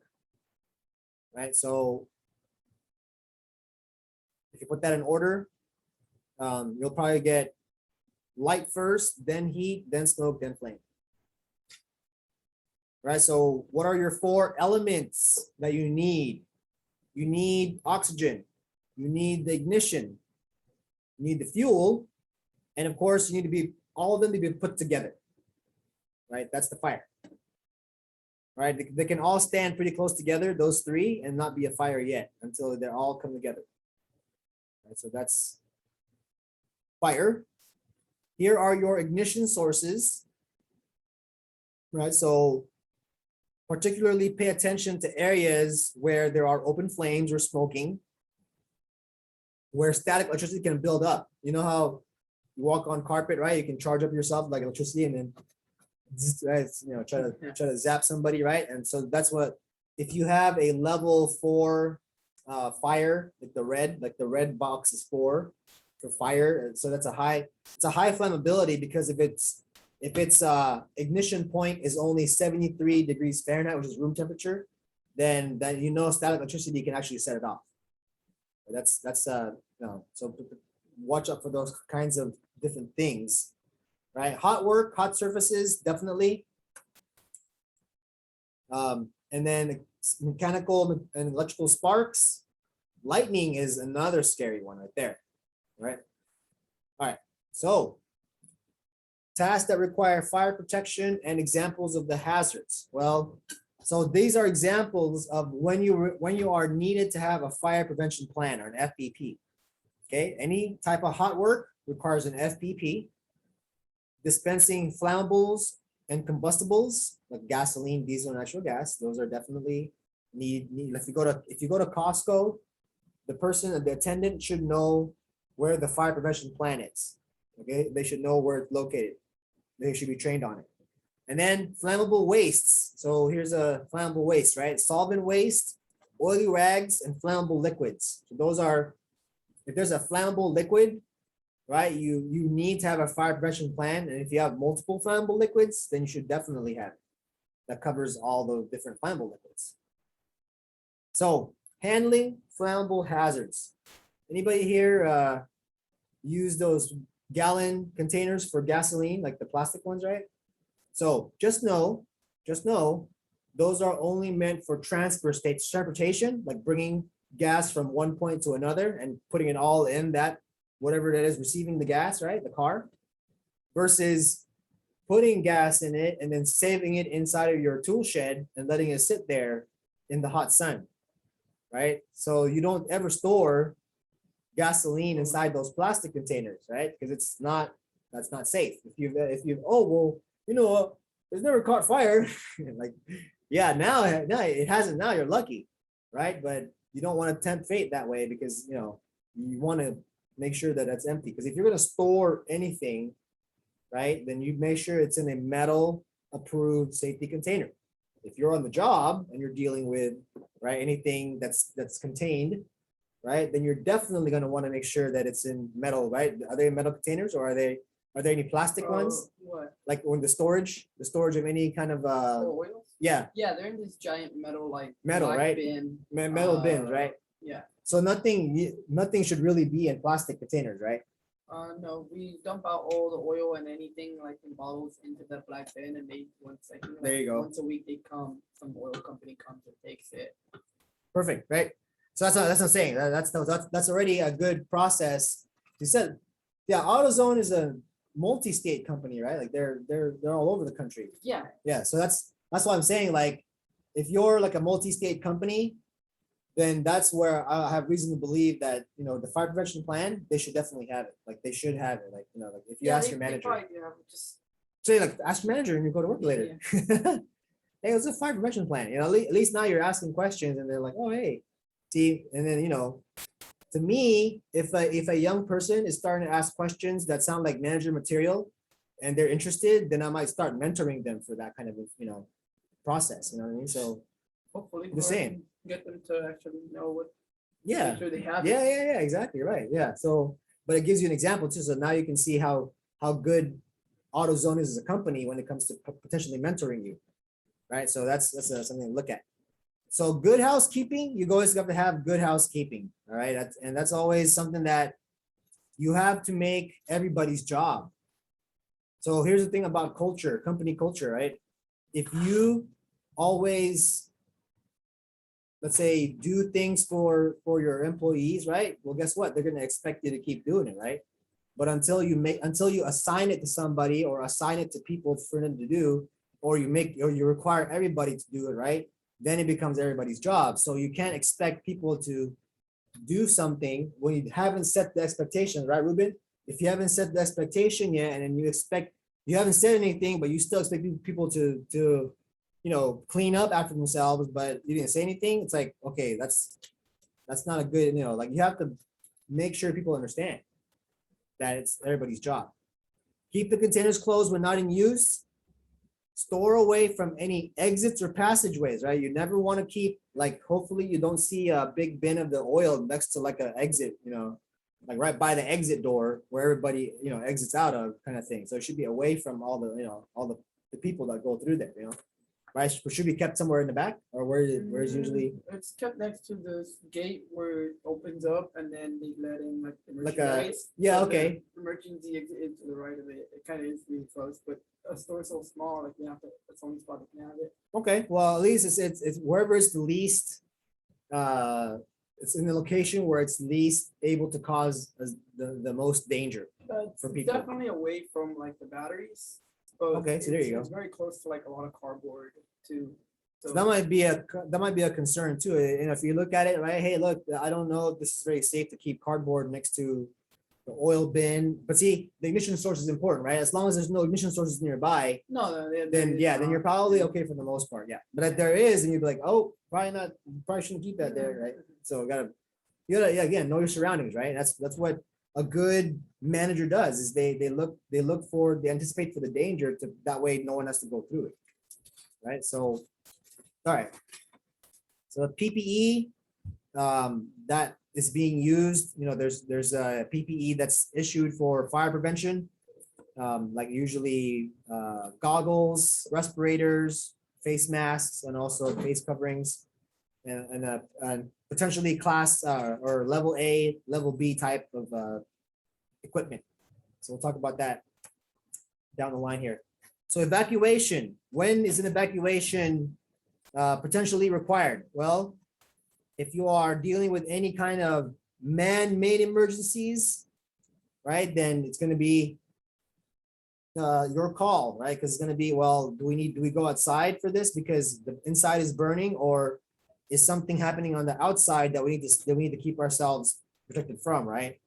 So natural emergencies such as any of these here, like tornadoes or hurricanes, are probably where, you may not have time to leave the workplace. If you're working, then hopefully your workplace has a place for you to fall out into, you can hide out. But yeah, evacuation may be required. And so when it is required, right, what is going to affect the response? What factors will affect how you act, right? So how bad is the emergency? Is it that bad where you have to shut everything down, turn everything off, and leave because it might blow up inside? Okay, I don't know, right? That's why you have to cover those reasonably expected emergencies. You probably will do that when you're working in a manufacturing plant that produces anything like, anything gas or oil. Where did the emergency happen, right? So if it happens on one side, you might have to go to the other side. If it happens on that one side, you have to go somewhere else, right? There's, depending on your emergency, because there's, you also have to consider, right? You have different businesses by you. Like if you're in a certain area, if something blows up on this one side and then it's next to the refinery that makes other kind of combustible items, right? Then you're not going to run toward that. You're going to run the other way, right? And you have to create those procedures for that. What kind of building is the workplace located, right? Is it something where, is it concrete or is it just wood? Is it going to crumble under? Am I going to get stuck in there if I don't leave, right? Sometimes, if you're inside of a building really sturdy, like a brick warehouse, right? You're probably better off inside than trying to walk outside in a tornado. You know what I mean? Like you gotta know what kind of situation you're in. And then of course, knowing what critical operations must be shut down properly before you actually evacuate the building, if you are going to evacuate the building. All right, so here's a fight or flee situation. This little fire right here on the bottom right. This is a one fire where it is like a practice fire. So it is one you will fight because it's an incipient fire or a fire that's just starting. Right, so pretty much that's what it's called. So you have options for evacuation here, and I'll explain these to you. So one is total evacuation, right? Everybody is just get the heck out of there, right? So there's going to be situations like, there's really smoky in the room and no one can really see anything, so you better run outside before worse happens. Now, if you have number two, designated employees authorized to fight the fire and all others evacuate. So this is probably a situation where, you have a few employees that are trained on how to handle fire extinguishers, and they're designated to be able to fight the fire so it doesn't cause a potential explosion, right? If it's something of that sort where something can blow up. So us designated employees are authorized to fight the fire. 3, all employees are authorized to fight the fire. And the only place that I've really seen this is the military in the Navy, right? In the Navy, if you're on a ship, you have nowhere to go. There is no 911. You can't call anybody. You are 911. You got to be able to put the fire out yourself. So everybody is authorized to fight the fire in the Navy on a ship, right? This is true. So that's number 3. And number 4, extinguishers are provided but not intended for employee use. So this is a situation where I remember being working for Chase Bank, where I know where the fire extinguishers were. They trained us where they were, but they also trained us don't pick it up. They told us don't use it because you're not trained on how to use a fire extinguisher. We have designated people to actually do that, so you're fine. Don't mess with it. Fire extinguisher is like, the point of it is to remove oxygen in like the area. There you go. And like if you just spray it to remove people, it's like, Yeah, it's not good for people either. Yeah, and you have to be proper again. The proper training by your own company if they're allowing you to fight the fire with a fire extinguisher. You know, that's pretty much the requirement. OSHA requires that. We'll talk about this more. So yeah, so if the air is not safe to breathe or it's just smoky, then you flee, run away, best as possible. Okay, so here's an evacuation map. So what must be on a map? It has to show you all the exits, well, the exit path to the exit, through the exit, and away from the exit, to, through, and away. All right, so at least 2 ways out. You have a primary exit and secondary exit. And of course, as more employees you have, then you better make sure that you have enough exits for everybody to get out. Okay, where do you assemble after you evacuate?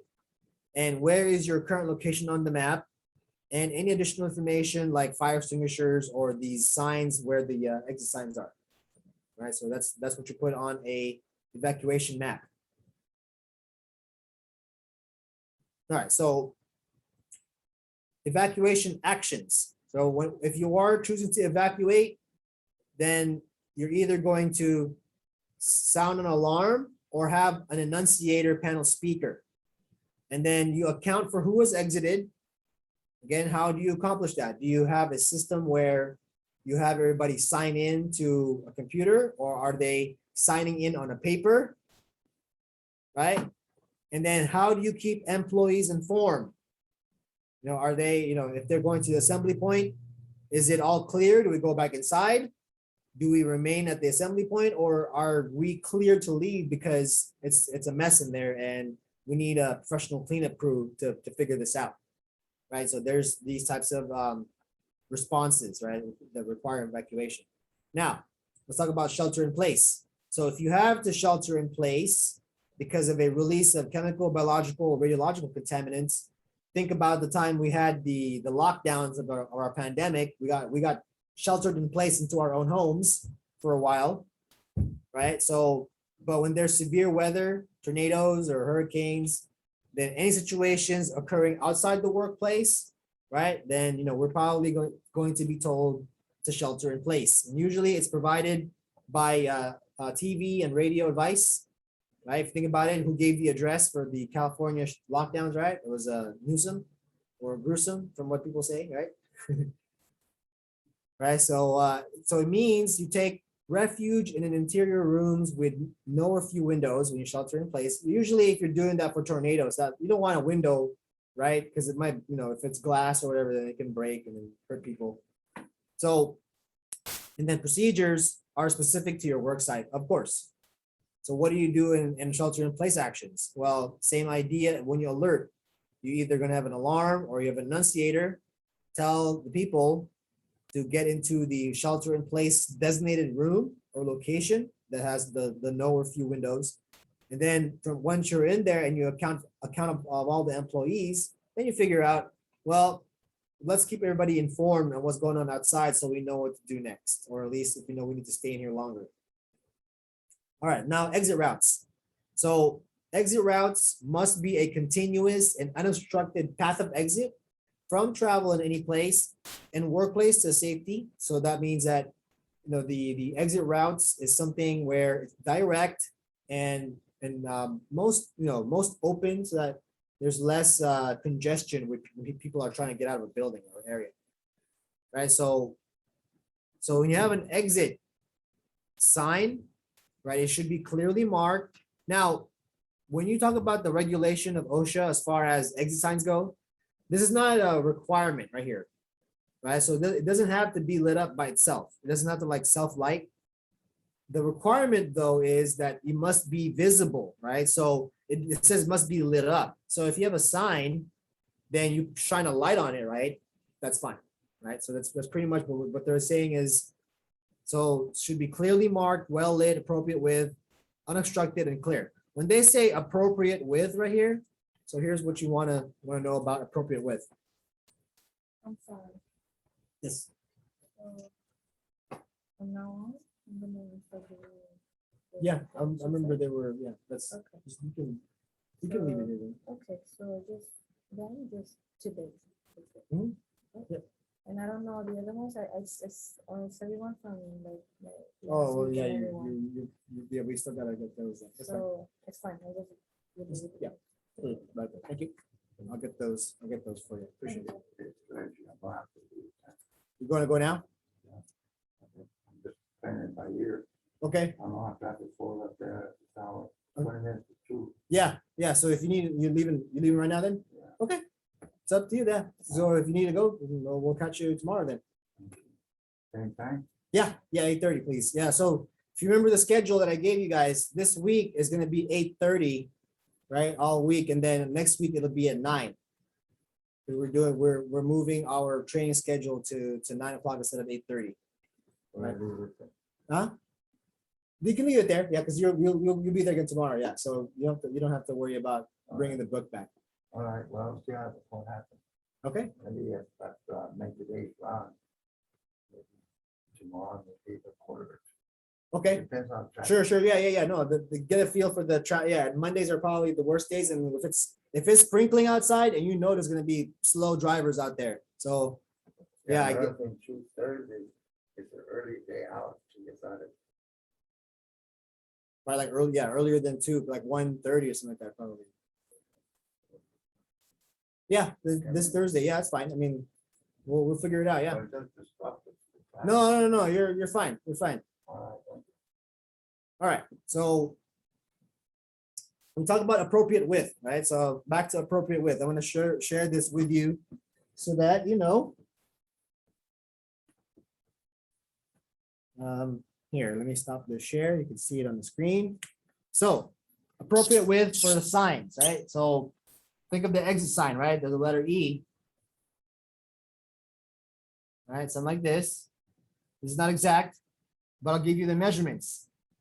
So there's 2 things to consider when it comes to the sign, right? So the letter itself must have a height no less than 6 inches, right? And then the stroke of the letter, they say the principal stroke of the letter, this is the principal stroke, right? That right there. So this must not be less than 3/4 of an inch. Right, so that's what the requirements are for the sign. Okay, so just remember that. I'll go back to sharing the screen. So that's appropriate width for the signs. Okay, so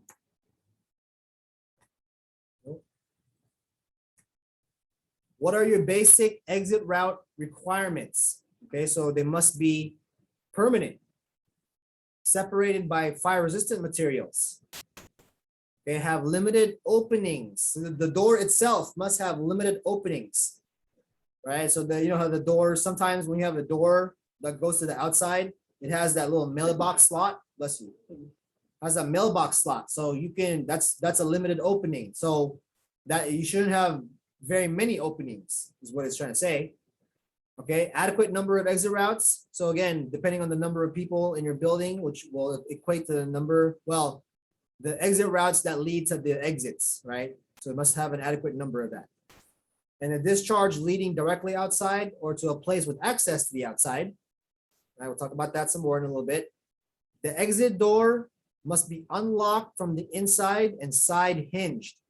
So that means that you don't need to have a door that needs a key, like a deadbolt, right, to get out, right? So it should be able to be unlocked from the inside. That's what it's saying there. It doesn't have to be one of those push bars where you can push it to open it, right? And it'll lock when it closes again. It doesn't have to be that, but it just says that it cannot, you have to be able to unlock it from the inside.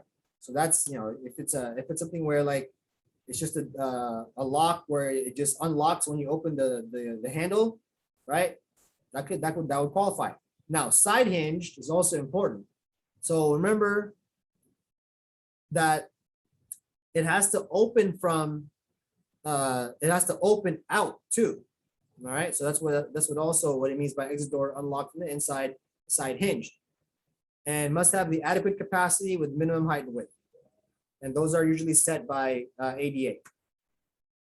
All right, so clearly communicate 3 elements of your escape route.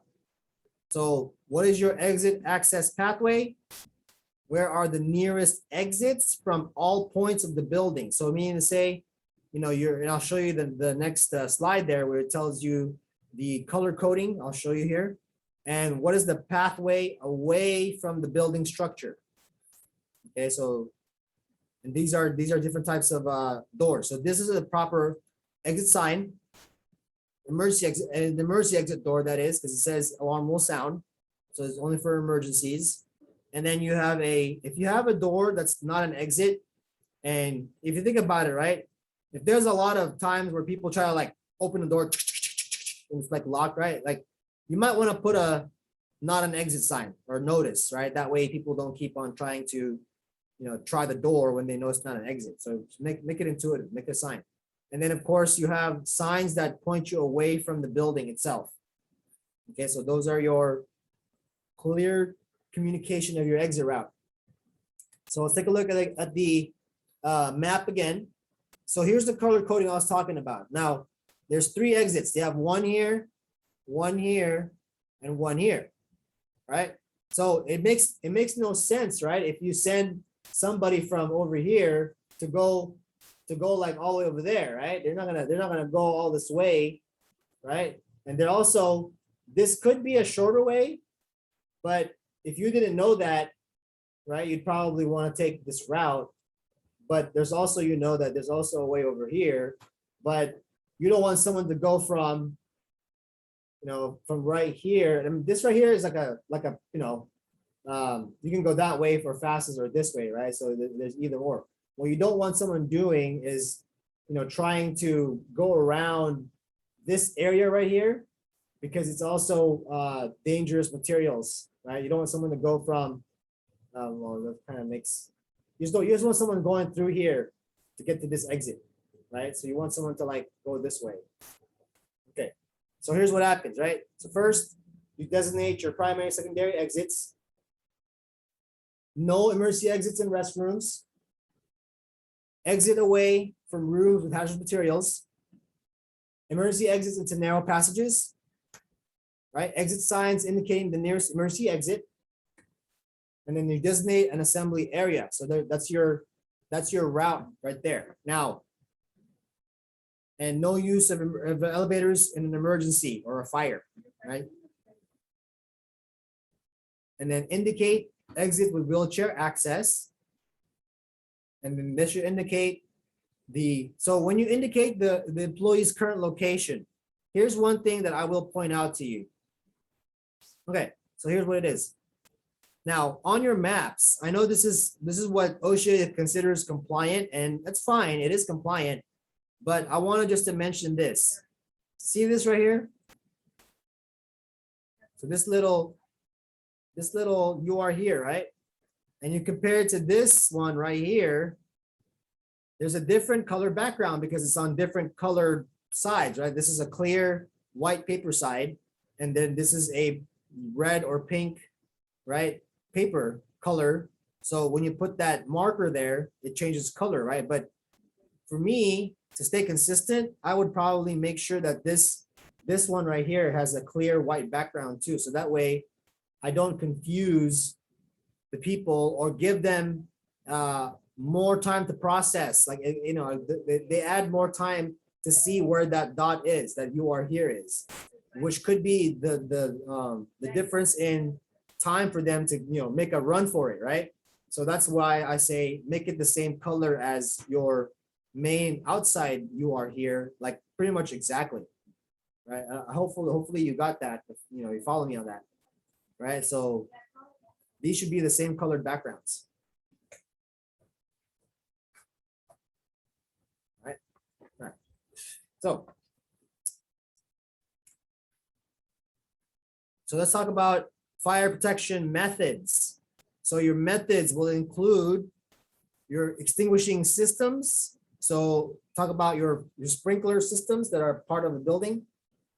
Fire brigades could be considered your local fire department or any kind of private fire department. Like say, for instance, if you work for the refinery, right, you're not gonna call 911, right? You're gonna have an internal fire department that can address your fire hazard situation immediately, right on the spot, because they're hired to be there, right? So those are fire brigades, right? And of course, fire extinguishers, which we're going to talk about next. All right, so fire extinguishers. If you are an authorized fire extinguisher user, you need training and education. Training and education at least once a year. I'm going to highlight this one first. That's like, I want to share that with you, that you gotta have training once a year. Just because you did it 1 year doesn't mean you're good every year for it. You need to get training every year. All right, so when you're authorized to use it, that's when it's required. Where do you go to get that course? Is it like you have to? The company will pay for it. The company has to set it up. Oh, but they should offer it, right? No, they shouldn't offer it. They must offer it. Oh, they must offer. Yeah, if you're authorized to use a fire extinguisher, then they have to put you through that training before they actually have you use a fire extinguisher. And you're within your rights to refuse being an authorized fire extinguisher user if you didn't get any training. Oh, and so how long is the course usually? That I'm not sure. Usually it lasts anywhere from like a day, probably just 1 day, like less than a day. Okay. It probably won't be like it won't be like, any more than like a full day, I don't think. Especially for workers, because they want, those trainings, they don't want to send people away. Like they probably have the person come to the facility and teach them how to do it there and train a few people. That's just because it's easier to get everybody on the job already, right? They're already working there versus sending somebody off to go somewhere else to get the training. But that's you need this training at least once a year. And what kind of training you need is the general principles of fire extinguisher use. So that's going to be general principles. The hazards of incipient stage firefighting. What are the hazards there? Operation of equipment, hands-on practice. So that's probably why you're going to get that training on site on the company. One, they got all the insurance coverage already for it. Two, they have the equipment already on hand too, so they might as well use the equipment they have instead of having to hire or maybe pay for more materials fee when you get sent for training. And it's more, again, it's a practicality factor. All right, so how many kinds of fire extinguishers are there? Well, there's 5 listed here, but we're going to go over 4. So you have your class A or class alpha fire. So these are your ordinary combustibles, paper, wood. Or another way to look at this, right? Anything that turns into ashes. So class A for ashes, right? Bravo fire, right, is flammable liquids and gases, or you can just say this is going to be liquid fire, right? Liquid or gas fire is class B. So gasoline, or any kind of oil, right? Flammable liquid. And then C is your Charlie fire, which is considered electrical equipment. And then you have your combustible metals, which we're not going to go over. And then you have your class K for cooking oils and greases. All right, so how does a fire extinguisher work? Well, it removes the heat. It will displace and remove oxygen and stop chemical reactions. Okay, that's how it works. And so what are the parts of a fire extinguisher and labels? Well, you should be able to, you don't need to really identify or remember this if you're not a authorized fire extinguisher user, right? But if you are a safety and health coordinator or a safety and health manager, then you got to make sure that all of your materials are Underwriters Laboratories tag or UL tag. What does it mean for your devices, not just fire extinguishers, right? Because the UL tag is going everything pretty much. But what does it mean for your fire extinguisher when it's UL tag? Well, it means one, that it has exactly what's inside of it because it's now been inspected by this company called Underwriters Laboratories, right? And two, whenever you run into a situation where you do catch fire, you try to use the fire extinguisher, right? And for some reason that you couldn't the stuff burned down. You try to file a fire insurance claim, you have fire insurance on your business, right? So, but you didn't use UL tag fire extinguishers to put the fire out.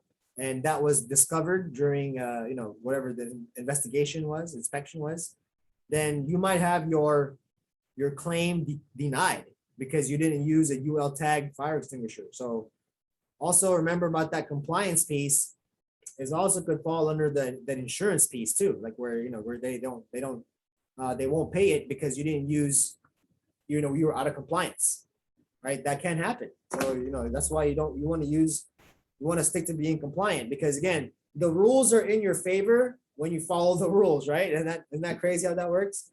But the rules are not in your favor if you don't follow them. I know sometimes you may think, well, the rules are unfair. The rules are, coerced, whatever, right? There's lobbyists that fight for laws to change or whatever, right? Yeah, I agree. That's, but you want to do what's going to be the most reasonable for your company that allows your company to not just survive, especially when it comes to problems or issues that could drain a business, right? So think about that. Once you start moving away from the mentality that, oh, it's not my business, so I don't care, right? Yeah, I get it. You might not care about the business because it's not yours, but at the same token, if you're working for that company and you don't have a job anymore, then you got to go look for a job. Especially if you like, it's tough when you like the job and you lose it. That's disheartening. But if you didn't like the job and you lost it, you're like, whatever anyway, right? So but I'm telling you, the ones that people like to have around, especially managers or owners that like to have around are the individuals that have what's called business acumen, that they understand business.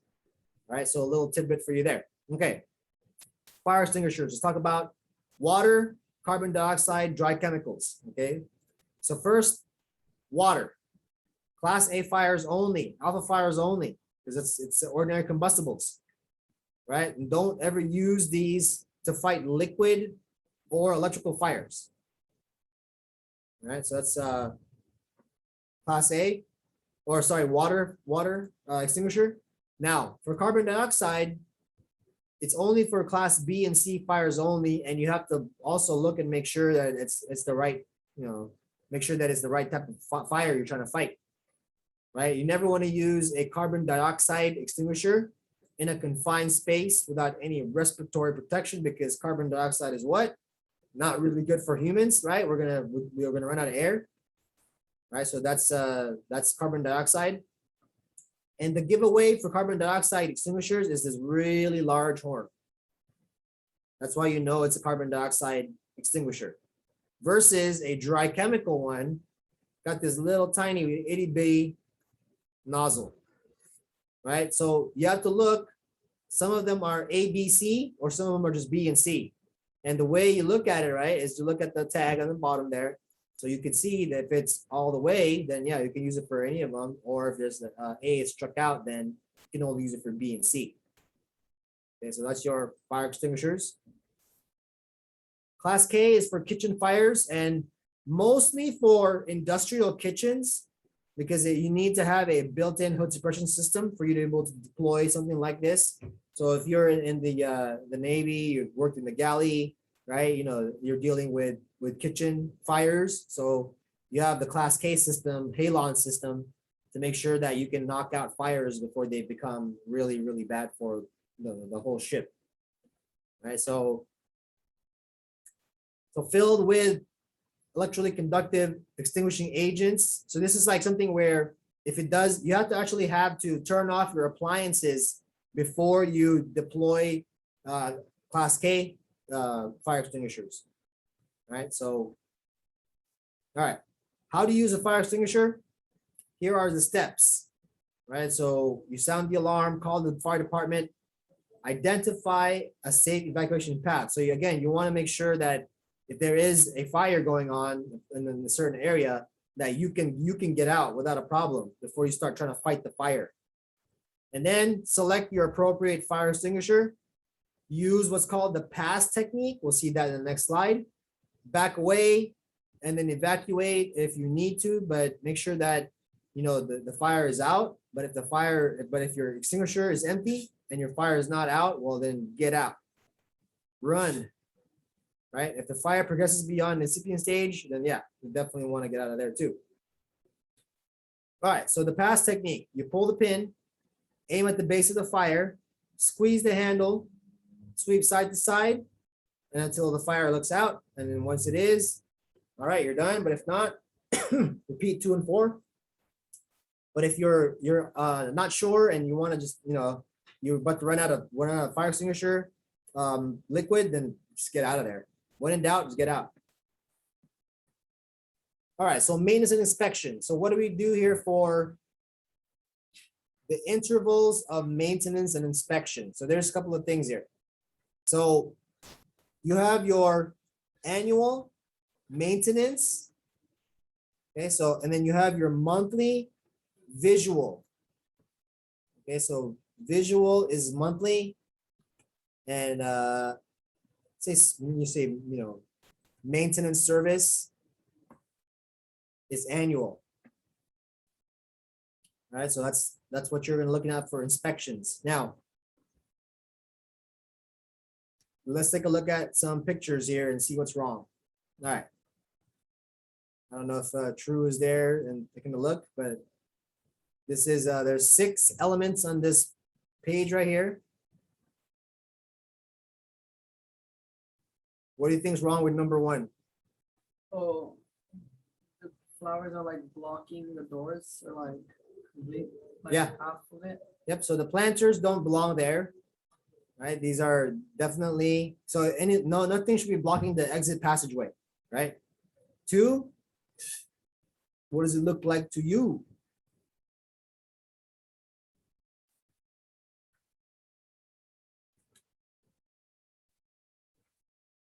Oh, does it have something to do with like this, like see-through, or like visibility, or like the material that the door is made of?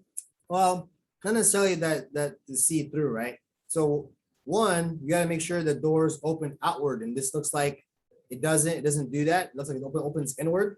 Oh, I see. Right. And 2, it doesn't look like you can unlock it from the inside. Like you need a key to be able to unlock it to open the door versus like a way to unlock it from the inside. So that's what I noticed there with that number 2.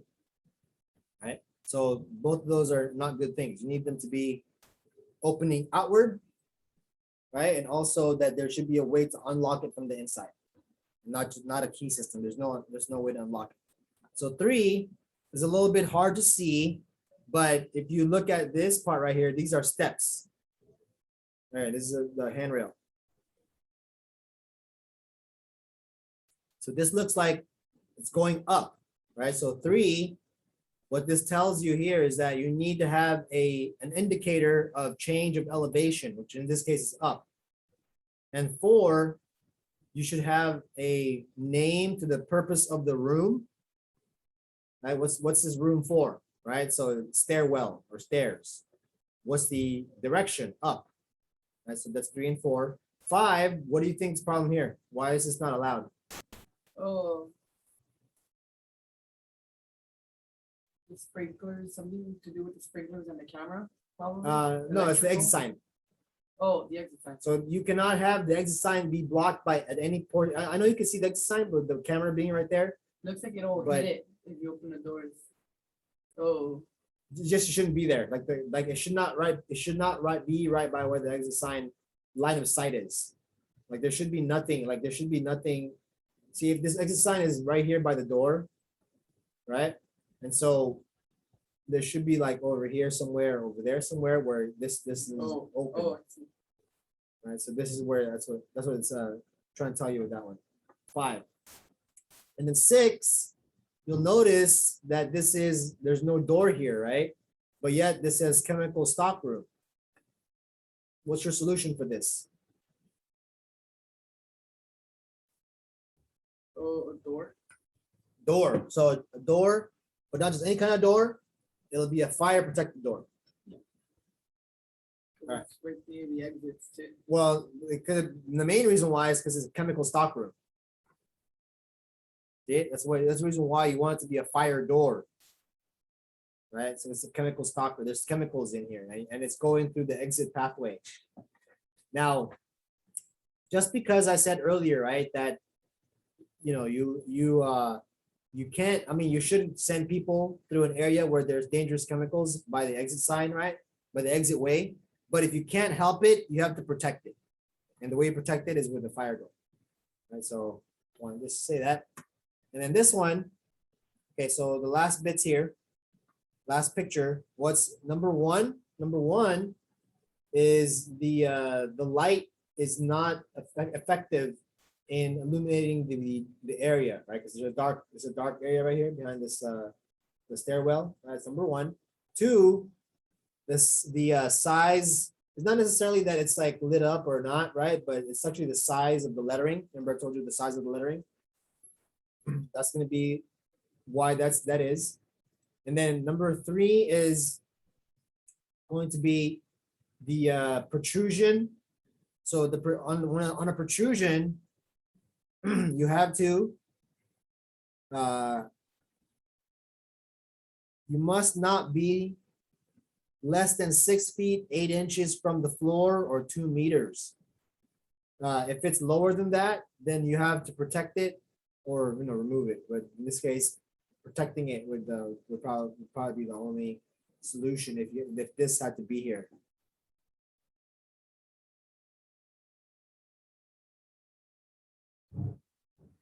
Okay, and then number 4, you shouldn't have materials and things blocking the way. Number 5, okay, so number 5, if people are going into number 5 here, this production area, how should this door open? If there are people are going inside, and now there's people inside this production area, how should this door open? Oh, would it be like outward? It should open outward, right? Not inward like this, because people can get stuck in there if they open it like that. Okay, now let's check. Which of the following statements is true regarding the emergency action plan?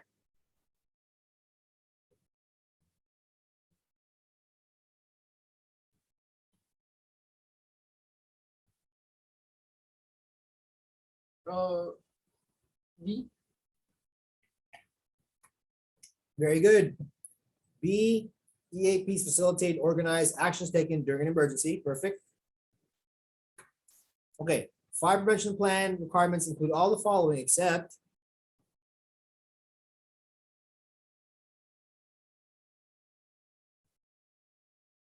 D. D is right, good.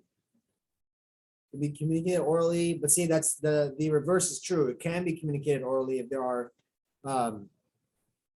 if there's less than 10 employees, then you can communicate orally. If there's more than, then it has to be written. Which of the following elements are required in order for a fire to occur?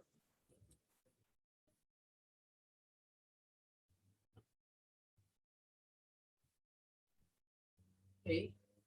A is right. Sufficient oxygen, fuel, ignition, source in the chemical reaction. Good job.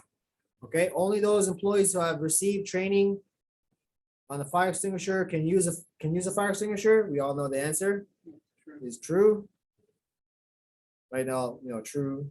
There's also a person named True, actually. That's his first name. That's True's first name is True. Which of the following statements represents an element of a good emergency evacuation floor plan?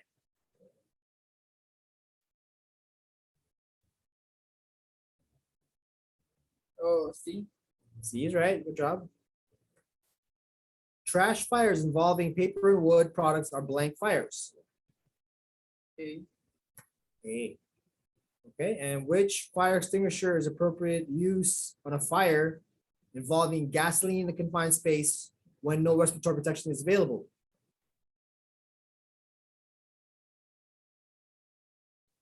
would be A, The or C. C is right. There you go. Good. All right, so past technique for using a fire extinguisher means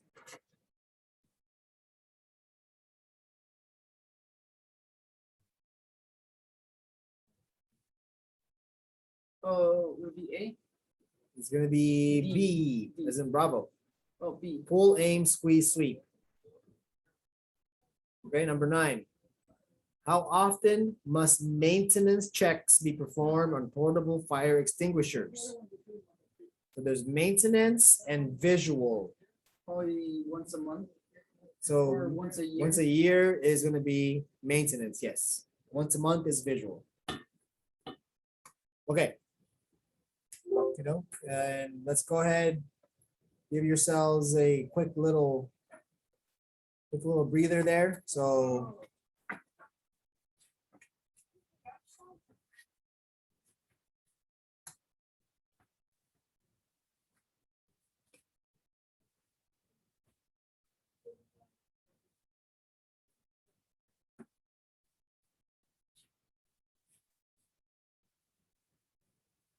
it's 2:10, so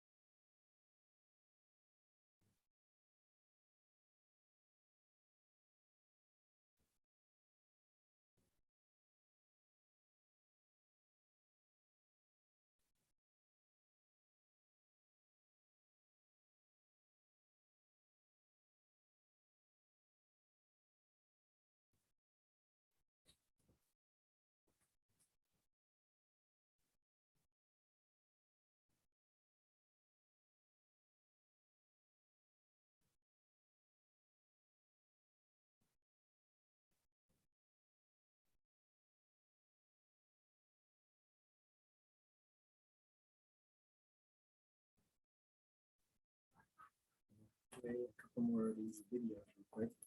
Earlier.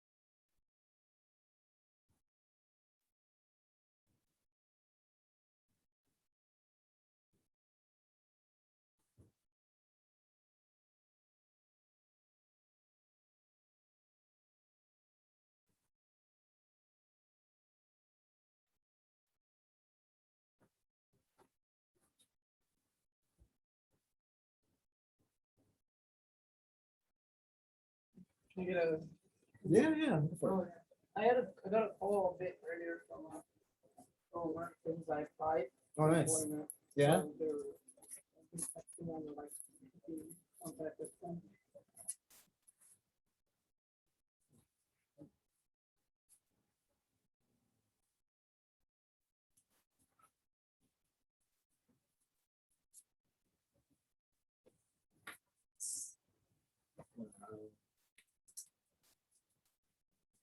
Let's go.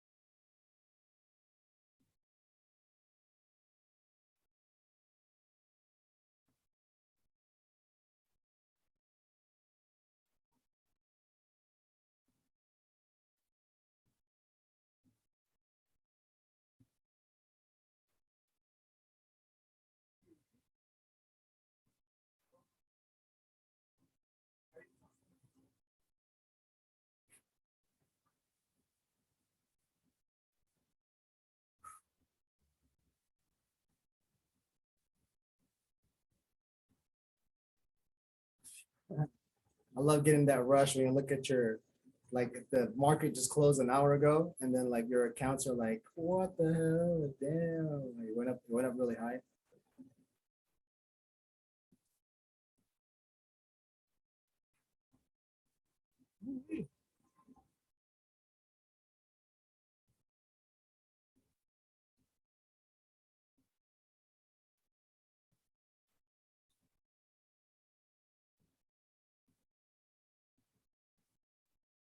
Okay.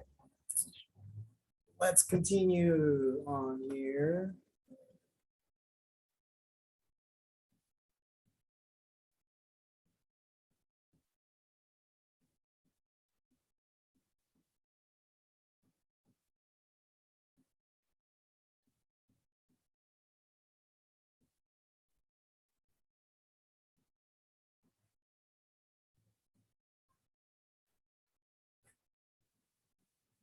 Okay.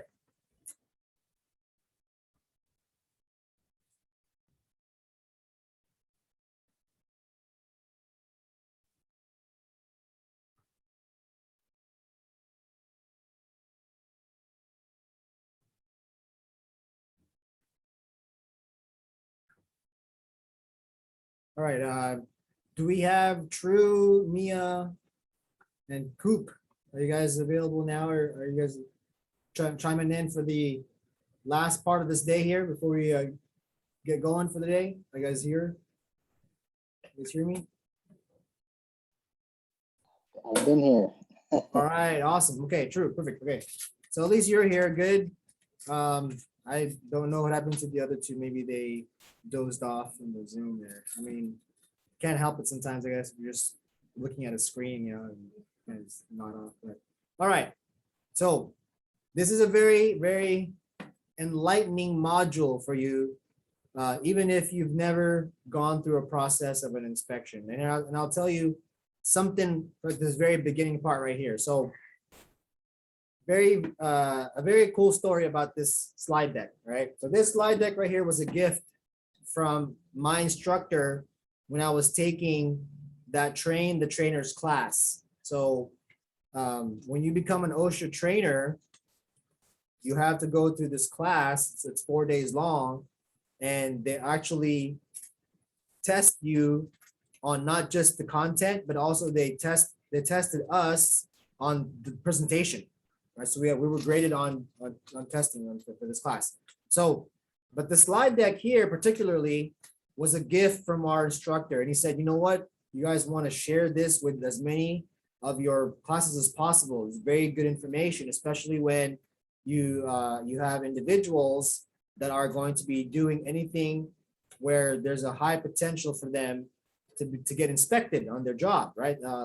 Anything from manufacturing, logistics, supply chain, definitely like electrical, like Southern California Edison. If you work for them, they get inspected quite a lot, right? So this is great information, because when you go to the company, whatever your company you're working for, say, transportation, logistics, right? Now, if you're good, if you know how the process of inspection works, right, then you can help the company prevent from getting slapped in the face with inspections, right? So he said this was my instructor talking to us in the class, right? So here's what he said to us.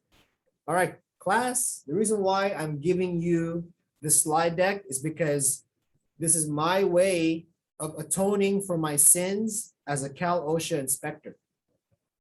What does it mean when someone wants to atone for their sins?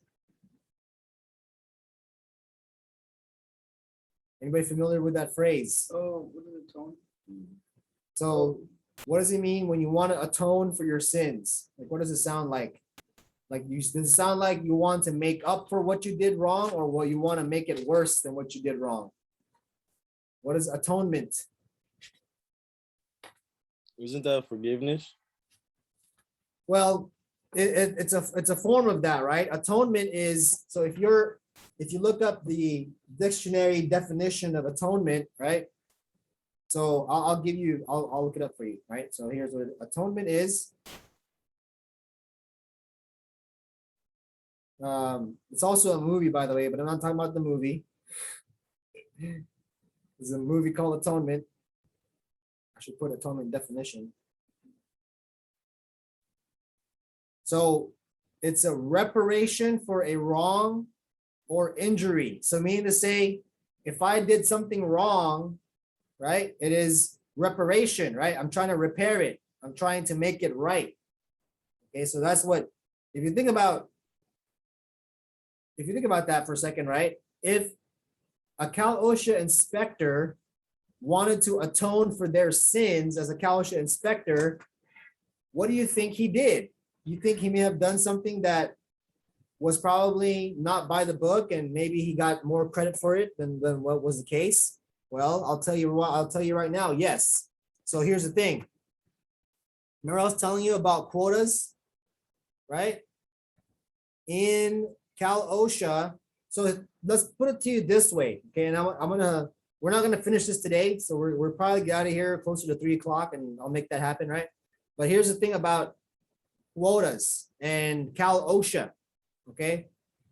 Think of it like this. Do you think that Cal OSHA, right, gets any money from Fed OSHA? Meaning to say, do you think there's an allocation of money that comes from Fed OSHA, the department, that goes to Cal OSHA, the department? Does that work that way?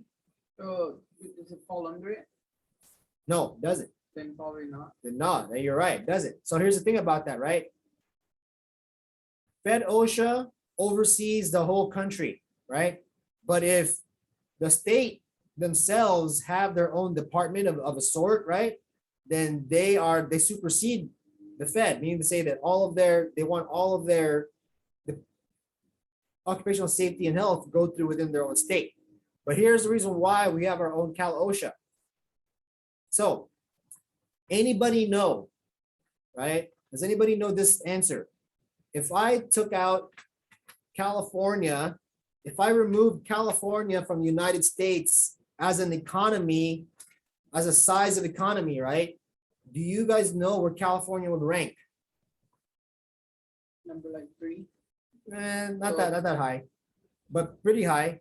You're close. Like top 10. It's top 10 for sure. Drop down 2 more. 8. No, just 7. from where you were, from 3rd. 2 more.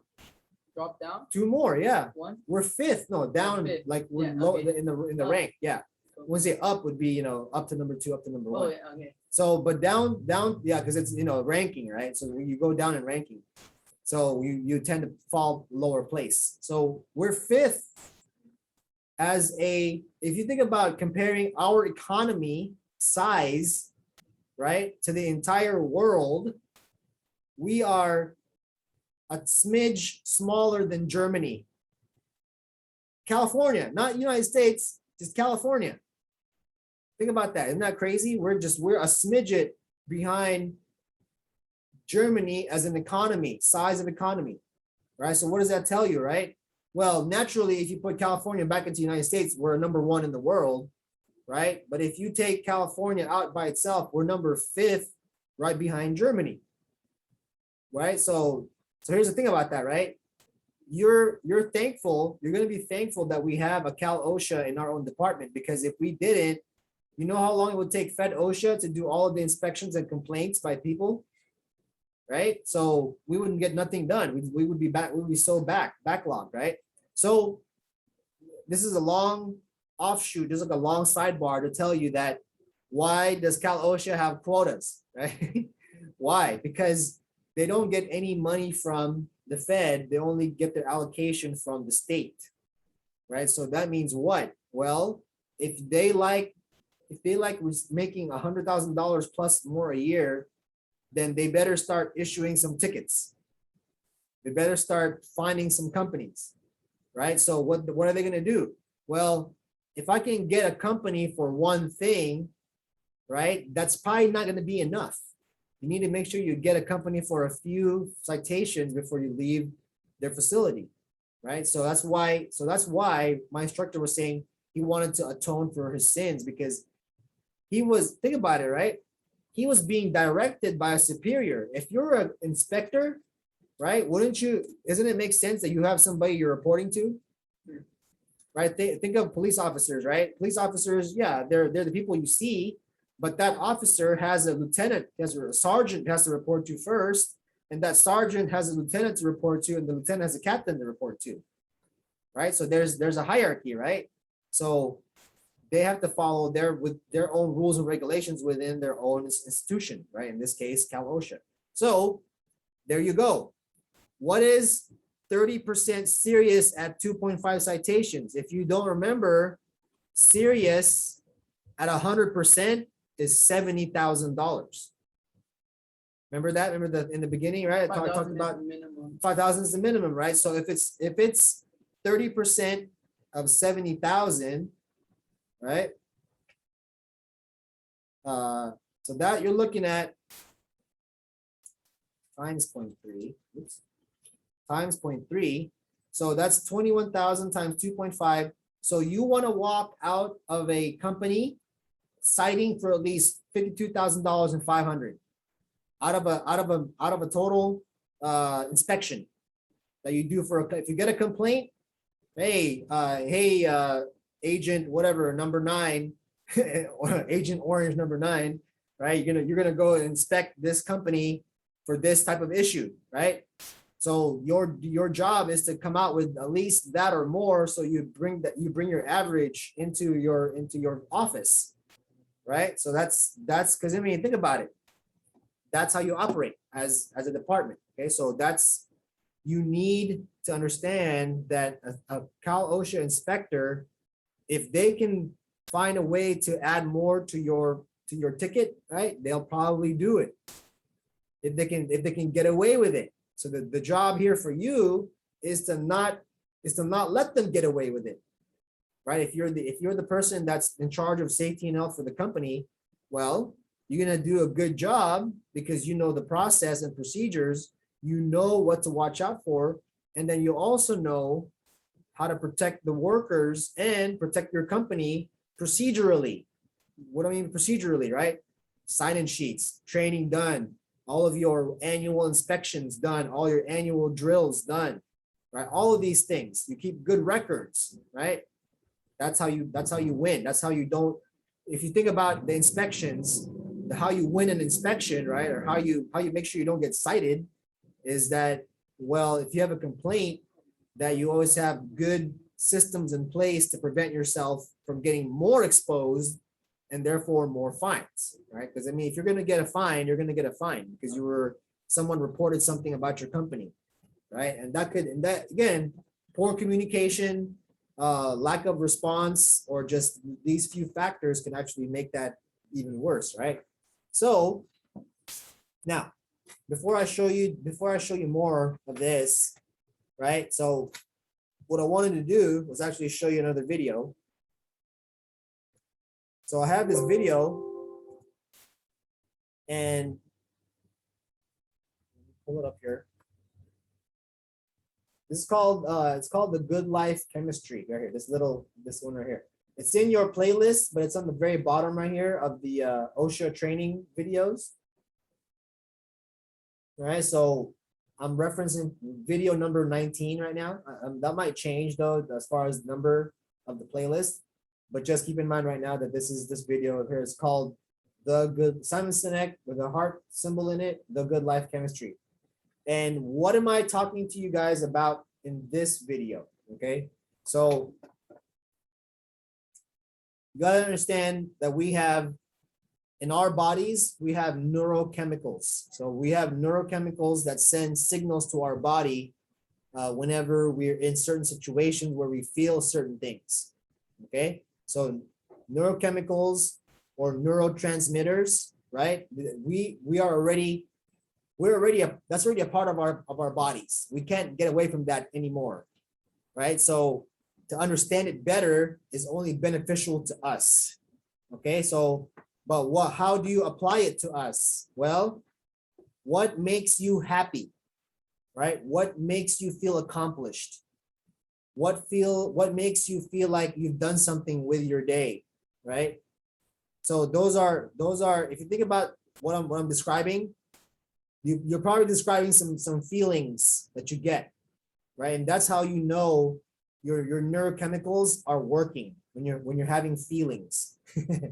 All right, so this video is going to put some more intention, some more focus on how to help ourselves understand why these feelings are created, why they're released, why these neurochemicals are released, right? And if we can find a way to release more of these neurochemicals and less of this one, there's one last one to watch out for. Okay, and the last in this video, there's a fifth one he's going to mention, and that's one we need to survive, but we should not have too much of it in our system. But I'll play the video, and I want you guys to really pay attention to this, because this is something that's going to help you, not just for this class. I mean, this is probably the least of the most important part of it, right? But where it's going to help you out the most is how to be a good leader, maybe even a good parent, right? Trust me on this one, but just watch. I mean, pay attention. There we go. I mean, you're not paying for the class already, so you might as well just use that the no cost to be able to pay for this little 10 minutes of this video right here.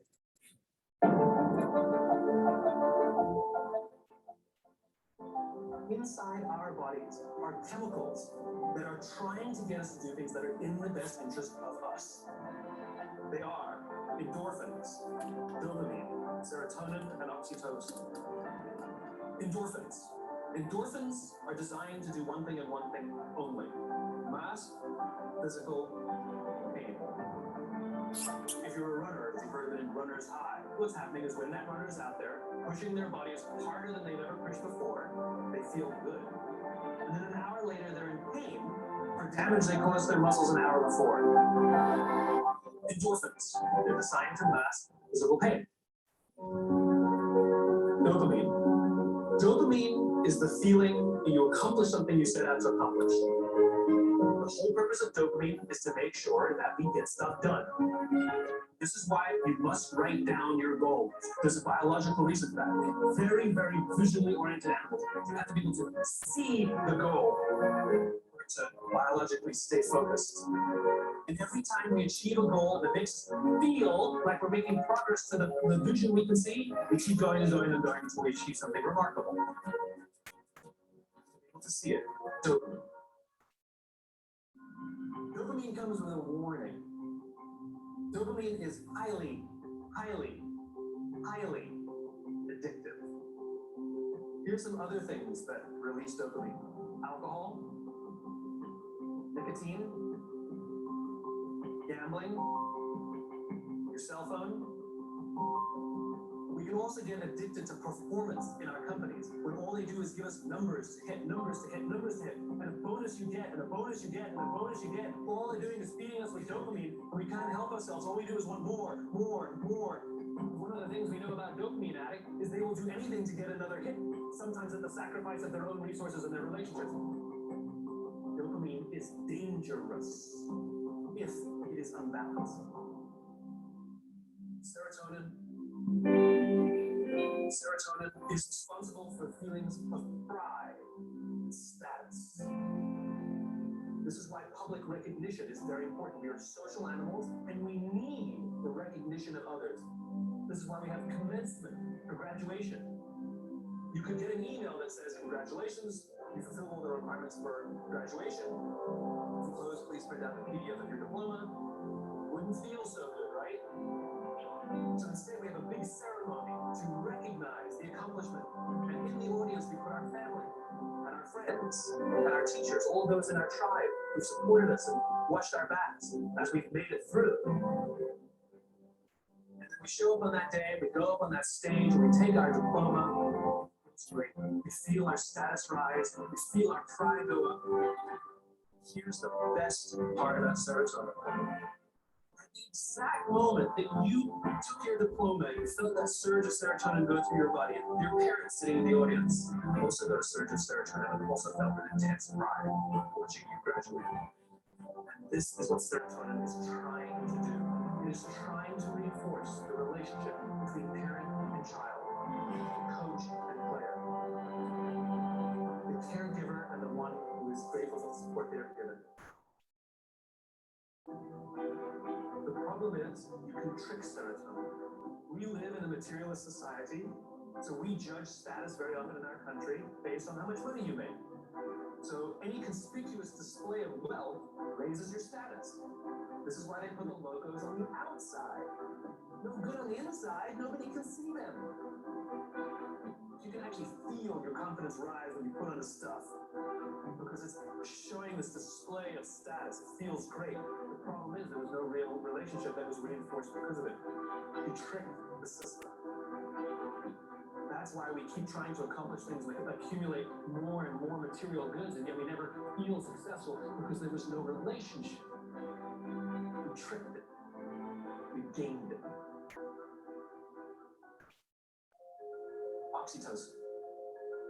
This is the best chemical of all. Oxytocin is the feeling of love, trust, and friendship. Oxytocin is that intense feeling of safety that someone's got your back.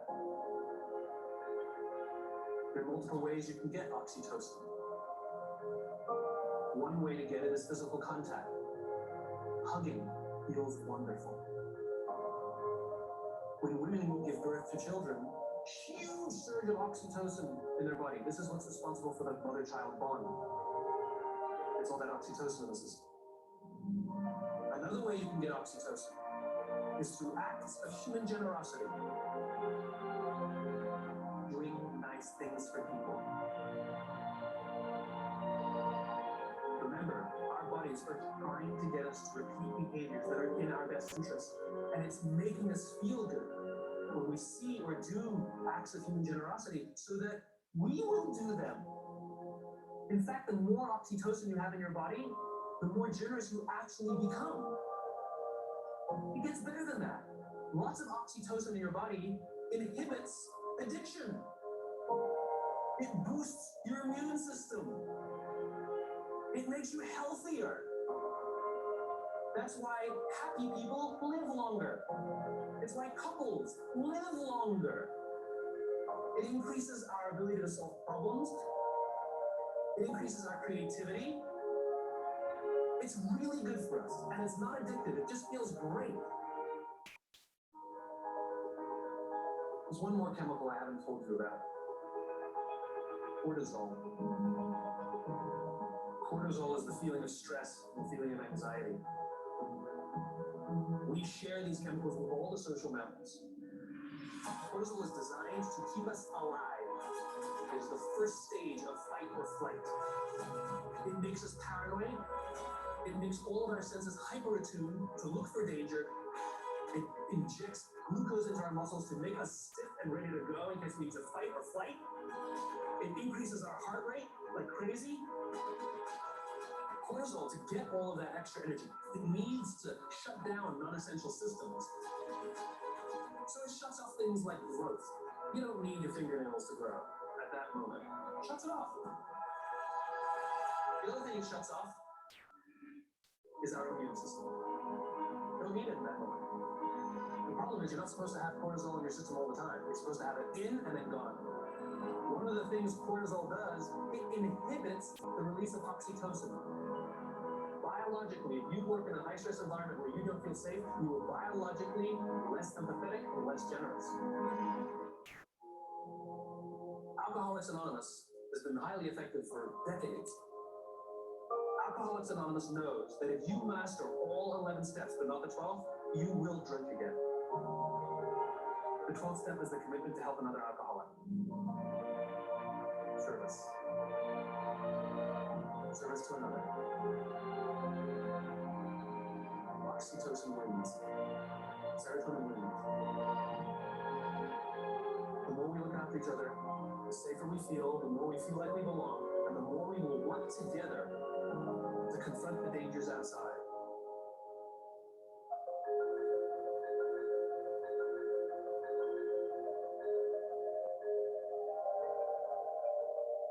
All right, so right there, yeah, I'm gonna pause it right there. Okay, so what's some takeaways? If anybody watched that and something that they'd like to share, I'd like to hear from you. But what stood out to you there? Or maybe if there's something that maybe that you didn't, I can fill some gaps in it. There's something that maybe you didn't quite grasp completely. I can explain the concept for you. But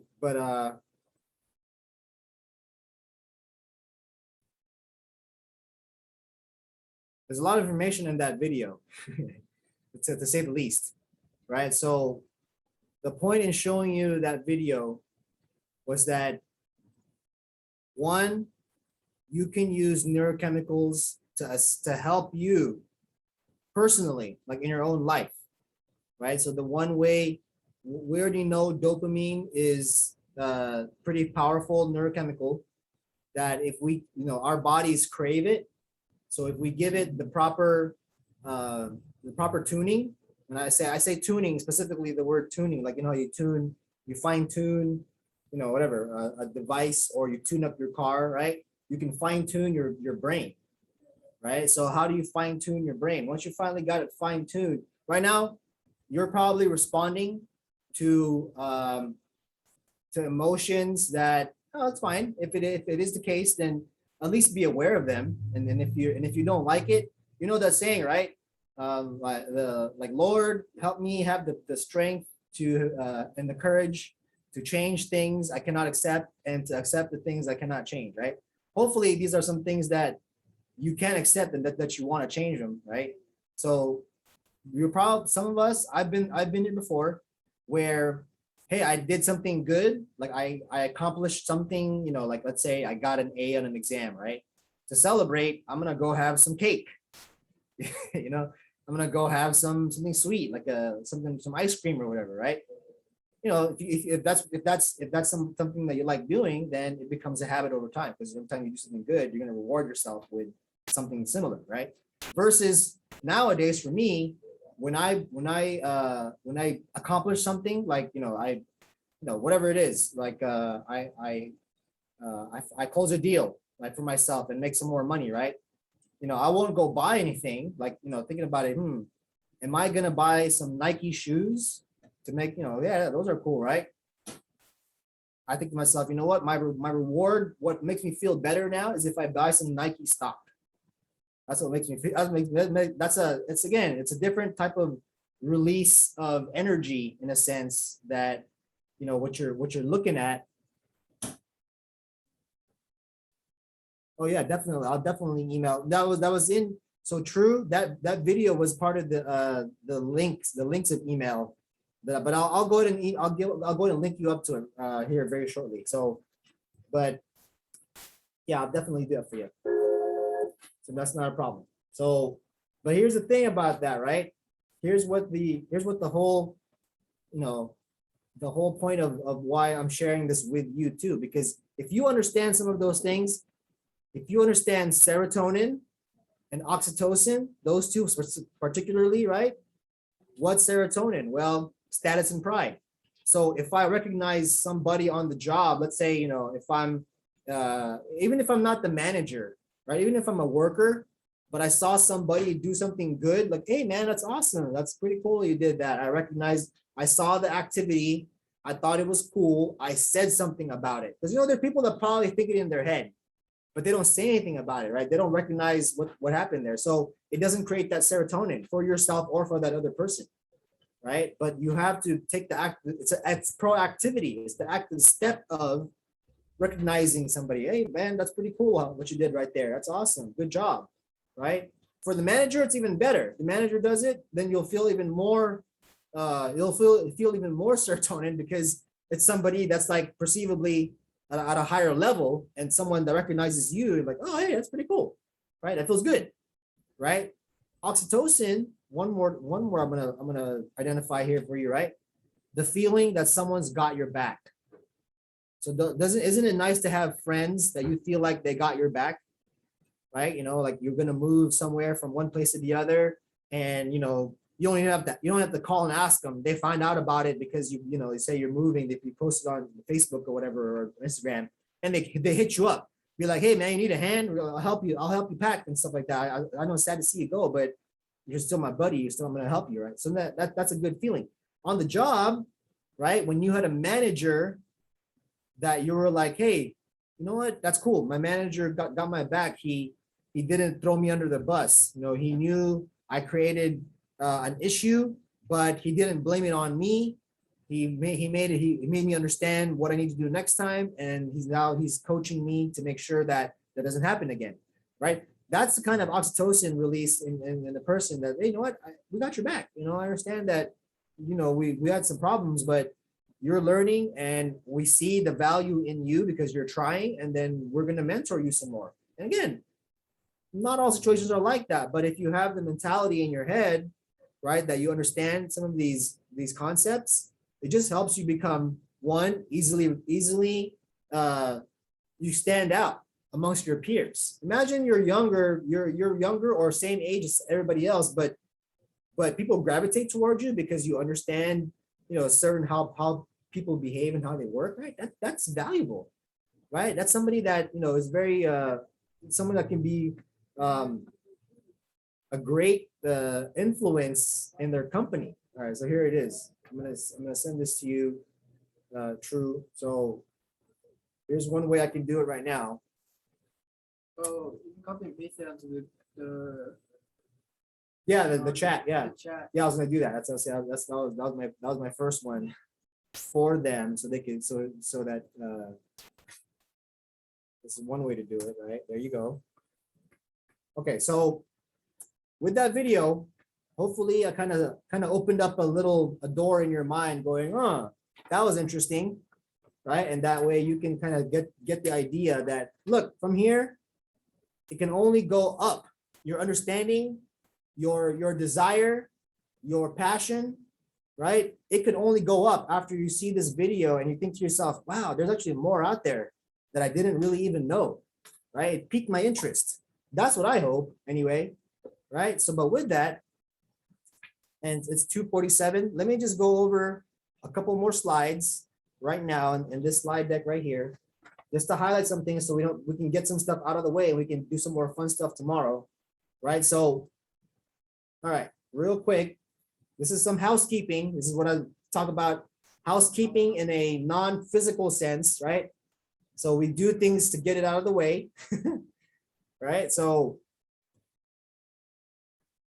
I'm gonna highlight this for you so you can see it.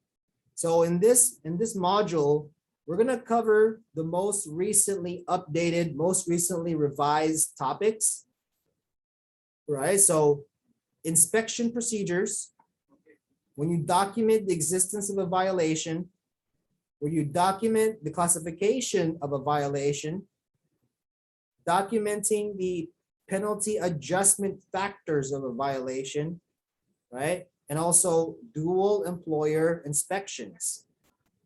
Okay, dual employer inspections. Now, we talk about dual employer and we'll talk about dual employer inspections. There's two sides to this. Okay, so that's one part. Where you can find all the resources, I have them all listed in the email I sent you, but also in the slide deck, you can see this little website tag, that's an accurate one too. You can definitely use that, right? That's the OSHA.gov.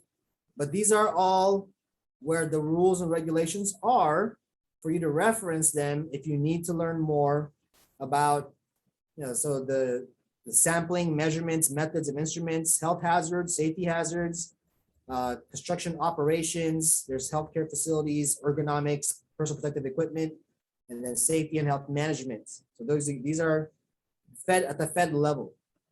Okay. All right.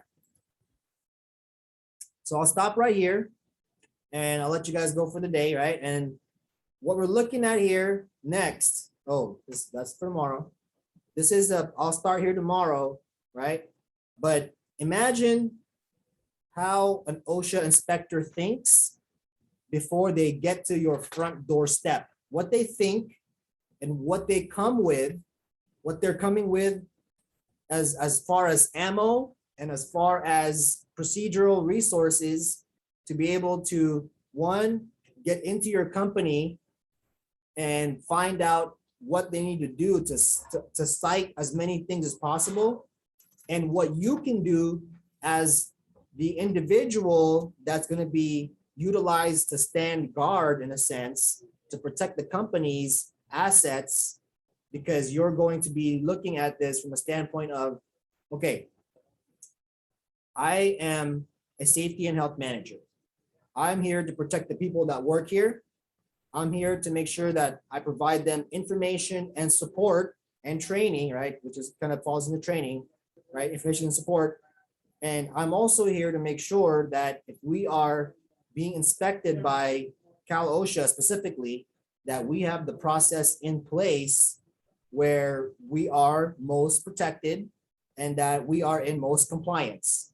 That's where I want to take you guys to, right? With this slide deck and utilizing the information that was provided in this slide deck to explain how things work within Cal OSHA. Now, I know you're getting a Fed OSHA card. This is a Fed OSHA 30 class, and there is a Cal OSHA 30 class too.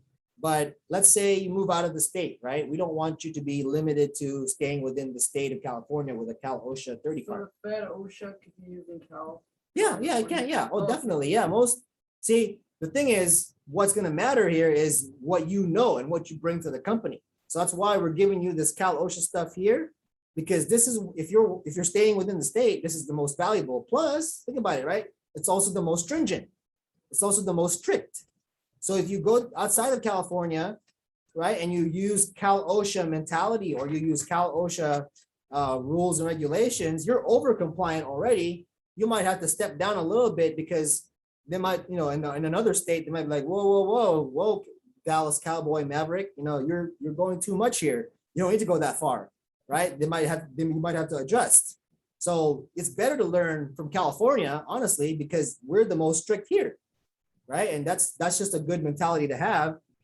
And if you leave the state, then you're actually going to be facing less compliance requirements, right? Which means that, you're probably in a better position when you learn more of the harder stuff, right?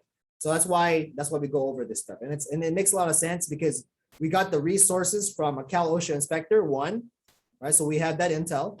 And two, you're probably going to stay in California. That's why you're here, right? California's got great weather, right?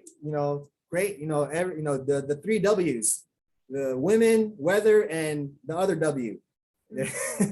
So yeah, that's the WWW. I'm gonna leave it at that. Right. So, but if you're here for that, right, then you're probably not going to leave. So it's best that we learn this stuff anyway. And so, all right, you guys have a great rest of your day. We'll see you guys tomorrow at 8:30, bright and early on this slide deck. All right. Thank you. All right. Have yourself a great. Before you leave.